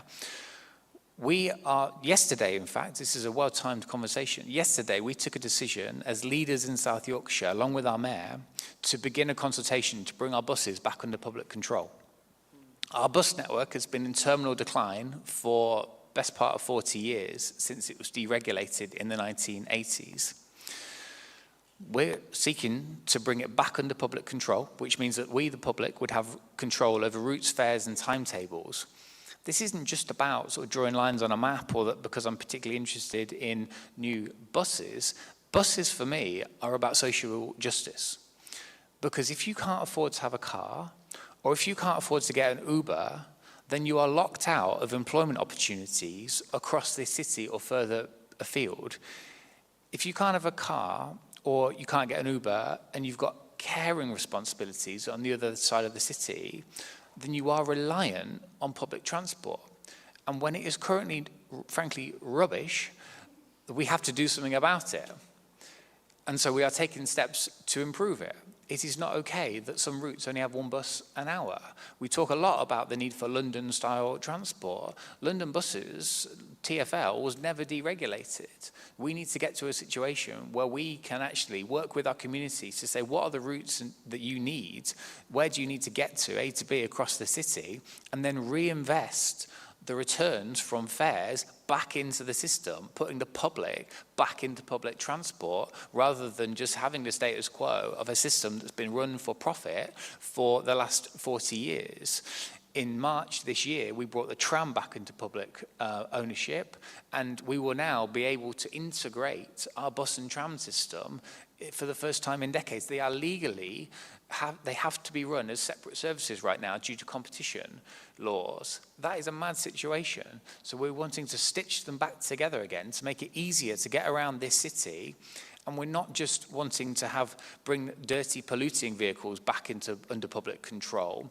We are pushing for as many of these buses to be replaced so that we get zero-emission electric buses, rather than just retrofitting the diesel buses that we've got at the minute, because that is a failed approach. It doesn't work. There is a research report that the DFT published last month or the month before, which said the pilot that they ran in Sheffield, where they retrofitted 400 buses to try to lower their emissions, it didn't work. We need to get rid of those buses, replace them with zero-emission electric buses, and that is what we are seeking to do. The last thing I'll say is we are just about to finalise our city's growth plan, because we have to get our economy growing. Steady on, steady. It is not okay that too many people in this city do not have enough money at the end of their week in their pocket to get by. Average wages in this country are lower now, weekly wages are lower on average than they were in 2008 before the financial crisis. We've had 16 years of wage stagnation, which means that people are not able to access the opportunities they need to further their ambitions, have the resource they want to be able to upgrade their vehicles if they want, buy a nicer house, do whatever they want with their money. We need to get serious as a city about growing our economy to give more opportunities to people to live the lives they want and to realise their full potential. Can anyone in this room remember when it was 2 pence to get on a bus in Sheffield? Okay. So I came from Leeds. Leeds is my hometown. So I came from Leeds to an interview here to be an undergraduate. I chose to go elsewhere, I'm ashamed to say.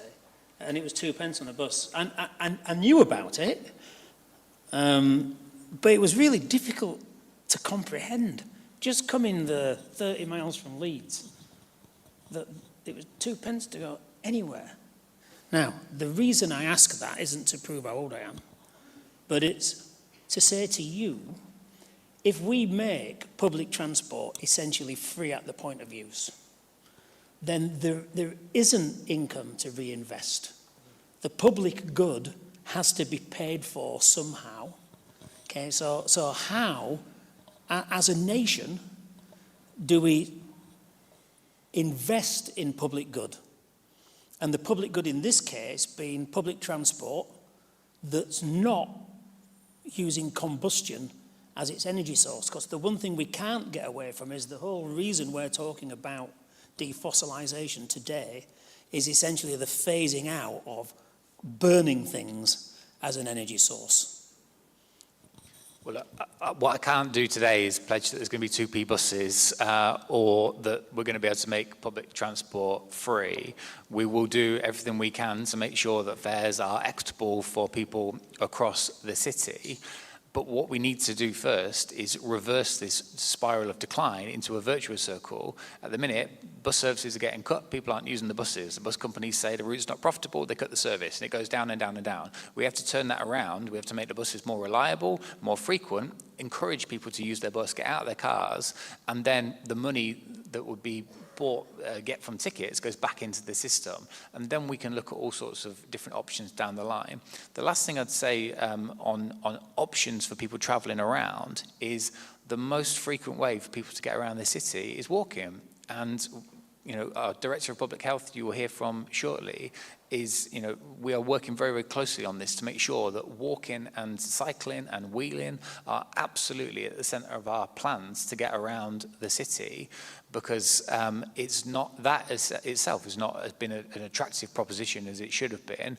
We need to put in better cycle infrastructure. We are on with that. We're just about to introduce our first what's called Dutch style roundabout, where there is safe cycling infrastructure in the city centre. But crucially, we need to not think about cars over here, buses over here, trams here, cycling. They all have to be integrated, and that is what we are seeking to do, to make sure that this city, this region, has a proper integrated transport system that is designed and run for the people of this city. So I've put the Mentimeter thing back up there because I am going to come to you shortly. But Rosamund, I know we will get into growth because someone's bound to ask about growth. Okay. So, but what I'd like you to do for me is just a little bit of the first inquest, second inquest, what happened in between, and then what you think the power in terms of campaigning the death certificate change has made, because that really did make people sit up and pay attention, perhaps not enough. Yeah, I mean, it's really strange to sit up here on this stage and to say that Ella remains, almost 4 years on, the only person in the world to have air pollution on her death certificate, when we know the amount of people who die every year, not just in the UK, but everywhere from air pollution. And I think the fact that even doctors even ask me, how did you do it? Well, incredibly hard, actually, and it's not over. People have tried since, and it's almost been impossible, because there is a fight back about it. There are, as you know, burning fossil fuels makes a hell of a lot of money. I think my naivety was walking out of court, and I had an incredible legal team, thinking now that I've got this death on the death certificate, everyone's going to, stand up, pay attention, pay notice. I mean, I think it's definitely worth me saying to people in this room is, obviously we have a new government in, and we are very willing to work with the government to address this issue. And that's because we all breathe air. Unfortunately, we don't all breathe the same air. As much as I admire governments and councils' issue over smoking, I believe air pollution is far more serious. Air pollution is something that affects everybody, whereas smoking doesn't. And I think I'm going to tell the government, I think that's kind of like an easy way out, to talk about banning smoking in outside areas. Oh, by the way, my daughter, Ella, would have so approved, because she hated going into hospital with people outside smoking. So I'm not saying they shouldn't do that. But the more difficult decision to make is to clean up the air. I don't know whether water's more visible, and that's caught the public imagination. But someone told me recently, it's not like we are competing with water, not really. I think water should be clean as well as air, but air seems to impact far more people, and it'll be interesting to hear from the Director of Public Health what he's going to say about air pollution. So I did a bit of research before this as well. It's kind of part of the job description. So according to the World Health Organization, there are 11 million deaths caused by high blood pressure, excess deaths. The next risk factor for death, 8 million people a year from air pollution, 6 million people a year from smoking, but only 10 to 15% of the Earth's population smoke, whereas everyone breathes.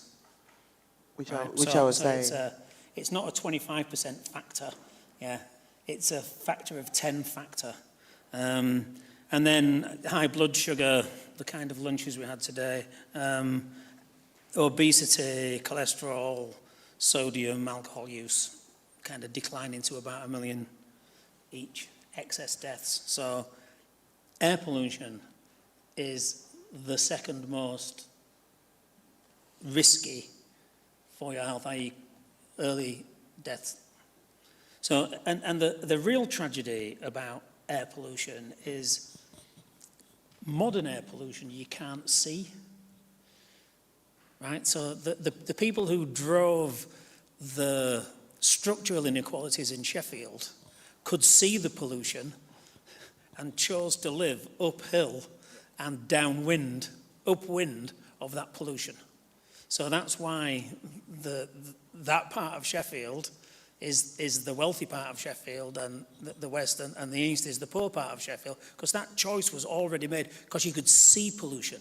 But the invidiousness of today's pollution is that the air looks clean, even though it's not clean, because the particulates are so small and nitric oxide is essentially invisible.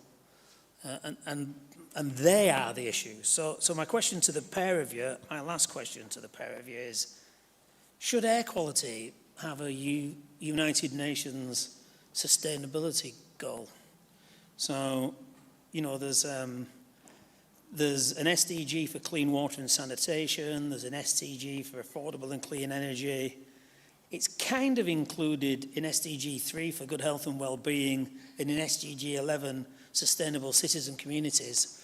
But should it be so important? Should it be explicit? 100%. That's why I campaign for clean air to be a human right.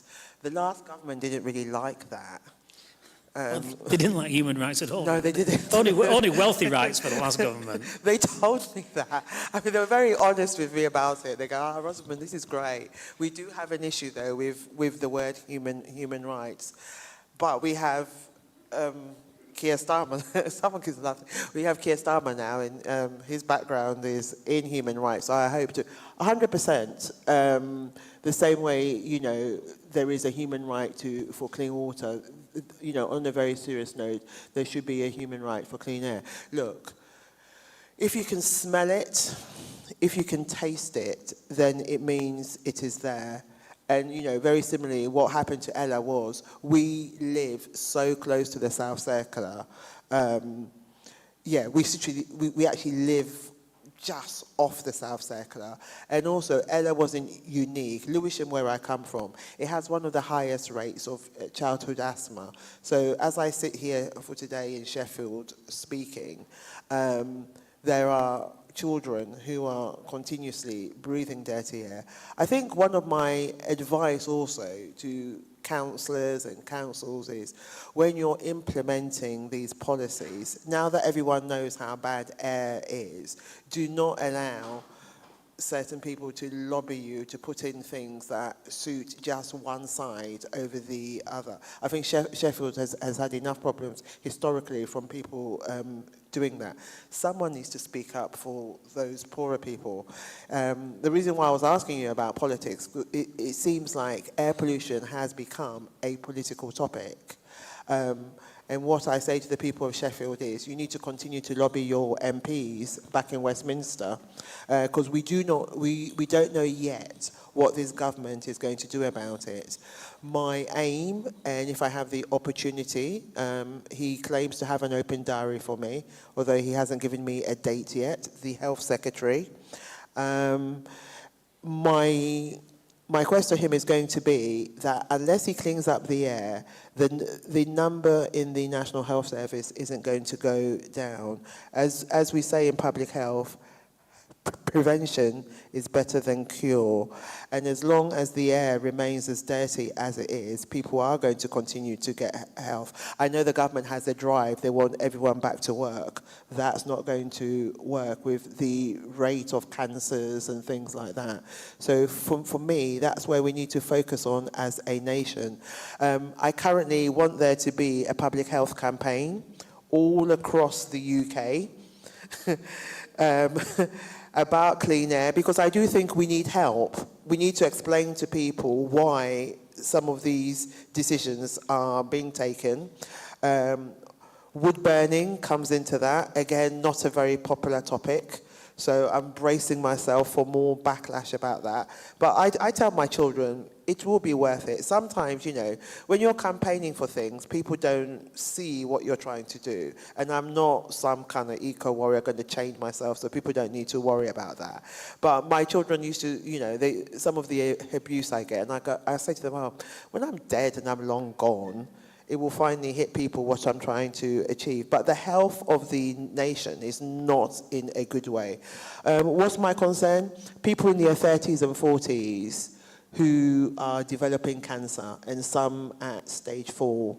And it's not just obviously air, but water, food, everything is part of that. But I think the fact we breathe 12,000 kilos of air every single day, I think that is definitely part and parcel of it. And I think going around, it is worth highlighting that the poorer people have been disadvantaged when it comes to, I mean, who knew what they were thinking about all those years ago when they built Sheffield in the way? But, you know, we can't keep on going back. We need to go forward.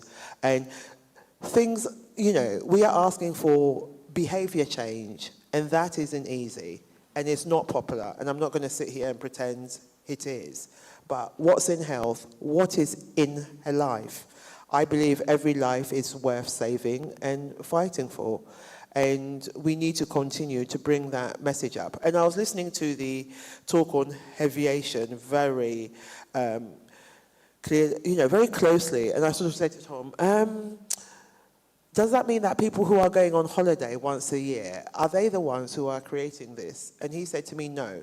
But you know, sometimes it's the way we frame messages and we get them out. So it is the 1% of people, like you're saying. It's not someone who's imagine someone working hard for a whole year and deciding to go to Spain on their holiday, and suddenly you're like going, oh, we need you to fly less. It feels as if that's what they're being told, but it's not them that are creating and benefiting from them. And I think the message, Frank Kelly from Imperial, he's one of the top scientists on air pollution. And I remember leaving COP21, and I said to him, do you have any advice for me? And he said, on your campaign, you should actually tell people not to burn things, that any form of burning is dreadful. So it doesn't matter what it is. You try living next to an incinerator, and you will know exactly what I mean by that.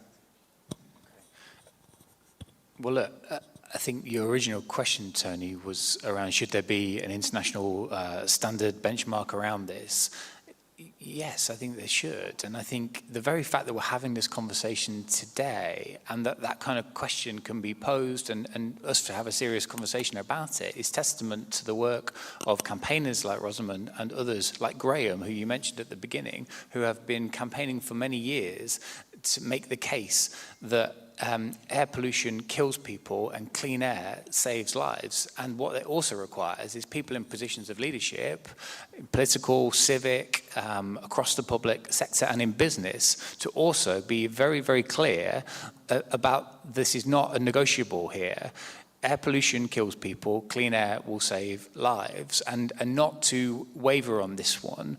You know, the first meeting that I chaired at last year when I became council leader, there were a whole load of people who came to the meeting to ask me a load of questions about the clean air zone, wanting exemptions and wanting to, and you know, on the doorstep when I'm out knocking on doors, talking to people, this occasionally does come up. I'm making the case to them, as I am before you today, that clean air saves lives, and we need to, as I began, we need to drive down the air pollution levels in this city. I take your point entirely around compliance. That is one measure of this, but is it the right measure? Is it an acceptable measure? No, we need to go much lower than that. So, you know, we in positions of responsibility have a lot to do to continue to make the case.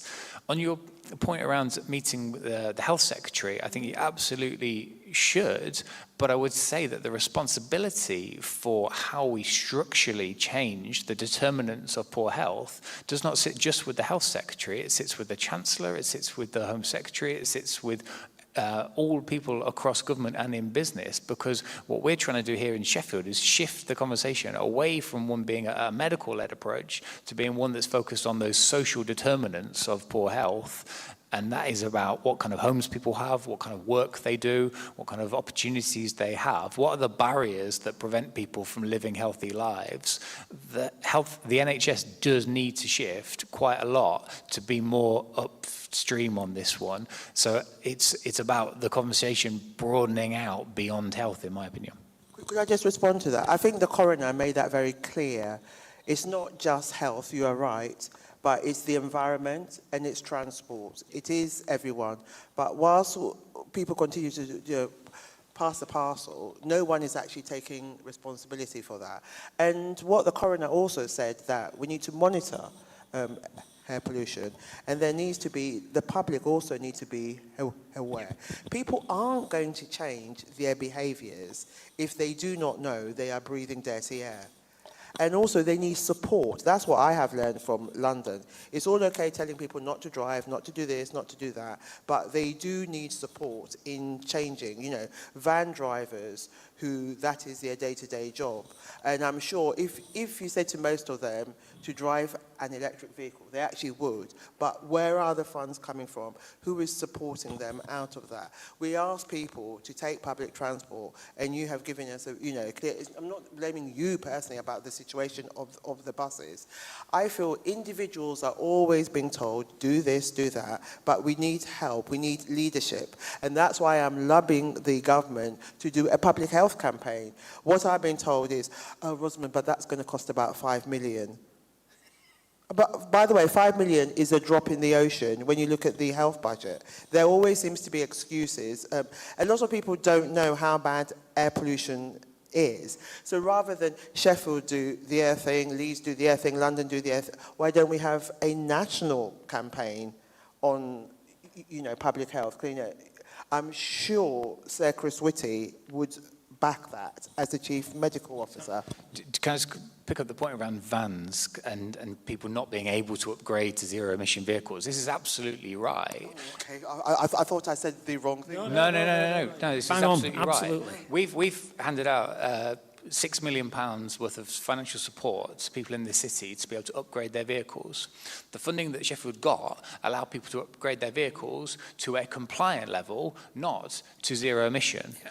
And so, you know, this is kind of baked in at the minute that we just weren't able to support people. Now, are the people, do they have enough disposable income? Are their businesses doing well enough to be able to pay the full cost of that themselves? No, which goes back to why, you know, we need to get this city's economy growing. So people have got the financial means to be able to do it should they choose, but they will need a lot more help to do that. Absolutely. And we've got 14 minutes left. Okay. Question. Yeah, so for conversation pieces from the audience. So I've been looking at them in terms of how they've been voted up, okay? So one thing that's coming from the audience is this. Moorland burning season is upon us. What can we do about this locally? This is actually a 0.1% problem. So moorlands are burned around the more affluent parts of Sheffield by people who are orders of magnitude more affluent in order to generate fresh growth of heather to feed grouse that can then be shot in their thousands. And it's subsidised by the government, right? Because it's about land management. And the land management they do is to actually denude peat bog, oxidise peat bog, and release it as carbon dioxide in the atmosphere. So what I think we should do is eat the people that are burning the land. I didn't say that. That's, you know. Last year, I called for a ban on moorland burning because some of you in the room may remember there was a day in late September last year where there was a significant amount of burning, and the atmospheric conditions that day meant that the smoke rolled just down the hill. sat in the valleys, and air pollution graphs for that period show a massive spike on that day. So last year I called for a ban, and I will be seeking to have conversations, to understand what this government's approach will be to it. this is doubly damaging, as you say, Tony, because not only does it lead to a significant increase in harmful pollution, but this is also burning through an immense amount of carbon that is locked up in our peat box. They are the UK's rainforest in terms of the amount of carbon that is locked up in those peat bogs, and the landowners are burning through it at a really dangerous rate, not just for today, but for future generations. And so, I think we've got a real issue here, and there is, the generational degradation that they're doing to our uplands is enormous. I mean, the interesting thing, I've heard many people say that the tragedy of the air is the tragedy of the commons, in that nobody owns it, therefore it doesn't have a steward, that nobody's looking after it, which is, I agree, is complete and utter bullshit.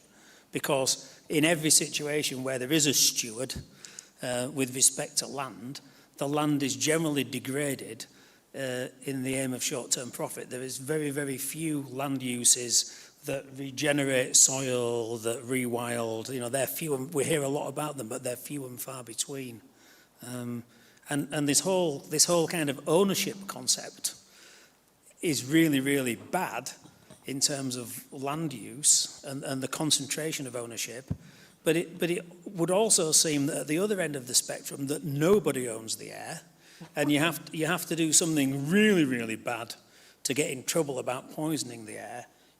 Everyone knows, and it's in one of these questions, the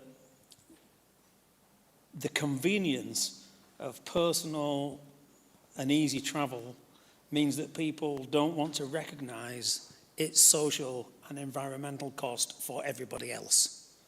That it's essentially a selfish opportunity to personally travel. It's a disbenefit to someone else. So how do we change the narrative? Because we lose the argument all the time, telling people to do this, telling people to do that. The 15-minute cities, the right-wing press had an absolute field day with those. So what do we do about messaging? How do we get people to come along on this air quality journey? Well, I think COVID taught us a lot, didn't it? Yeah. How not to message, and the repercussions are coming there. I love when you said no one wants to own the air. This is like Ella's inquest all over again. It was a problem for people to take responsibility, believe it or not. But I think coming from an academic background, I would always believe in education. I don't think people are stupid. And when you have 30, people in their 30s and 40s now getting cancer and things like that, this hasn't just happened. And I think I am a firm believer, as the coroner said, after reading so much research, that there needs to be a public health message, not just in this country, like everywhere. People are getting ill, people are dying, and very similar to smoking. I don't know what public health are going to tell us about medics in this field. I do think we need to get doctors involved in this, medical doctors, because they see the repercussions from what is happening, and they're quite vocal in London about it. I struggle to find asthma figures in Sheffield, so I'm not able to quote something that I'm not aware of. But I think having people in health talk about this is very, very, very important to convince the public. If right now we say to people, drink dirty water, I don't think anyone will say, yay, let's drink dirty water. And that's how I try and frame it, that people are breathing filthy air, and it does have an impact. Imagine doing it day in, day out. Some people live in areas of air pollution, go to work in areas of air pollution. They don't literally get a break from it. And unless we clean up the air, the whole thing with inequality is going to continue. So that's what we need to, I think, educate people. Let's start. There is a reason why governments are resisting public health campaigns, I think, because they know the game is up. But let's wait and see what this government is going to do. But that is number one on my agenda. Education, and I think Sir Chris Whitty and other people will be only willing. Sir Chris Whitty admits that air pollution is a problem, but it's something we can actually do something about. And for those of you who don't know, he did an annual report in 2022 for that. So he has spoken about this matter. We can do something about air pollution. It's about choice, isn't it? So Tom, go on, quickly, and then I'm going to read out something from the audience, word for word. Okay, well, just on messaging, I think we need, or how we change people's behaviour, we need to educate, absolutely inform people, be really, really clear about the threat, be upfront that clean air, it saves lives. We need to do everything we can to incentivise behaviour change. So, improving the bus service is a good example of that. But I think in terms of who the messengers are, one thing we're looking at is who is a trusted messenger here. And a good example for a lot of people in their communities is schools are a really good trusted messenger. And so if you can frame some of the conversations around encouraging people to walk to school, cycle to school, coming from the school rather than from the council or from government on this one, you need to think about who's going to be able to land the message better with people. But Tony, let me let you read out the question. So this question has had 13 thumbs up in the Mentimeter. Okay. And it's this: clean air zones, like many sustainable initiatives, punish low-income working class people whilst allowing wealthier individuals continue with little effect to their life. How can this be tackled? And I knew that was coming somewhere. So this is very similar to what was going on in London. So the question I normally get asked is, if things are so bad, why don't they ban them? I just think, those days it was under Rishi Sunak. And my answer to that question was, if Sadiq could even remotely try to ban something, it would have ended up in court. And that's the honest answer. I'm not even taking sides. I think the government would have taken the mayor. I don't know what the laws of the UK are compared to France. So in France, they've managed to do that, ban certain areas. But I have to admit, I have admired, Sadiq's got around that now. So Oxford Circus, that may happen there. I think it's there was so much resistance to it for quite a long while. But I think now that is going to happen. I think, yeah, it's difficult. I think the car and everything, people do need to get to A to B, let's be honest. And if there aren't buses, if there aren't trains, the trains are so expensive, people will need to find alternative. I think people need to make it easier for people to change. I don't think it's okay. I haven't met anybody who has said to me, I want to breathe dirty air or anything like that. I think people do want to change, but I think governments need to make it easier. And when I say governments, because it's not just a UK issue, this is a worldwide issue. That figure of 11 million, that's worldwide, and especially the global south. My concern is there seems to be a bit of a backlash against everything. The whole net zero thing. Am I concerned about that? Yes, because I feel like air pollution gets amalgamated into the whole argument there. And for me, this is about public health, by the way. This isn't about politics at all. And I believe that all parties in Westminster, all councils, no matter what, whether you're Labour, Liberal or Green, you should all get together on these things. That's what I believe, but I'm not in politics. It's 1407, Tom. Okay. Well, I lead a three-party administration of Labour, Liberal Democrat and Green, and we are working together to do this. On the question, I think I would slightly amend the characterisation of the current setup by saying that the current system we have, which assumes that the dominant way for people to be able to get around and the right way for people to get around is in their car, punishes low-income families in this city because they are the least able to be able to afford a car. So structurally, the system is already punishing people who cannot afford the car. By accepting a situation where cars are the dominant way to get around, we tolerate a poor public transport system. We tolerate cities where cycling infrastructure is not good enough. We tolerate cities where pedestrians are thought about last in the pecking order. We have to flip that round. That's what we're trying to do here, to make sure that everybody, whatever your income, is able to live in a city where the air is clean. So I know that Tom has to get away for 10 past, so I'm going to draw things to a close here. I'd like you to join with me in thanking Tom and Rosamond for what has been a fascinating conversation, and I think it has.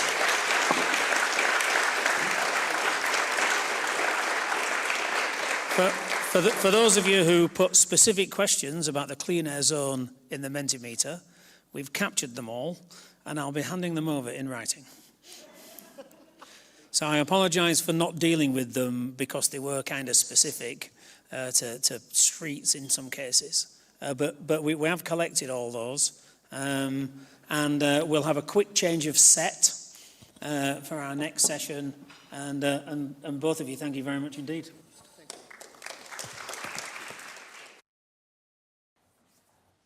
Okay, I think everybody's in place and settled. So welcome to our fourth session of the day, which we've titled Not Being Distracted by Inconvenient Truths. I should start by introducing myself. So my name's Joanna Gavins, and I'm a linguistics professor here at the University of Sheffield. And one of the things that we know for certain as linguists, and it's something that any one of my undergraduate students who've attended today and are here with you will tell you, is that the language that we use on a daily basis has the power to directly influence our behaviour and our choices. And so how we talk about the environment affects how we interact with the environment. And so all of the language choices that we make matter. And some of the most influential language that we encounter on a daily basis, and the main way that the vast population get their information about the environment and science and sustainability, so outside of academia, is the news.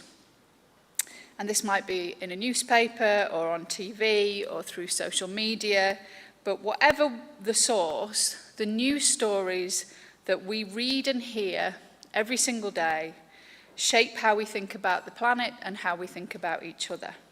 And it's very easy for us to forget that every news story has an author. Every author has a bias. There is no such thing as objective language, and even simply what is chosen as newsworthy in the first place has the potential to change how we think and how we behave.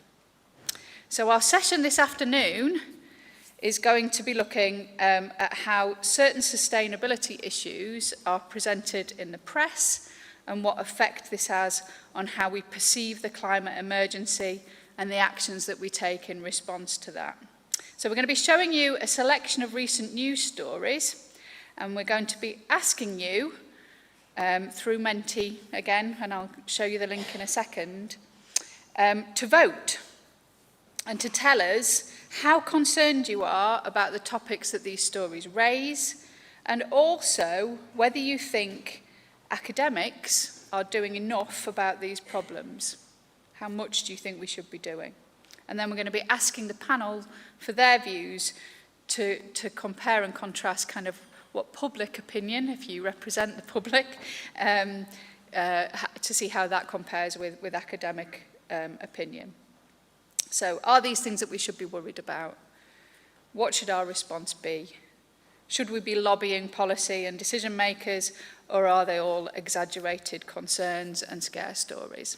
So before we get started, I'm going to introduce, I'm not going to introduce them, they're going to introduce themselves. Some of them you've met already today, so we can be quite brief, but others you haven't. So I'm going to start with Greg at the end and then work down the table, and they'll all introduce themselves to you. Hi all, thanks for having me. So I'm Greg Fell, I'm the Director of Public Health for the City of Sheffield. I'm Rachel Rothman. You've seen me up here quite a few times today, but I come here with my Professor of Sustainable Chemical Engineering hat and obviously co-director of the Grantham Centre.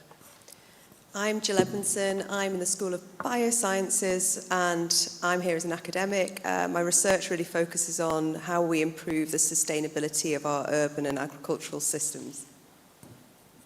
And you've met me before. Turns out I'm in every session this afternoon, and today, no. For the next hour, I'm a very grumpy chemist.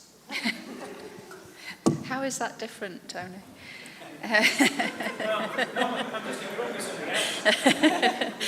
Okay, so we're now going to show you, one at a time, some recent stories from the news. And we're going to be asking you, like I said, to tell us how concerned you are by the issue highlighted in the article and how active you think the research community is in dealing with it.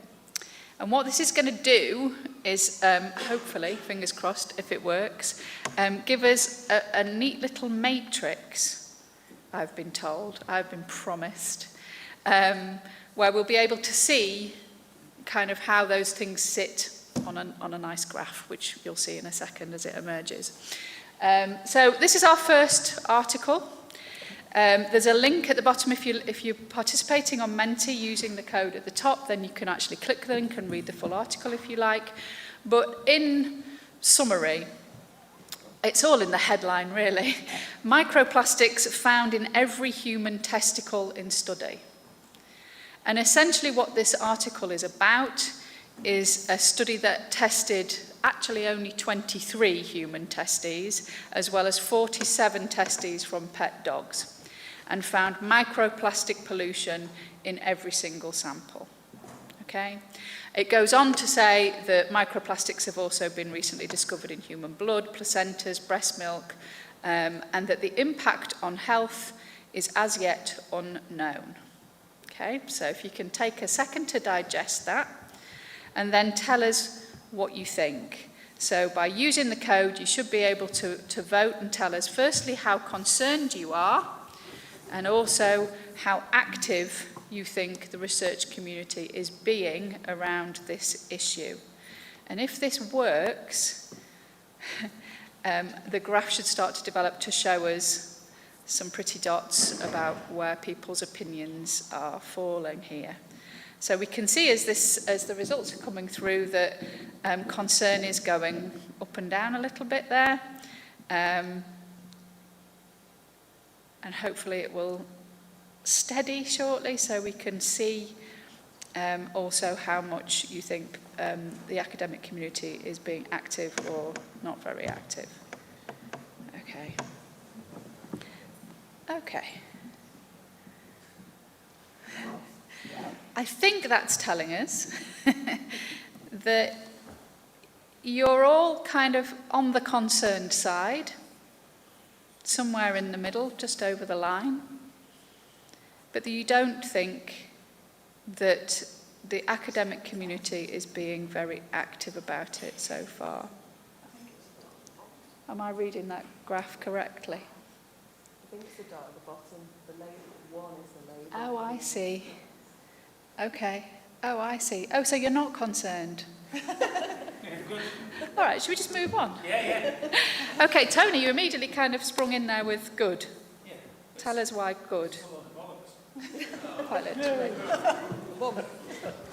That was a considered response. I think the N's very small, not many in the study. The other studies that have looked at the effect of microplastics on human health, there's only one that's reached a conclusion that there is an effect. Everyone else's is there might be. If I want to be worried about micro things, it's about microparticulates that are air pollution from combustion rather than microplastics. And this week, in the New Scientist, which is kind of the scientific arm of the Daily Mail, right? Even they asked the question, are microplastics something we should be worried about? And the answer was no. Where people have found profound effects, the dosage levels of microplastics on cells have been hundreds or thousands of times higher than a dosage that might be seen in a wild environment. So this, for me, Microplastics are a very convenient truth. And if you go looking for them, you'll find them. But it's the you know, in the majority of situations, they are inert. Plastic lasts forever.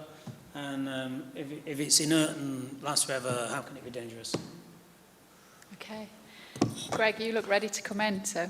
Yeah, what the Prof said in the main, I think my non-technical interpretation of that is meh, really. So it's a headline writer's dream, isn't it? Sort of unknown things causing threat to humans in an unknown sort. Well, 23 humans, or 23 testes, so 13 humans. Sampling bias, yada, yada, all that kind of stuff.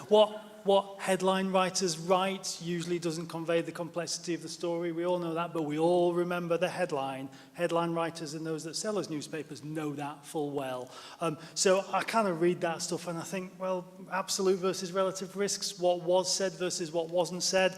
Even the story doesn't get into the detail, and maybe the New Scientist, I've never heard that line, I like that, might get into detail, but I doubt it. All of the interesting facts are going to be in table 14 on page 67 of the manuscript. No one's going to read that. They're going to read the headline and think there's a moral panic about testes, microplastics in testes. I'd rather be concentrating on micrograms of particulates in the air. Thank you very much. Thank you. We've got some And I clearly have a role as a headline writer for Viz. Okay. Jill, is there anything you want to add? I'm pretty much in agreement. I think one of the key things in the study that is that when it talks about dogs and their sperm count and the decline, there's no causal link there. That, you know, sperm counts are declining in human populations and probably in other animals, but the cause is probably, you know, it could be air pollution, it could be many things. So, yeah, I'm fully in agreement, really. Yeah, I mean, I agree as well. It frustrates me no end when I see things like this, which are, well, this might happen. Well, lots of things might happen. It doesn't, but they've got a headline out of it. And there's been a similar one talking about microplastics found in blood vessels and to do with cardiology. And because my husband's a cardiologist, I sent it to him, and his response was, well, this has been published because it's a hot topic, not because of the quality of the science. And I think that says it all. Yeah. So it's a really strong meh on our first article, and yeah, I think Tony and Rachel and I were on a similar panel at Festival of the Mind a couple of weeks ago, after watching a documentary on microplastics, which was full of these kinds of scaremongering stories, and the response from the audience there was pretty much the same. Let's see if you think differently about this one then. So this one is about Drax Power Station, which, for those of you who don't know, is a huge power station in Yorkshire. My dad used to work there, for those of you who didn't know that either. And the headline reads, "Why the UK's green subsidies." So this is a story from The Guardian. And the detail is that Drax Power Station, or Drax Power Plant, as they describe it here, claims to be the UK's largest renewable energy power plant. And what they're burning there now is no longer coal, as it used to be when my father worked there many years ago, but 7 million tonnes of biomass pellets a year. And they generate almost 4% of the UK's power needs. But green groups and climate scientists insist that Drax is still the largest single source of carbon emissions in the UK, and that the owners should not be benefiting from green subsidy schemes to the tune of about 500 million a year at the moment. Again, there's a link there to the full article if you want to read it, but what we want to know from you is, again, how concerned are you about power plants like Drax, and Drax specifically, receiving this amount of funding? And do you think that academics are active or not very active around this topic? So I'll give you a minute to submit your answers, and then I'll attempt to read the graph more accurately than I did the first time.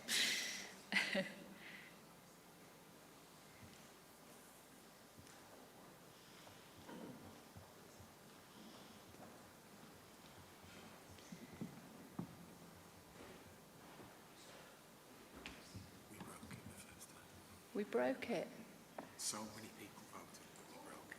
Oh, We've tried great. to fix it and we've broken it again. Okay. Apparently it's broken. I mean, it is doing something. And then we're going over our limit of people who are allowed to vote. Okay. So Okay.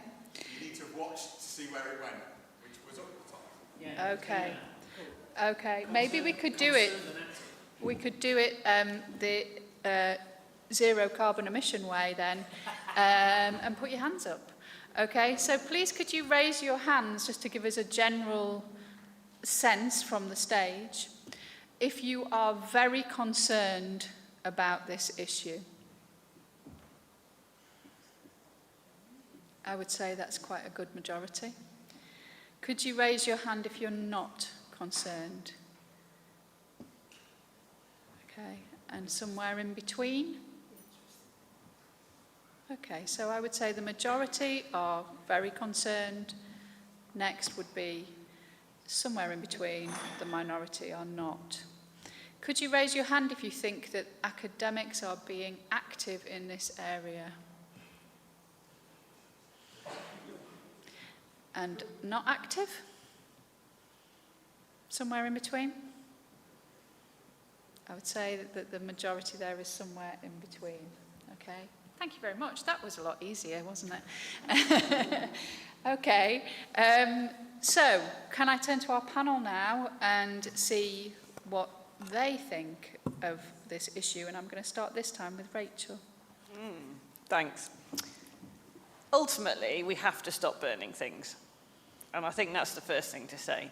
But we can't stop burning things today because we wouldn't have enough power and electricity and we'd have huge power cuts. So I think there's a different question about what we should be doing today versus what we should be trying to do in 5, 10, 15 years' time.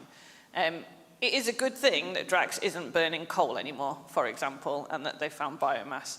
I think a lot of the stuff in the news recently has been about the source of biomass and where that's coming from, and is it coming in on ships, and I think there's a question there about needing to have credibility and understanding of the source of that biomass, and from my perspective, from a research perspective, about understanding the whole system, because it's really easy to say, oh, we'll use biomass, but where did the biomass come from? What was the footprint of moving it around? What was the biomass used for this instead of something else? And we touched earlier on the balance between use of biomass for energy versus for food. And so I think we have to look at the whole system. And the problem is that the question gets so big, it becomes impossible to answer all the parts and balance the system, and you get into some kind of crazy optimization that's not possible. I think there's a question about whether, I know biomass gets called renewable. I would question whether it is renewable. It's potentially more renewable than coal is, in that it'll take less time to grow new biomass. But it's not like that tree kind of pings back again the instant it's felled. And one other thing that I think is a challenge that a lot of people miss, and I had a really interesting discussion with Sol Brown, who's a professor in my department who does a lot of energy systems research, and the point he made to me is that electricity in the UK is at 50 hertz, and the fact that it's at that frequency is important for all of the devices and things that we use by plugging into our electric sockets. And one of the things that gives us that frequency is the fact that the electricity is produced by things that spin round. So when you burn coal or biomass or gas, you essentially generate hot gases which spin turbines which make the electricity. And that spinning ensures that our electricity is at the right frequency. And if you stop doing any of that burning, you don't have control of the frequency of the electricity grid anymore. So you get into a dangerous situation where your electricity is not at the right frequency and it causes all manner of chaos. So there are some big kind of technical systems questions that need answering before we say we have to stop burning everything, but ultimately we should be looking at how do we do that to get there. Jill, can you come in as well and speak to that?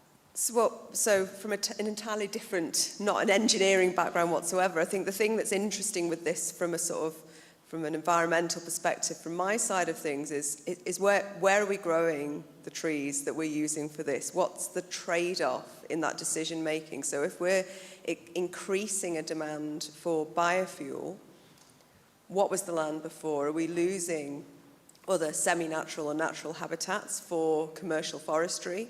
or are we losing agricultural land? And if we're losing agricultural land, we've then got a dual challenge, because we've got a growing global population that need energy, but we also need food.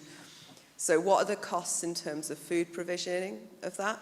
And then also, what's the environmental degradation associated with that commercial forestry? So we know that agriculture sort of really heavily can degrade our soils that underpin our ecosystems. What's happening with that biomass production? And I think that's one of the key issues that doesn't really come across in this article, but it links on to that. Where's that fuel imported from?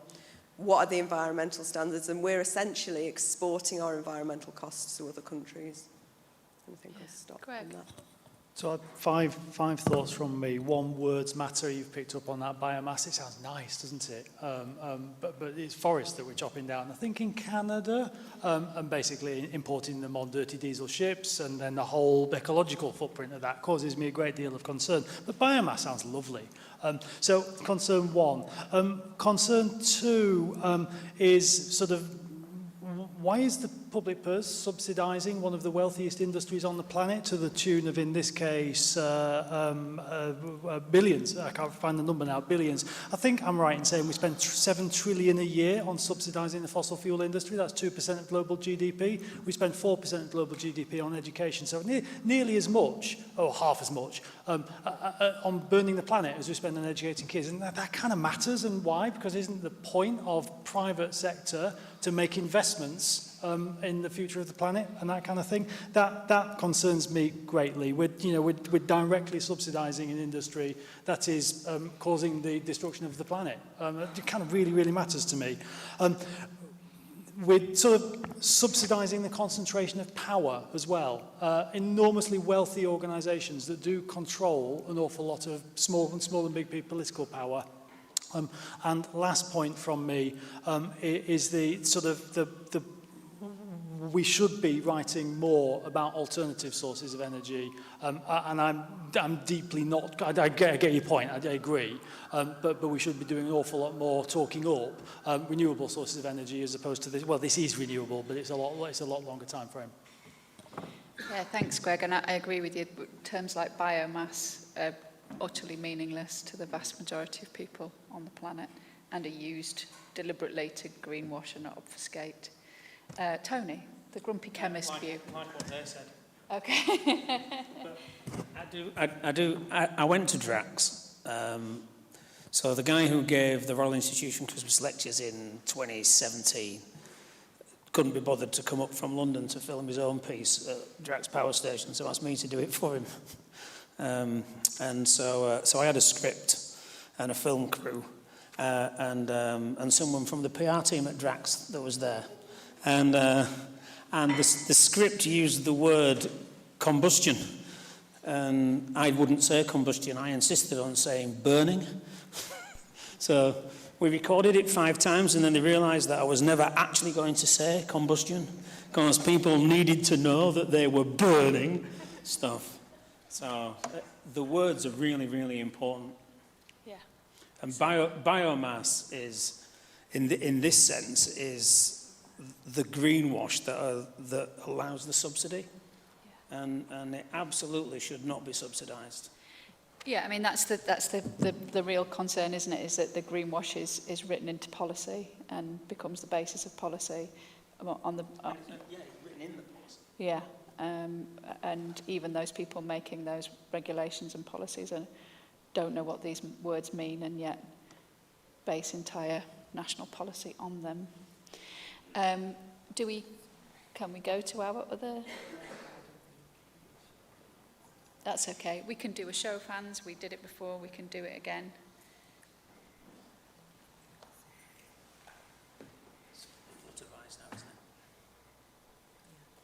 Our next story is about butterflies, or rather the lack of them.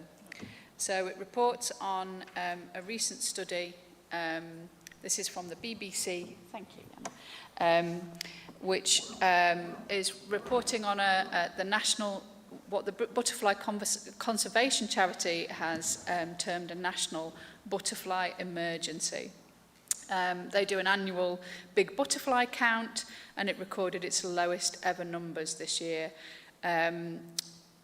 Again, you can, well, no, you can't vote, so don't vote, but I do want to know what you think of it, whether you are very concerned about the loss of biodiversity that's reflected in this story, or whether that you don't feel that's a pressing issue in environmentalism. So can we have a show of hands about whether you are concerned or not concerned?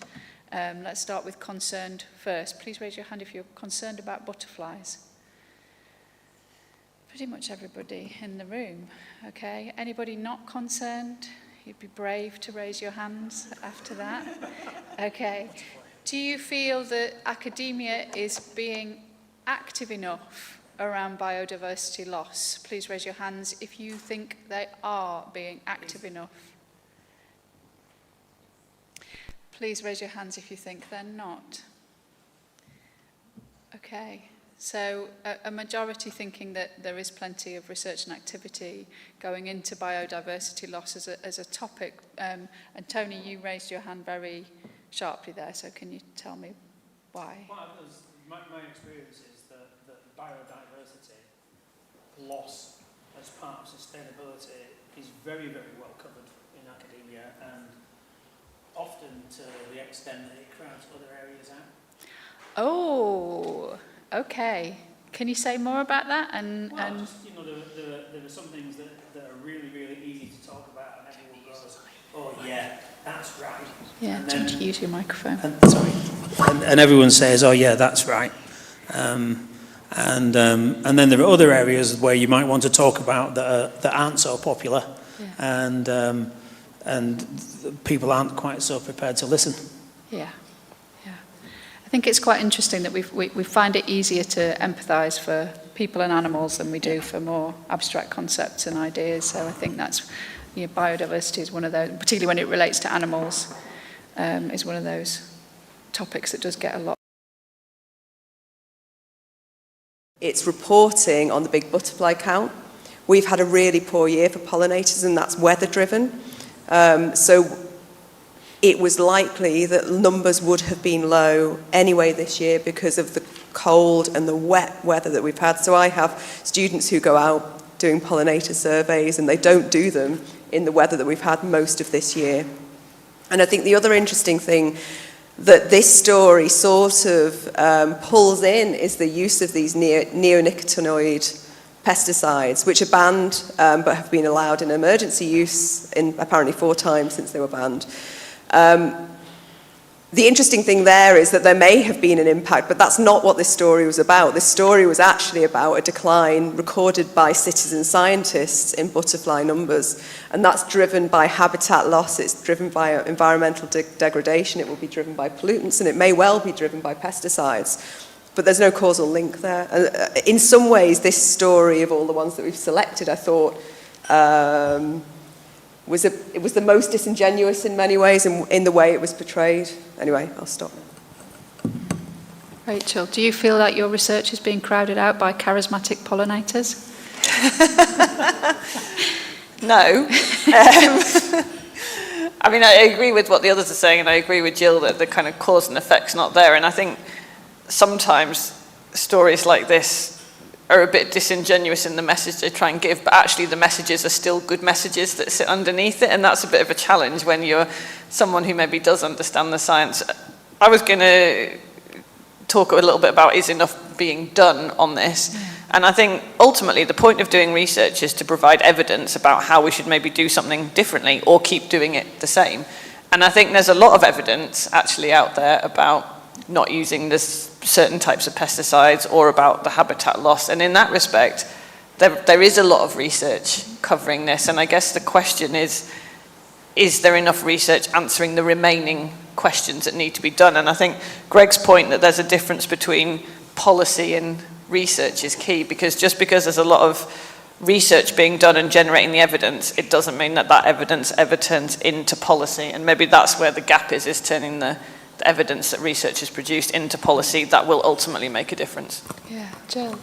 Just to follow up on that, I think the other thing, you know, and it's this is a nice place to talk about it, is thinking about how we translate that not into just policy, but into behaviour change amongst people and amongst societies, because it's not just policy, top-down pushes that can change behaviour. It's also bottom-up, and it's thinking about how people as individuals or how communities can change how they manage land for example, pollinators, or how use of chemicals and pesticides. So that there are two approaches to it, and I think we need both to change behaviour. Yeah. So when we were talking about the microplastics in testicles story, Jill pointed out something about sperm counts in humans and dogs, and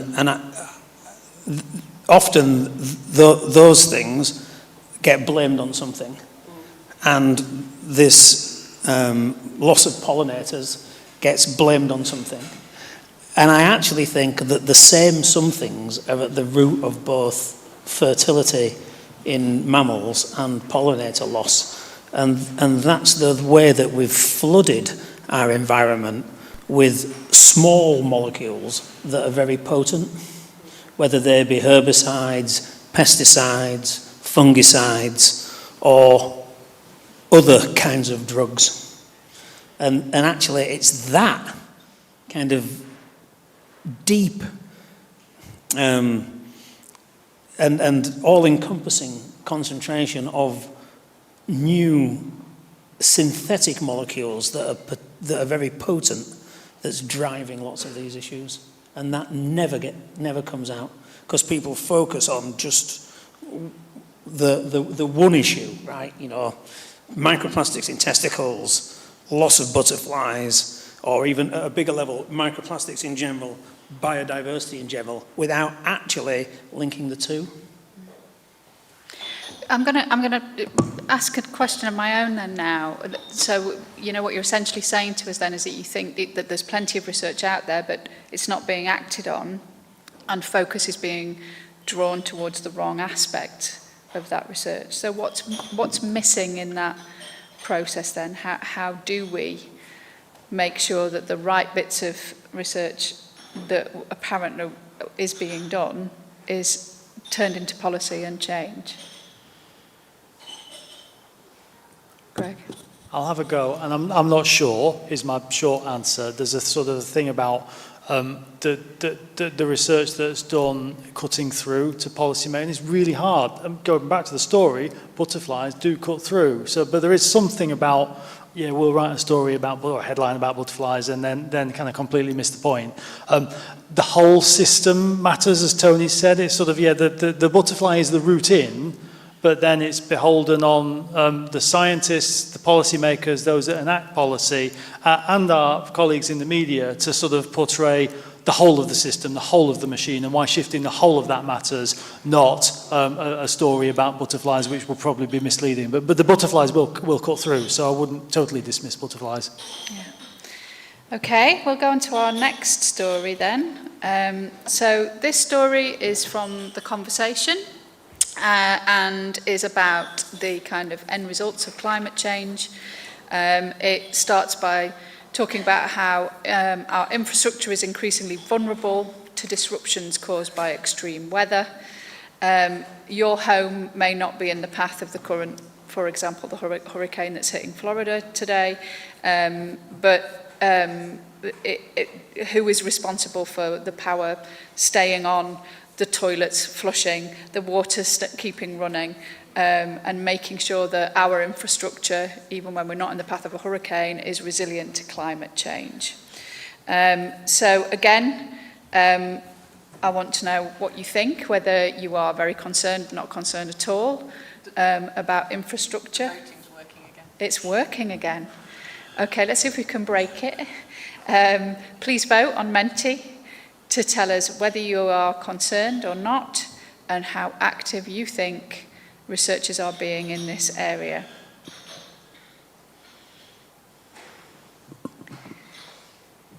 Oh, I've got all those dots. See, now you get a dot for everybody who replies. Yeah. Okay, bit by bit we should get a picture emerging of how you all feel about it, and then we can ask the panel whether it reflects their concerns or not. There's a lot of people telling us how they feel here. This should break it quite quickly. Okay.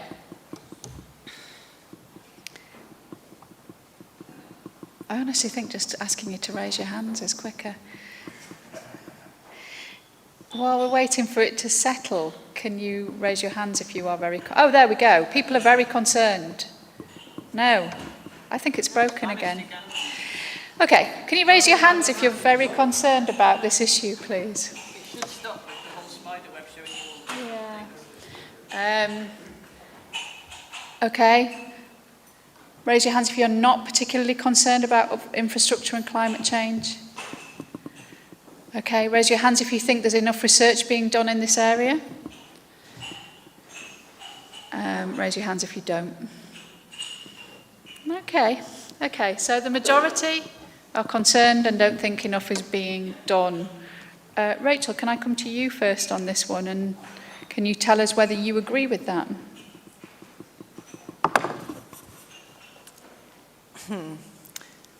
This is an interesting article because it doesn't actually give answers to it, it more poses questions. And I agree with the questions they're asking, and in that respect I agree with it. I think the effects we will see due to extreme climate change, I'm very much concerned about them. Do I think we're doing enough work on it? Probably not. And a lot of things we look at are about mitigation rather than adaptation.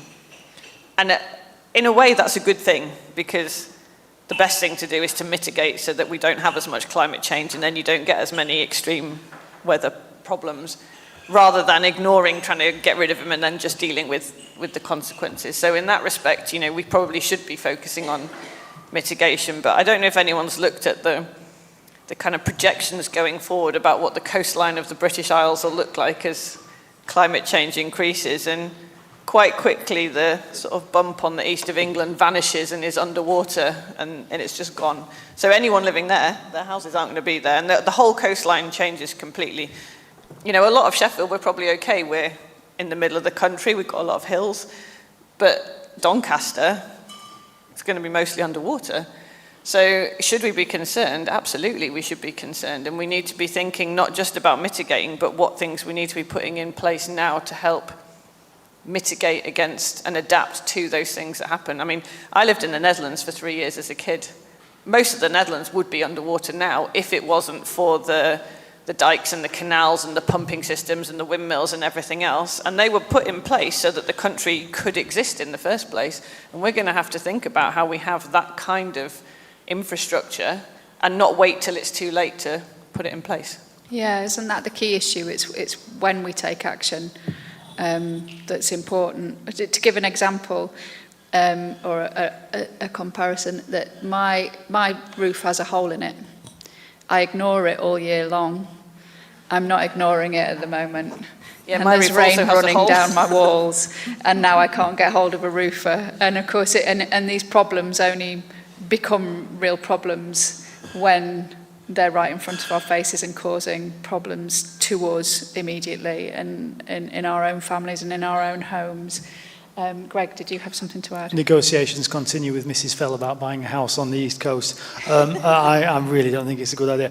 For what it's worth, I think we've been really well served by our freshwater flooding plans. You know, a multi-billion-pound investment, 100-year plan. I think we've been pretty well served by that in most of South Yorkshire. Not so with regard to East Coast sea rise, that kind of thing. And I don't know. I'm hoping someone somewhere has thought through what happens when the population of Scarborough move west. Sorry, the other way around. So that does concern me. I was struck by the story. I think it's easy it's sort of who's to blame. It's easy. We all then auto-frame towards individuals. Much harder to confront systemic factors, and I think that's a recurring theme of this discussion this afternoon. Those industries that run the infrastructure are responsible, and the regulators. The government needs to set the right policy context, the right enabling environment. But those industries, companies that run our infrastructure are responsible for mitigation and long-term long-term adaptation. I do think it's easier to do the mitigation rather than the adaptation. With long-term investments, 50, 100-year time horizons, I'm not convinced that in the current context much of that is happening, but I do so hope to be wrong. Yeah. Tony? Nothing to say. We're all going to agree with each other. Can you find something to disagree on? I'll see if I can find one. Let's see if the next one is one that we can disagree on. This is one for my students, because they're going to be looking at this story in some detail in their seminars in a week or so's time, because it's very interesting to me in terms of how the story is framed linguistically. So this is a story about polar bears being forced into people's paths by the climate crisis, and this is in The Guardian. It talks about a recent encounter in Canada, in an area of Canada where polar bears are very present and populous, but it talks about how polar bears are essentially moving into villages and towns in Canada, and that this is because they can't find enough food, and that it's causing a crisis in that area of Canada. And particularly, I'd learned from reading this story and from looking up other stories following on from it, that in that part of Canada, the local people are given what's called a harvest quota. So there's a certain number of polar bears they are allowed to shoot each year for food, and they are saying, if this continues, we're going to have to shoot more than our quota. Okay, so it's about that kind of very delicate balance between human life and other animal life. So I'm interested to see what people think and what the panel think. Could you please raise your hands if you are very concerned about how the climate emergency is robbing polar bears of food and putting them in the paths of humans? Please raise your hands if you are very concerned. Please raise your hands if you're not concerned. Please raise your hand, because there's not been many go up, if you're somewhere in between. Okay, so most people feel a little bit ambivalent about this.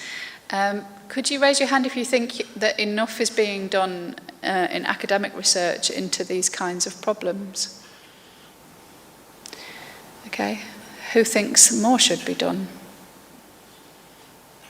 Who doesn't really have an opinion either way? Okay, so clearly polar bears are not a Sheffield problem, or that's how we are responding to this. And it's quite similar, I think, to the hole in the roof. You know, if there was a polar bear in your back garden, you'd have an opinion on it. What does the panel think? Do you have an opinion either way, or again, is this something that you just don't see as kind of being a pressing problem for you, Greg? I wondered what the point of the story was. The story focuses on polar bears, not habitat loss. That kind of frames the wrong question, I think, in people's minds. And yeah, as a resident of Sheffield or near Sheffield, it's a sort of, it doesn't involve me. So why? What's the point of the story? I can't engage. I struggle to engage with it in any meaningful way, because it was a thing that, yeah. Rachel? I thought the title of this was interesting. So polar bears are forced into people's path. I'd like to bet that in that particular area, the polar bears probably existed before the people moved in and built a city. So have we sat ourselves in the polar bears' path, or are they being forced into our path? And I would like to suggest it's the former, and maybe we shouldn't have been there in the first place if that's where the polar bears want to go. I actually looked up where this happened on a map after I read the story, and it's actually further north and further into polar bear country than an area in Canada which is known as Polar Bear Alley. That's amazing. You'd think when they moved there, they would have put two and two together. But, and you know, I'm being silly, but you know, the polar bears, yes, have been there long before humans, and humans have settled in the polar bear region in order to hunt polar bears. My son loves polar bears. He has a large cuddly polar bear. And he saw me looking at this story, and his instant reaction was to the picture, oh, polar bears. And then I told him what it was about, and he's like, well, why don't the people get out the way? Yeah. And I mean, he's only 9, but you can't really disagree with that sentiment, can you? Yeah. Yeah. Tony, Jill? I mean, I agree with this, but Yeah, well then. but I think it's just one story that is one of many in this sort of human-wildlife sort of conflict that are going on globally, because our footprint now is so vast across the globe. So even if you think back to COVID, that's a zoonotic disease. We are now interacting more with that wildlife in those areas, and it's causing problems for us in many, many different ways. And I think this polar bear example is one that's maybe drawn attention because it's a polar bear, it's a cuddly polar bear that people like, that may be causing issues for a small number of people. But it's part of a much wider issue that we've created. Yeah.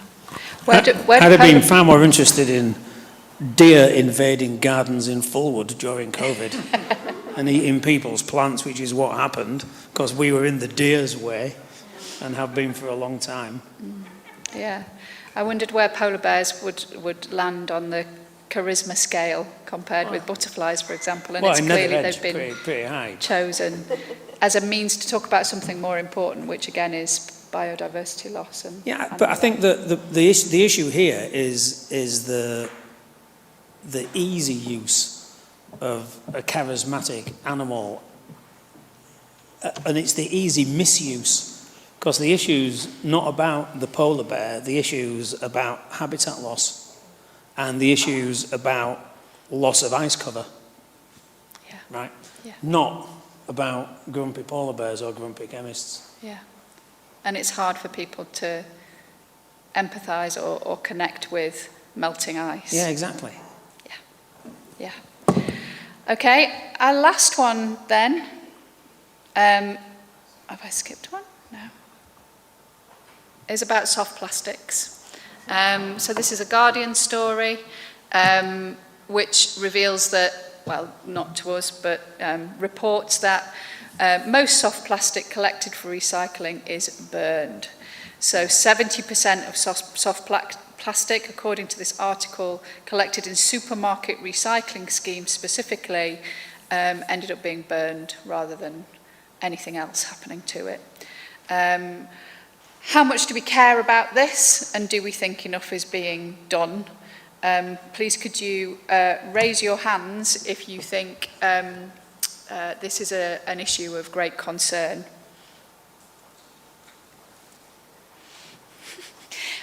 Please could you raise your hands if you think it isn't.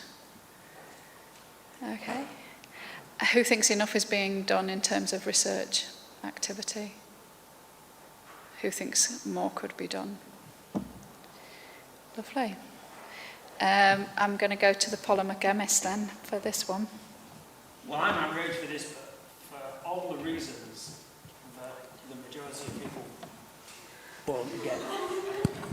I'm outraged about this use of microphones. I'm absolutely outraged about this, but for a whole different set of reasons. Okay. So the worst thing you can do with plastic is burn it, because if you're burning it to generate electricity, the electricity has a higher carbon intensity than burning coal, and we've stopped burning coal. There are 269 energy from waste plants in the UK. They produce 2 gigawatts of our power, which is about the same as Drax. And no one's complaining about that. And we're actually building more of these energy from waste schemes. And it's of the hierarchy, right? The reduce, reuse, recycle, and then the last one is recover the energy. We've actually got that one absolutely wrong, and we shouldn't be burning plastic at all. I'm delighted that people are collecting it and taking it back, right?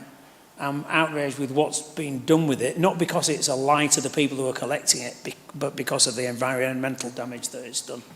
And actually, as it turns out, Sheffield University is one of the few places that are doing research in this area, and FanRan's sat over there. Tony, you shocked me that you're outraged, but I'm also outraged. We make a lot of the reduce, reuse, recycle. Everyone then focuses on the recycle bit. We forget the reduce and reuse bit at our peril, and we know we do that. The systemic drivers in society that kind of push us down that path. I didn't know that significant. I do me do my thing and shove it through the little pouch in the supermarket when I go in. I'm also outraged that it's burning. It's a betrayal of trust, to be honest. I think it will make many people think, well, why do I flipping bother? So there is something about, made me think, who's burning it? Why? Who's accountable for that? What are the consequences of that in terms of air pollution, wasted energy, wasted carbon, wasted all sorts of other stuff? And I immediately got quite angry and wanted to go and do some digging, which I will do later and may go off on one. Yeah. Rachel. Yeah, I chuckled when we had this story in here because this blew up, so to speak, last week, and I got phoned by the BBC, who then put me on 7-minute blocks going around all these little local radio stations with every presenter essentially asking the same 4 or 5 questions to talk exactly about this story. And they wanted people to be outraged about it, and in many ways we should be. But it missed the point that we should be using less plastic in the first place. And by providing these recycling holes in supermarkets, it almost gives people a free pass to use as much as they want, put it in there because it's okay, it's going to get recycled. But recycling in itself takes a lot of energy and has a big carbon footprint. And ultimately, we have to use less stuff and not see recycling as a silver bullet. Recycling should be further down the line of what we do when we ultimately can't use the thing anymore. And there's good reasons why flexible plastic isn't recycled as much. That's what it's about. It's about soft plastics like bread bags and crisp packets and things. It's hard to recycle, and we're still using loads of them. And at the minute, we don't have the infrastructure to do all of the recycling of all of the soft plastics that we use in this country. Now, there's a new piece of legislation coming in, extended producer responsibility, that puts the onus on the producers to think about the end of life of the packaging that they put out there. And depending on the ease of recyclability of the packaging, the tax will be different. So things like soft plastics, which are hard to recycle, will be taxed more. What that should, in theory, do is put money into the system to improve the recycling infrastructure. In practice, what will happen is the cost will be passed on to the consumer because the producers aren't just going to take the hit. So it's going to cost us more to buy things in flexible plastic. Will it reduce the amount of stuff that gets bought? Possibly not. Will it increase the recycling that happens? Maybe, because we'll have more infrastructure. Recycling flexible plastic is not a profitable business. That's why there isn't lots of infrastructure for it. So ultimately, we just need to use less of it. So am I concerned that we're burning it? Yes. Yes, we need more research, but ultimately, it's not just a research problem, it's a system problem. And so I come from a family where my granny and my mum and dad used to wash plastic bags, bread bags, and hang them out on a washing line to dry so we could reuse them. And I think we've kind of forgotten all those things that we used to do because things were much more scarce, that actually we should be practicing now to reduce our use of these things. And the same thing applies with the research that I do on food. You know, people who grow their own food, another skill that we've lost, waste 95% less food than people who don't practice that and don't have the invested value in the product. And the plastic bag is kind of the same thing, I think. So that's from a really non-scientific but just family perspective of how we manage that kind of stuff. Okay, thank you very much, everyone. That's the last of our stories, but we've got some final questions for the audience. We want to ask you 3 things to wrap up this session. The first one is whether you think the press is covering the right issues. I'm really hoping you might be able to vote on Menti for this one and that it will work. Oh, thank goodness. It doesn't seem to mind quite so much. Okay, so we've asked you, do you think the press is covering the right issues? Do you think this kind of press coverage helps people realise the urgency of these issues? Or is it too late and we're all doomed? Okay, so we've got a very low score, really, for the press covering the right issues. Would the panel like to respond to that? Do you agree with that? That simply the right issues are not making headlines? Because the right issues don't make headlines. because the right issues are complicated and they're not simple. And there are often many different solutions, not one silver bullet. And if you're a headline writer, that's very difficult to comprehend. Just the soft plastic, you know, those molecules are designed for a specific application and are often unique for that application. And if you mix them, you get an average. And then the average is like the vernacular use of average, meaning not good enough, right? And so the average really is, and you can't close loop recycle. And that's far too complicated a story to tell in a headline. What about then the kind of press coverage that we've been talking about then? So, you know, kind of, I'm going to say scaremongering headlines, the focus on animals, cuter the better. Is that kind of press coverage that we've been looking at today nevertheless helping people realise the urgency of the situation? Rachel? I think people start to understand the urgency, but not necessarily of the right issues. So if we take the butterflies and the polar bears, are they just worried about butterflies and polar bears rather than habitat loss that we've spoken about? That doesn't come through strongly enough. So I think a certain amount of urgency is coming across, and the challenge is making that urgency directed in the right way. Yeah. Greg? Same for you, butterflies cut through, polar bears cut through and all that kind of stuff, but the business end of this is dull, it's complex, it's boring, it's really, really hard to convey in a headline, therefore probably don't bother because nobody would read it. And, you know, headline writers are there to sell their papers, to sell their media, whatever they do. The business end of all of this is the sort of the focus on the actions the individual can take, and even then cut through is hard, versus actually the focus is on what policy environment should we have, what are the systemic drivers of this, what can we do policy-wise in engineering systemic solutions, as opposed to the headline writers inevitably have to write about very, very superficial individualistic stuff, but we all know the business end is much more complex. There's no easy answers to that, however. That's why we have policymakers to translate the butterflies into what's emblematic of is something much more complex. Yeah. Jill? I think the other thing I'd just add to on all of the points that have been made is that we, as people doing this kind of research, need to be better at communicating it and making sure that we don't write irresponsible press releases that grab headlines, because that's what happens. You know, it's the testicle story is the obvious one with it, isn't it? You know, it's a dream, and you know, we often work with media teams, and it's just making sure that we work in the right way with them.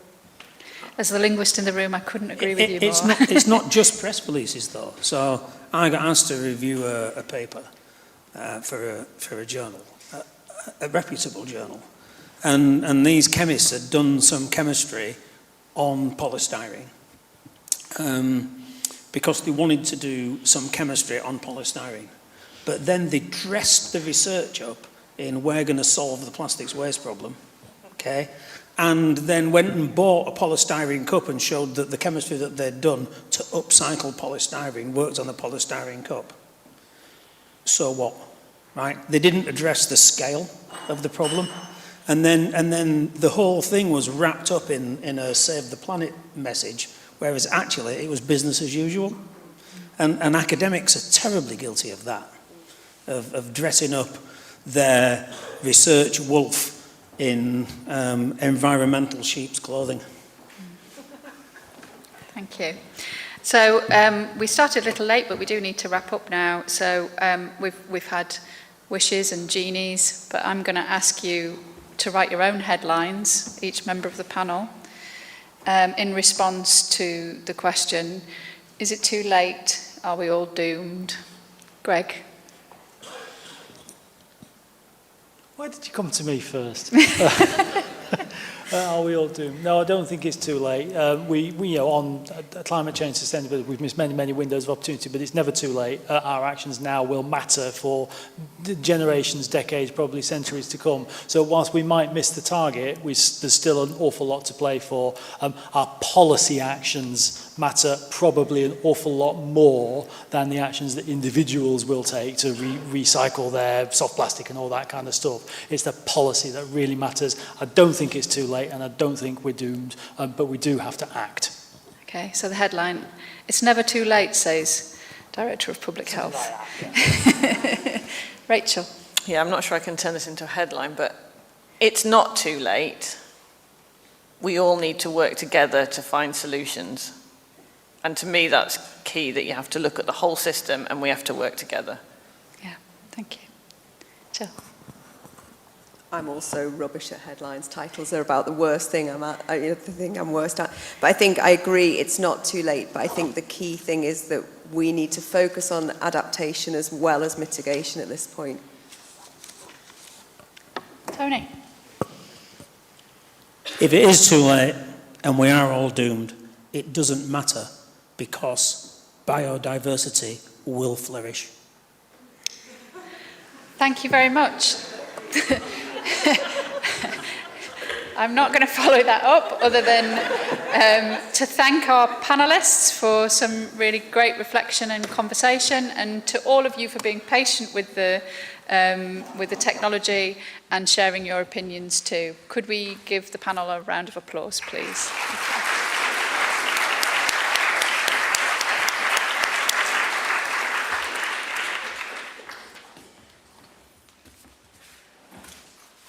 So you might have noticed that I had nothing to do with the planning of this meeting, because I was involved in both sessions and was also down to make the concluding remarks. So I want to say some thank yous to you for taking part. So many of you for being here for the whole period. It's been great. I mean, it's been really informative, quite unusual in terms of an academic exercise. I want to thank all the panel members for their contributions. The poster presenters, most of you did what we asked and prepared a poster that focused on sustainability rather than the detail of your research. Some of you didn't, and I'll be having a word with those. The poster presenters, can you take your posters home with you tonight, because that room's going to get used by someone else, and poster tubes with your names on are in each room. But the most important people to thank are the people who really organised this and made this work. Deborah Beck and Yana Green, and thank you very much to both of those. And the person leading the applause was Richard Sully, who kind of was puppet master behind the scenes. So thank you to those two. Please give them a...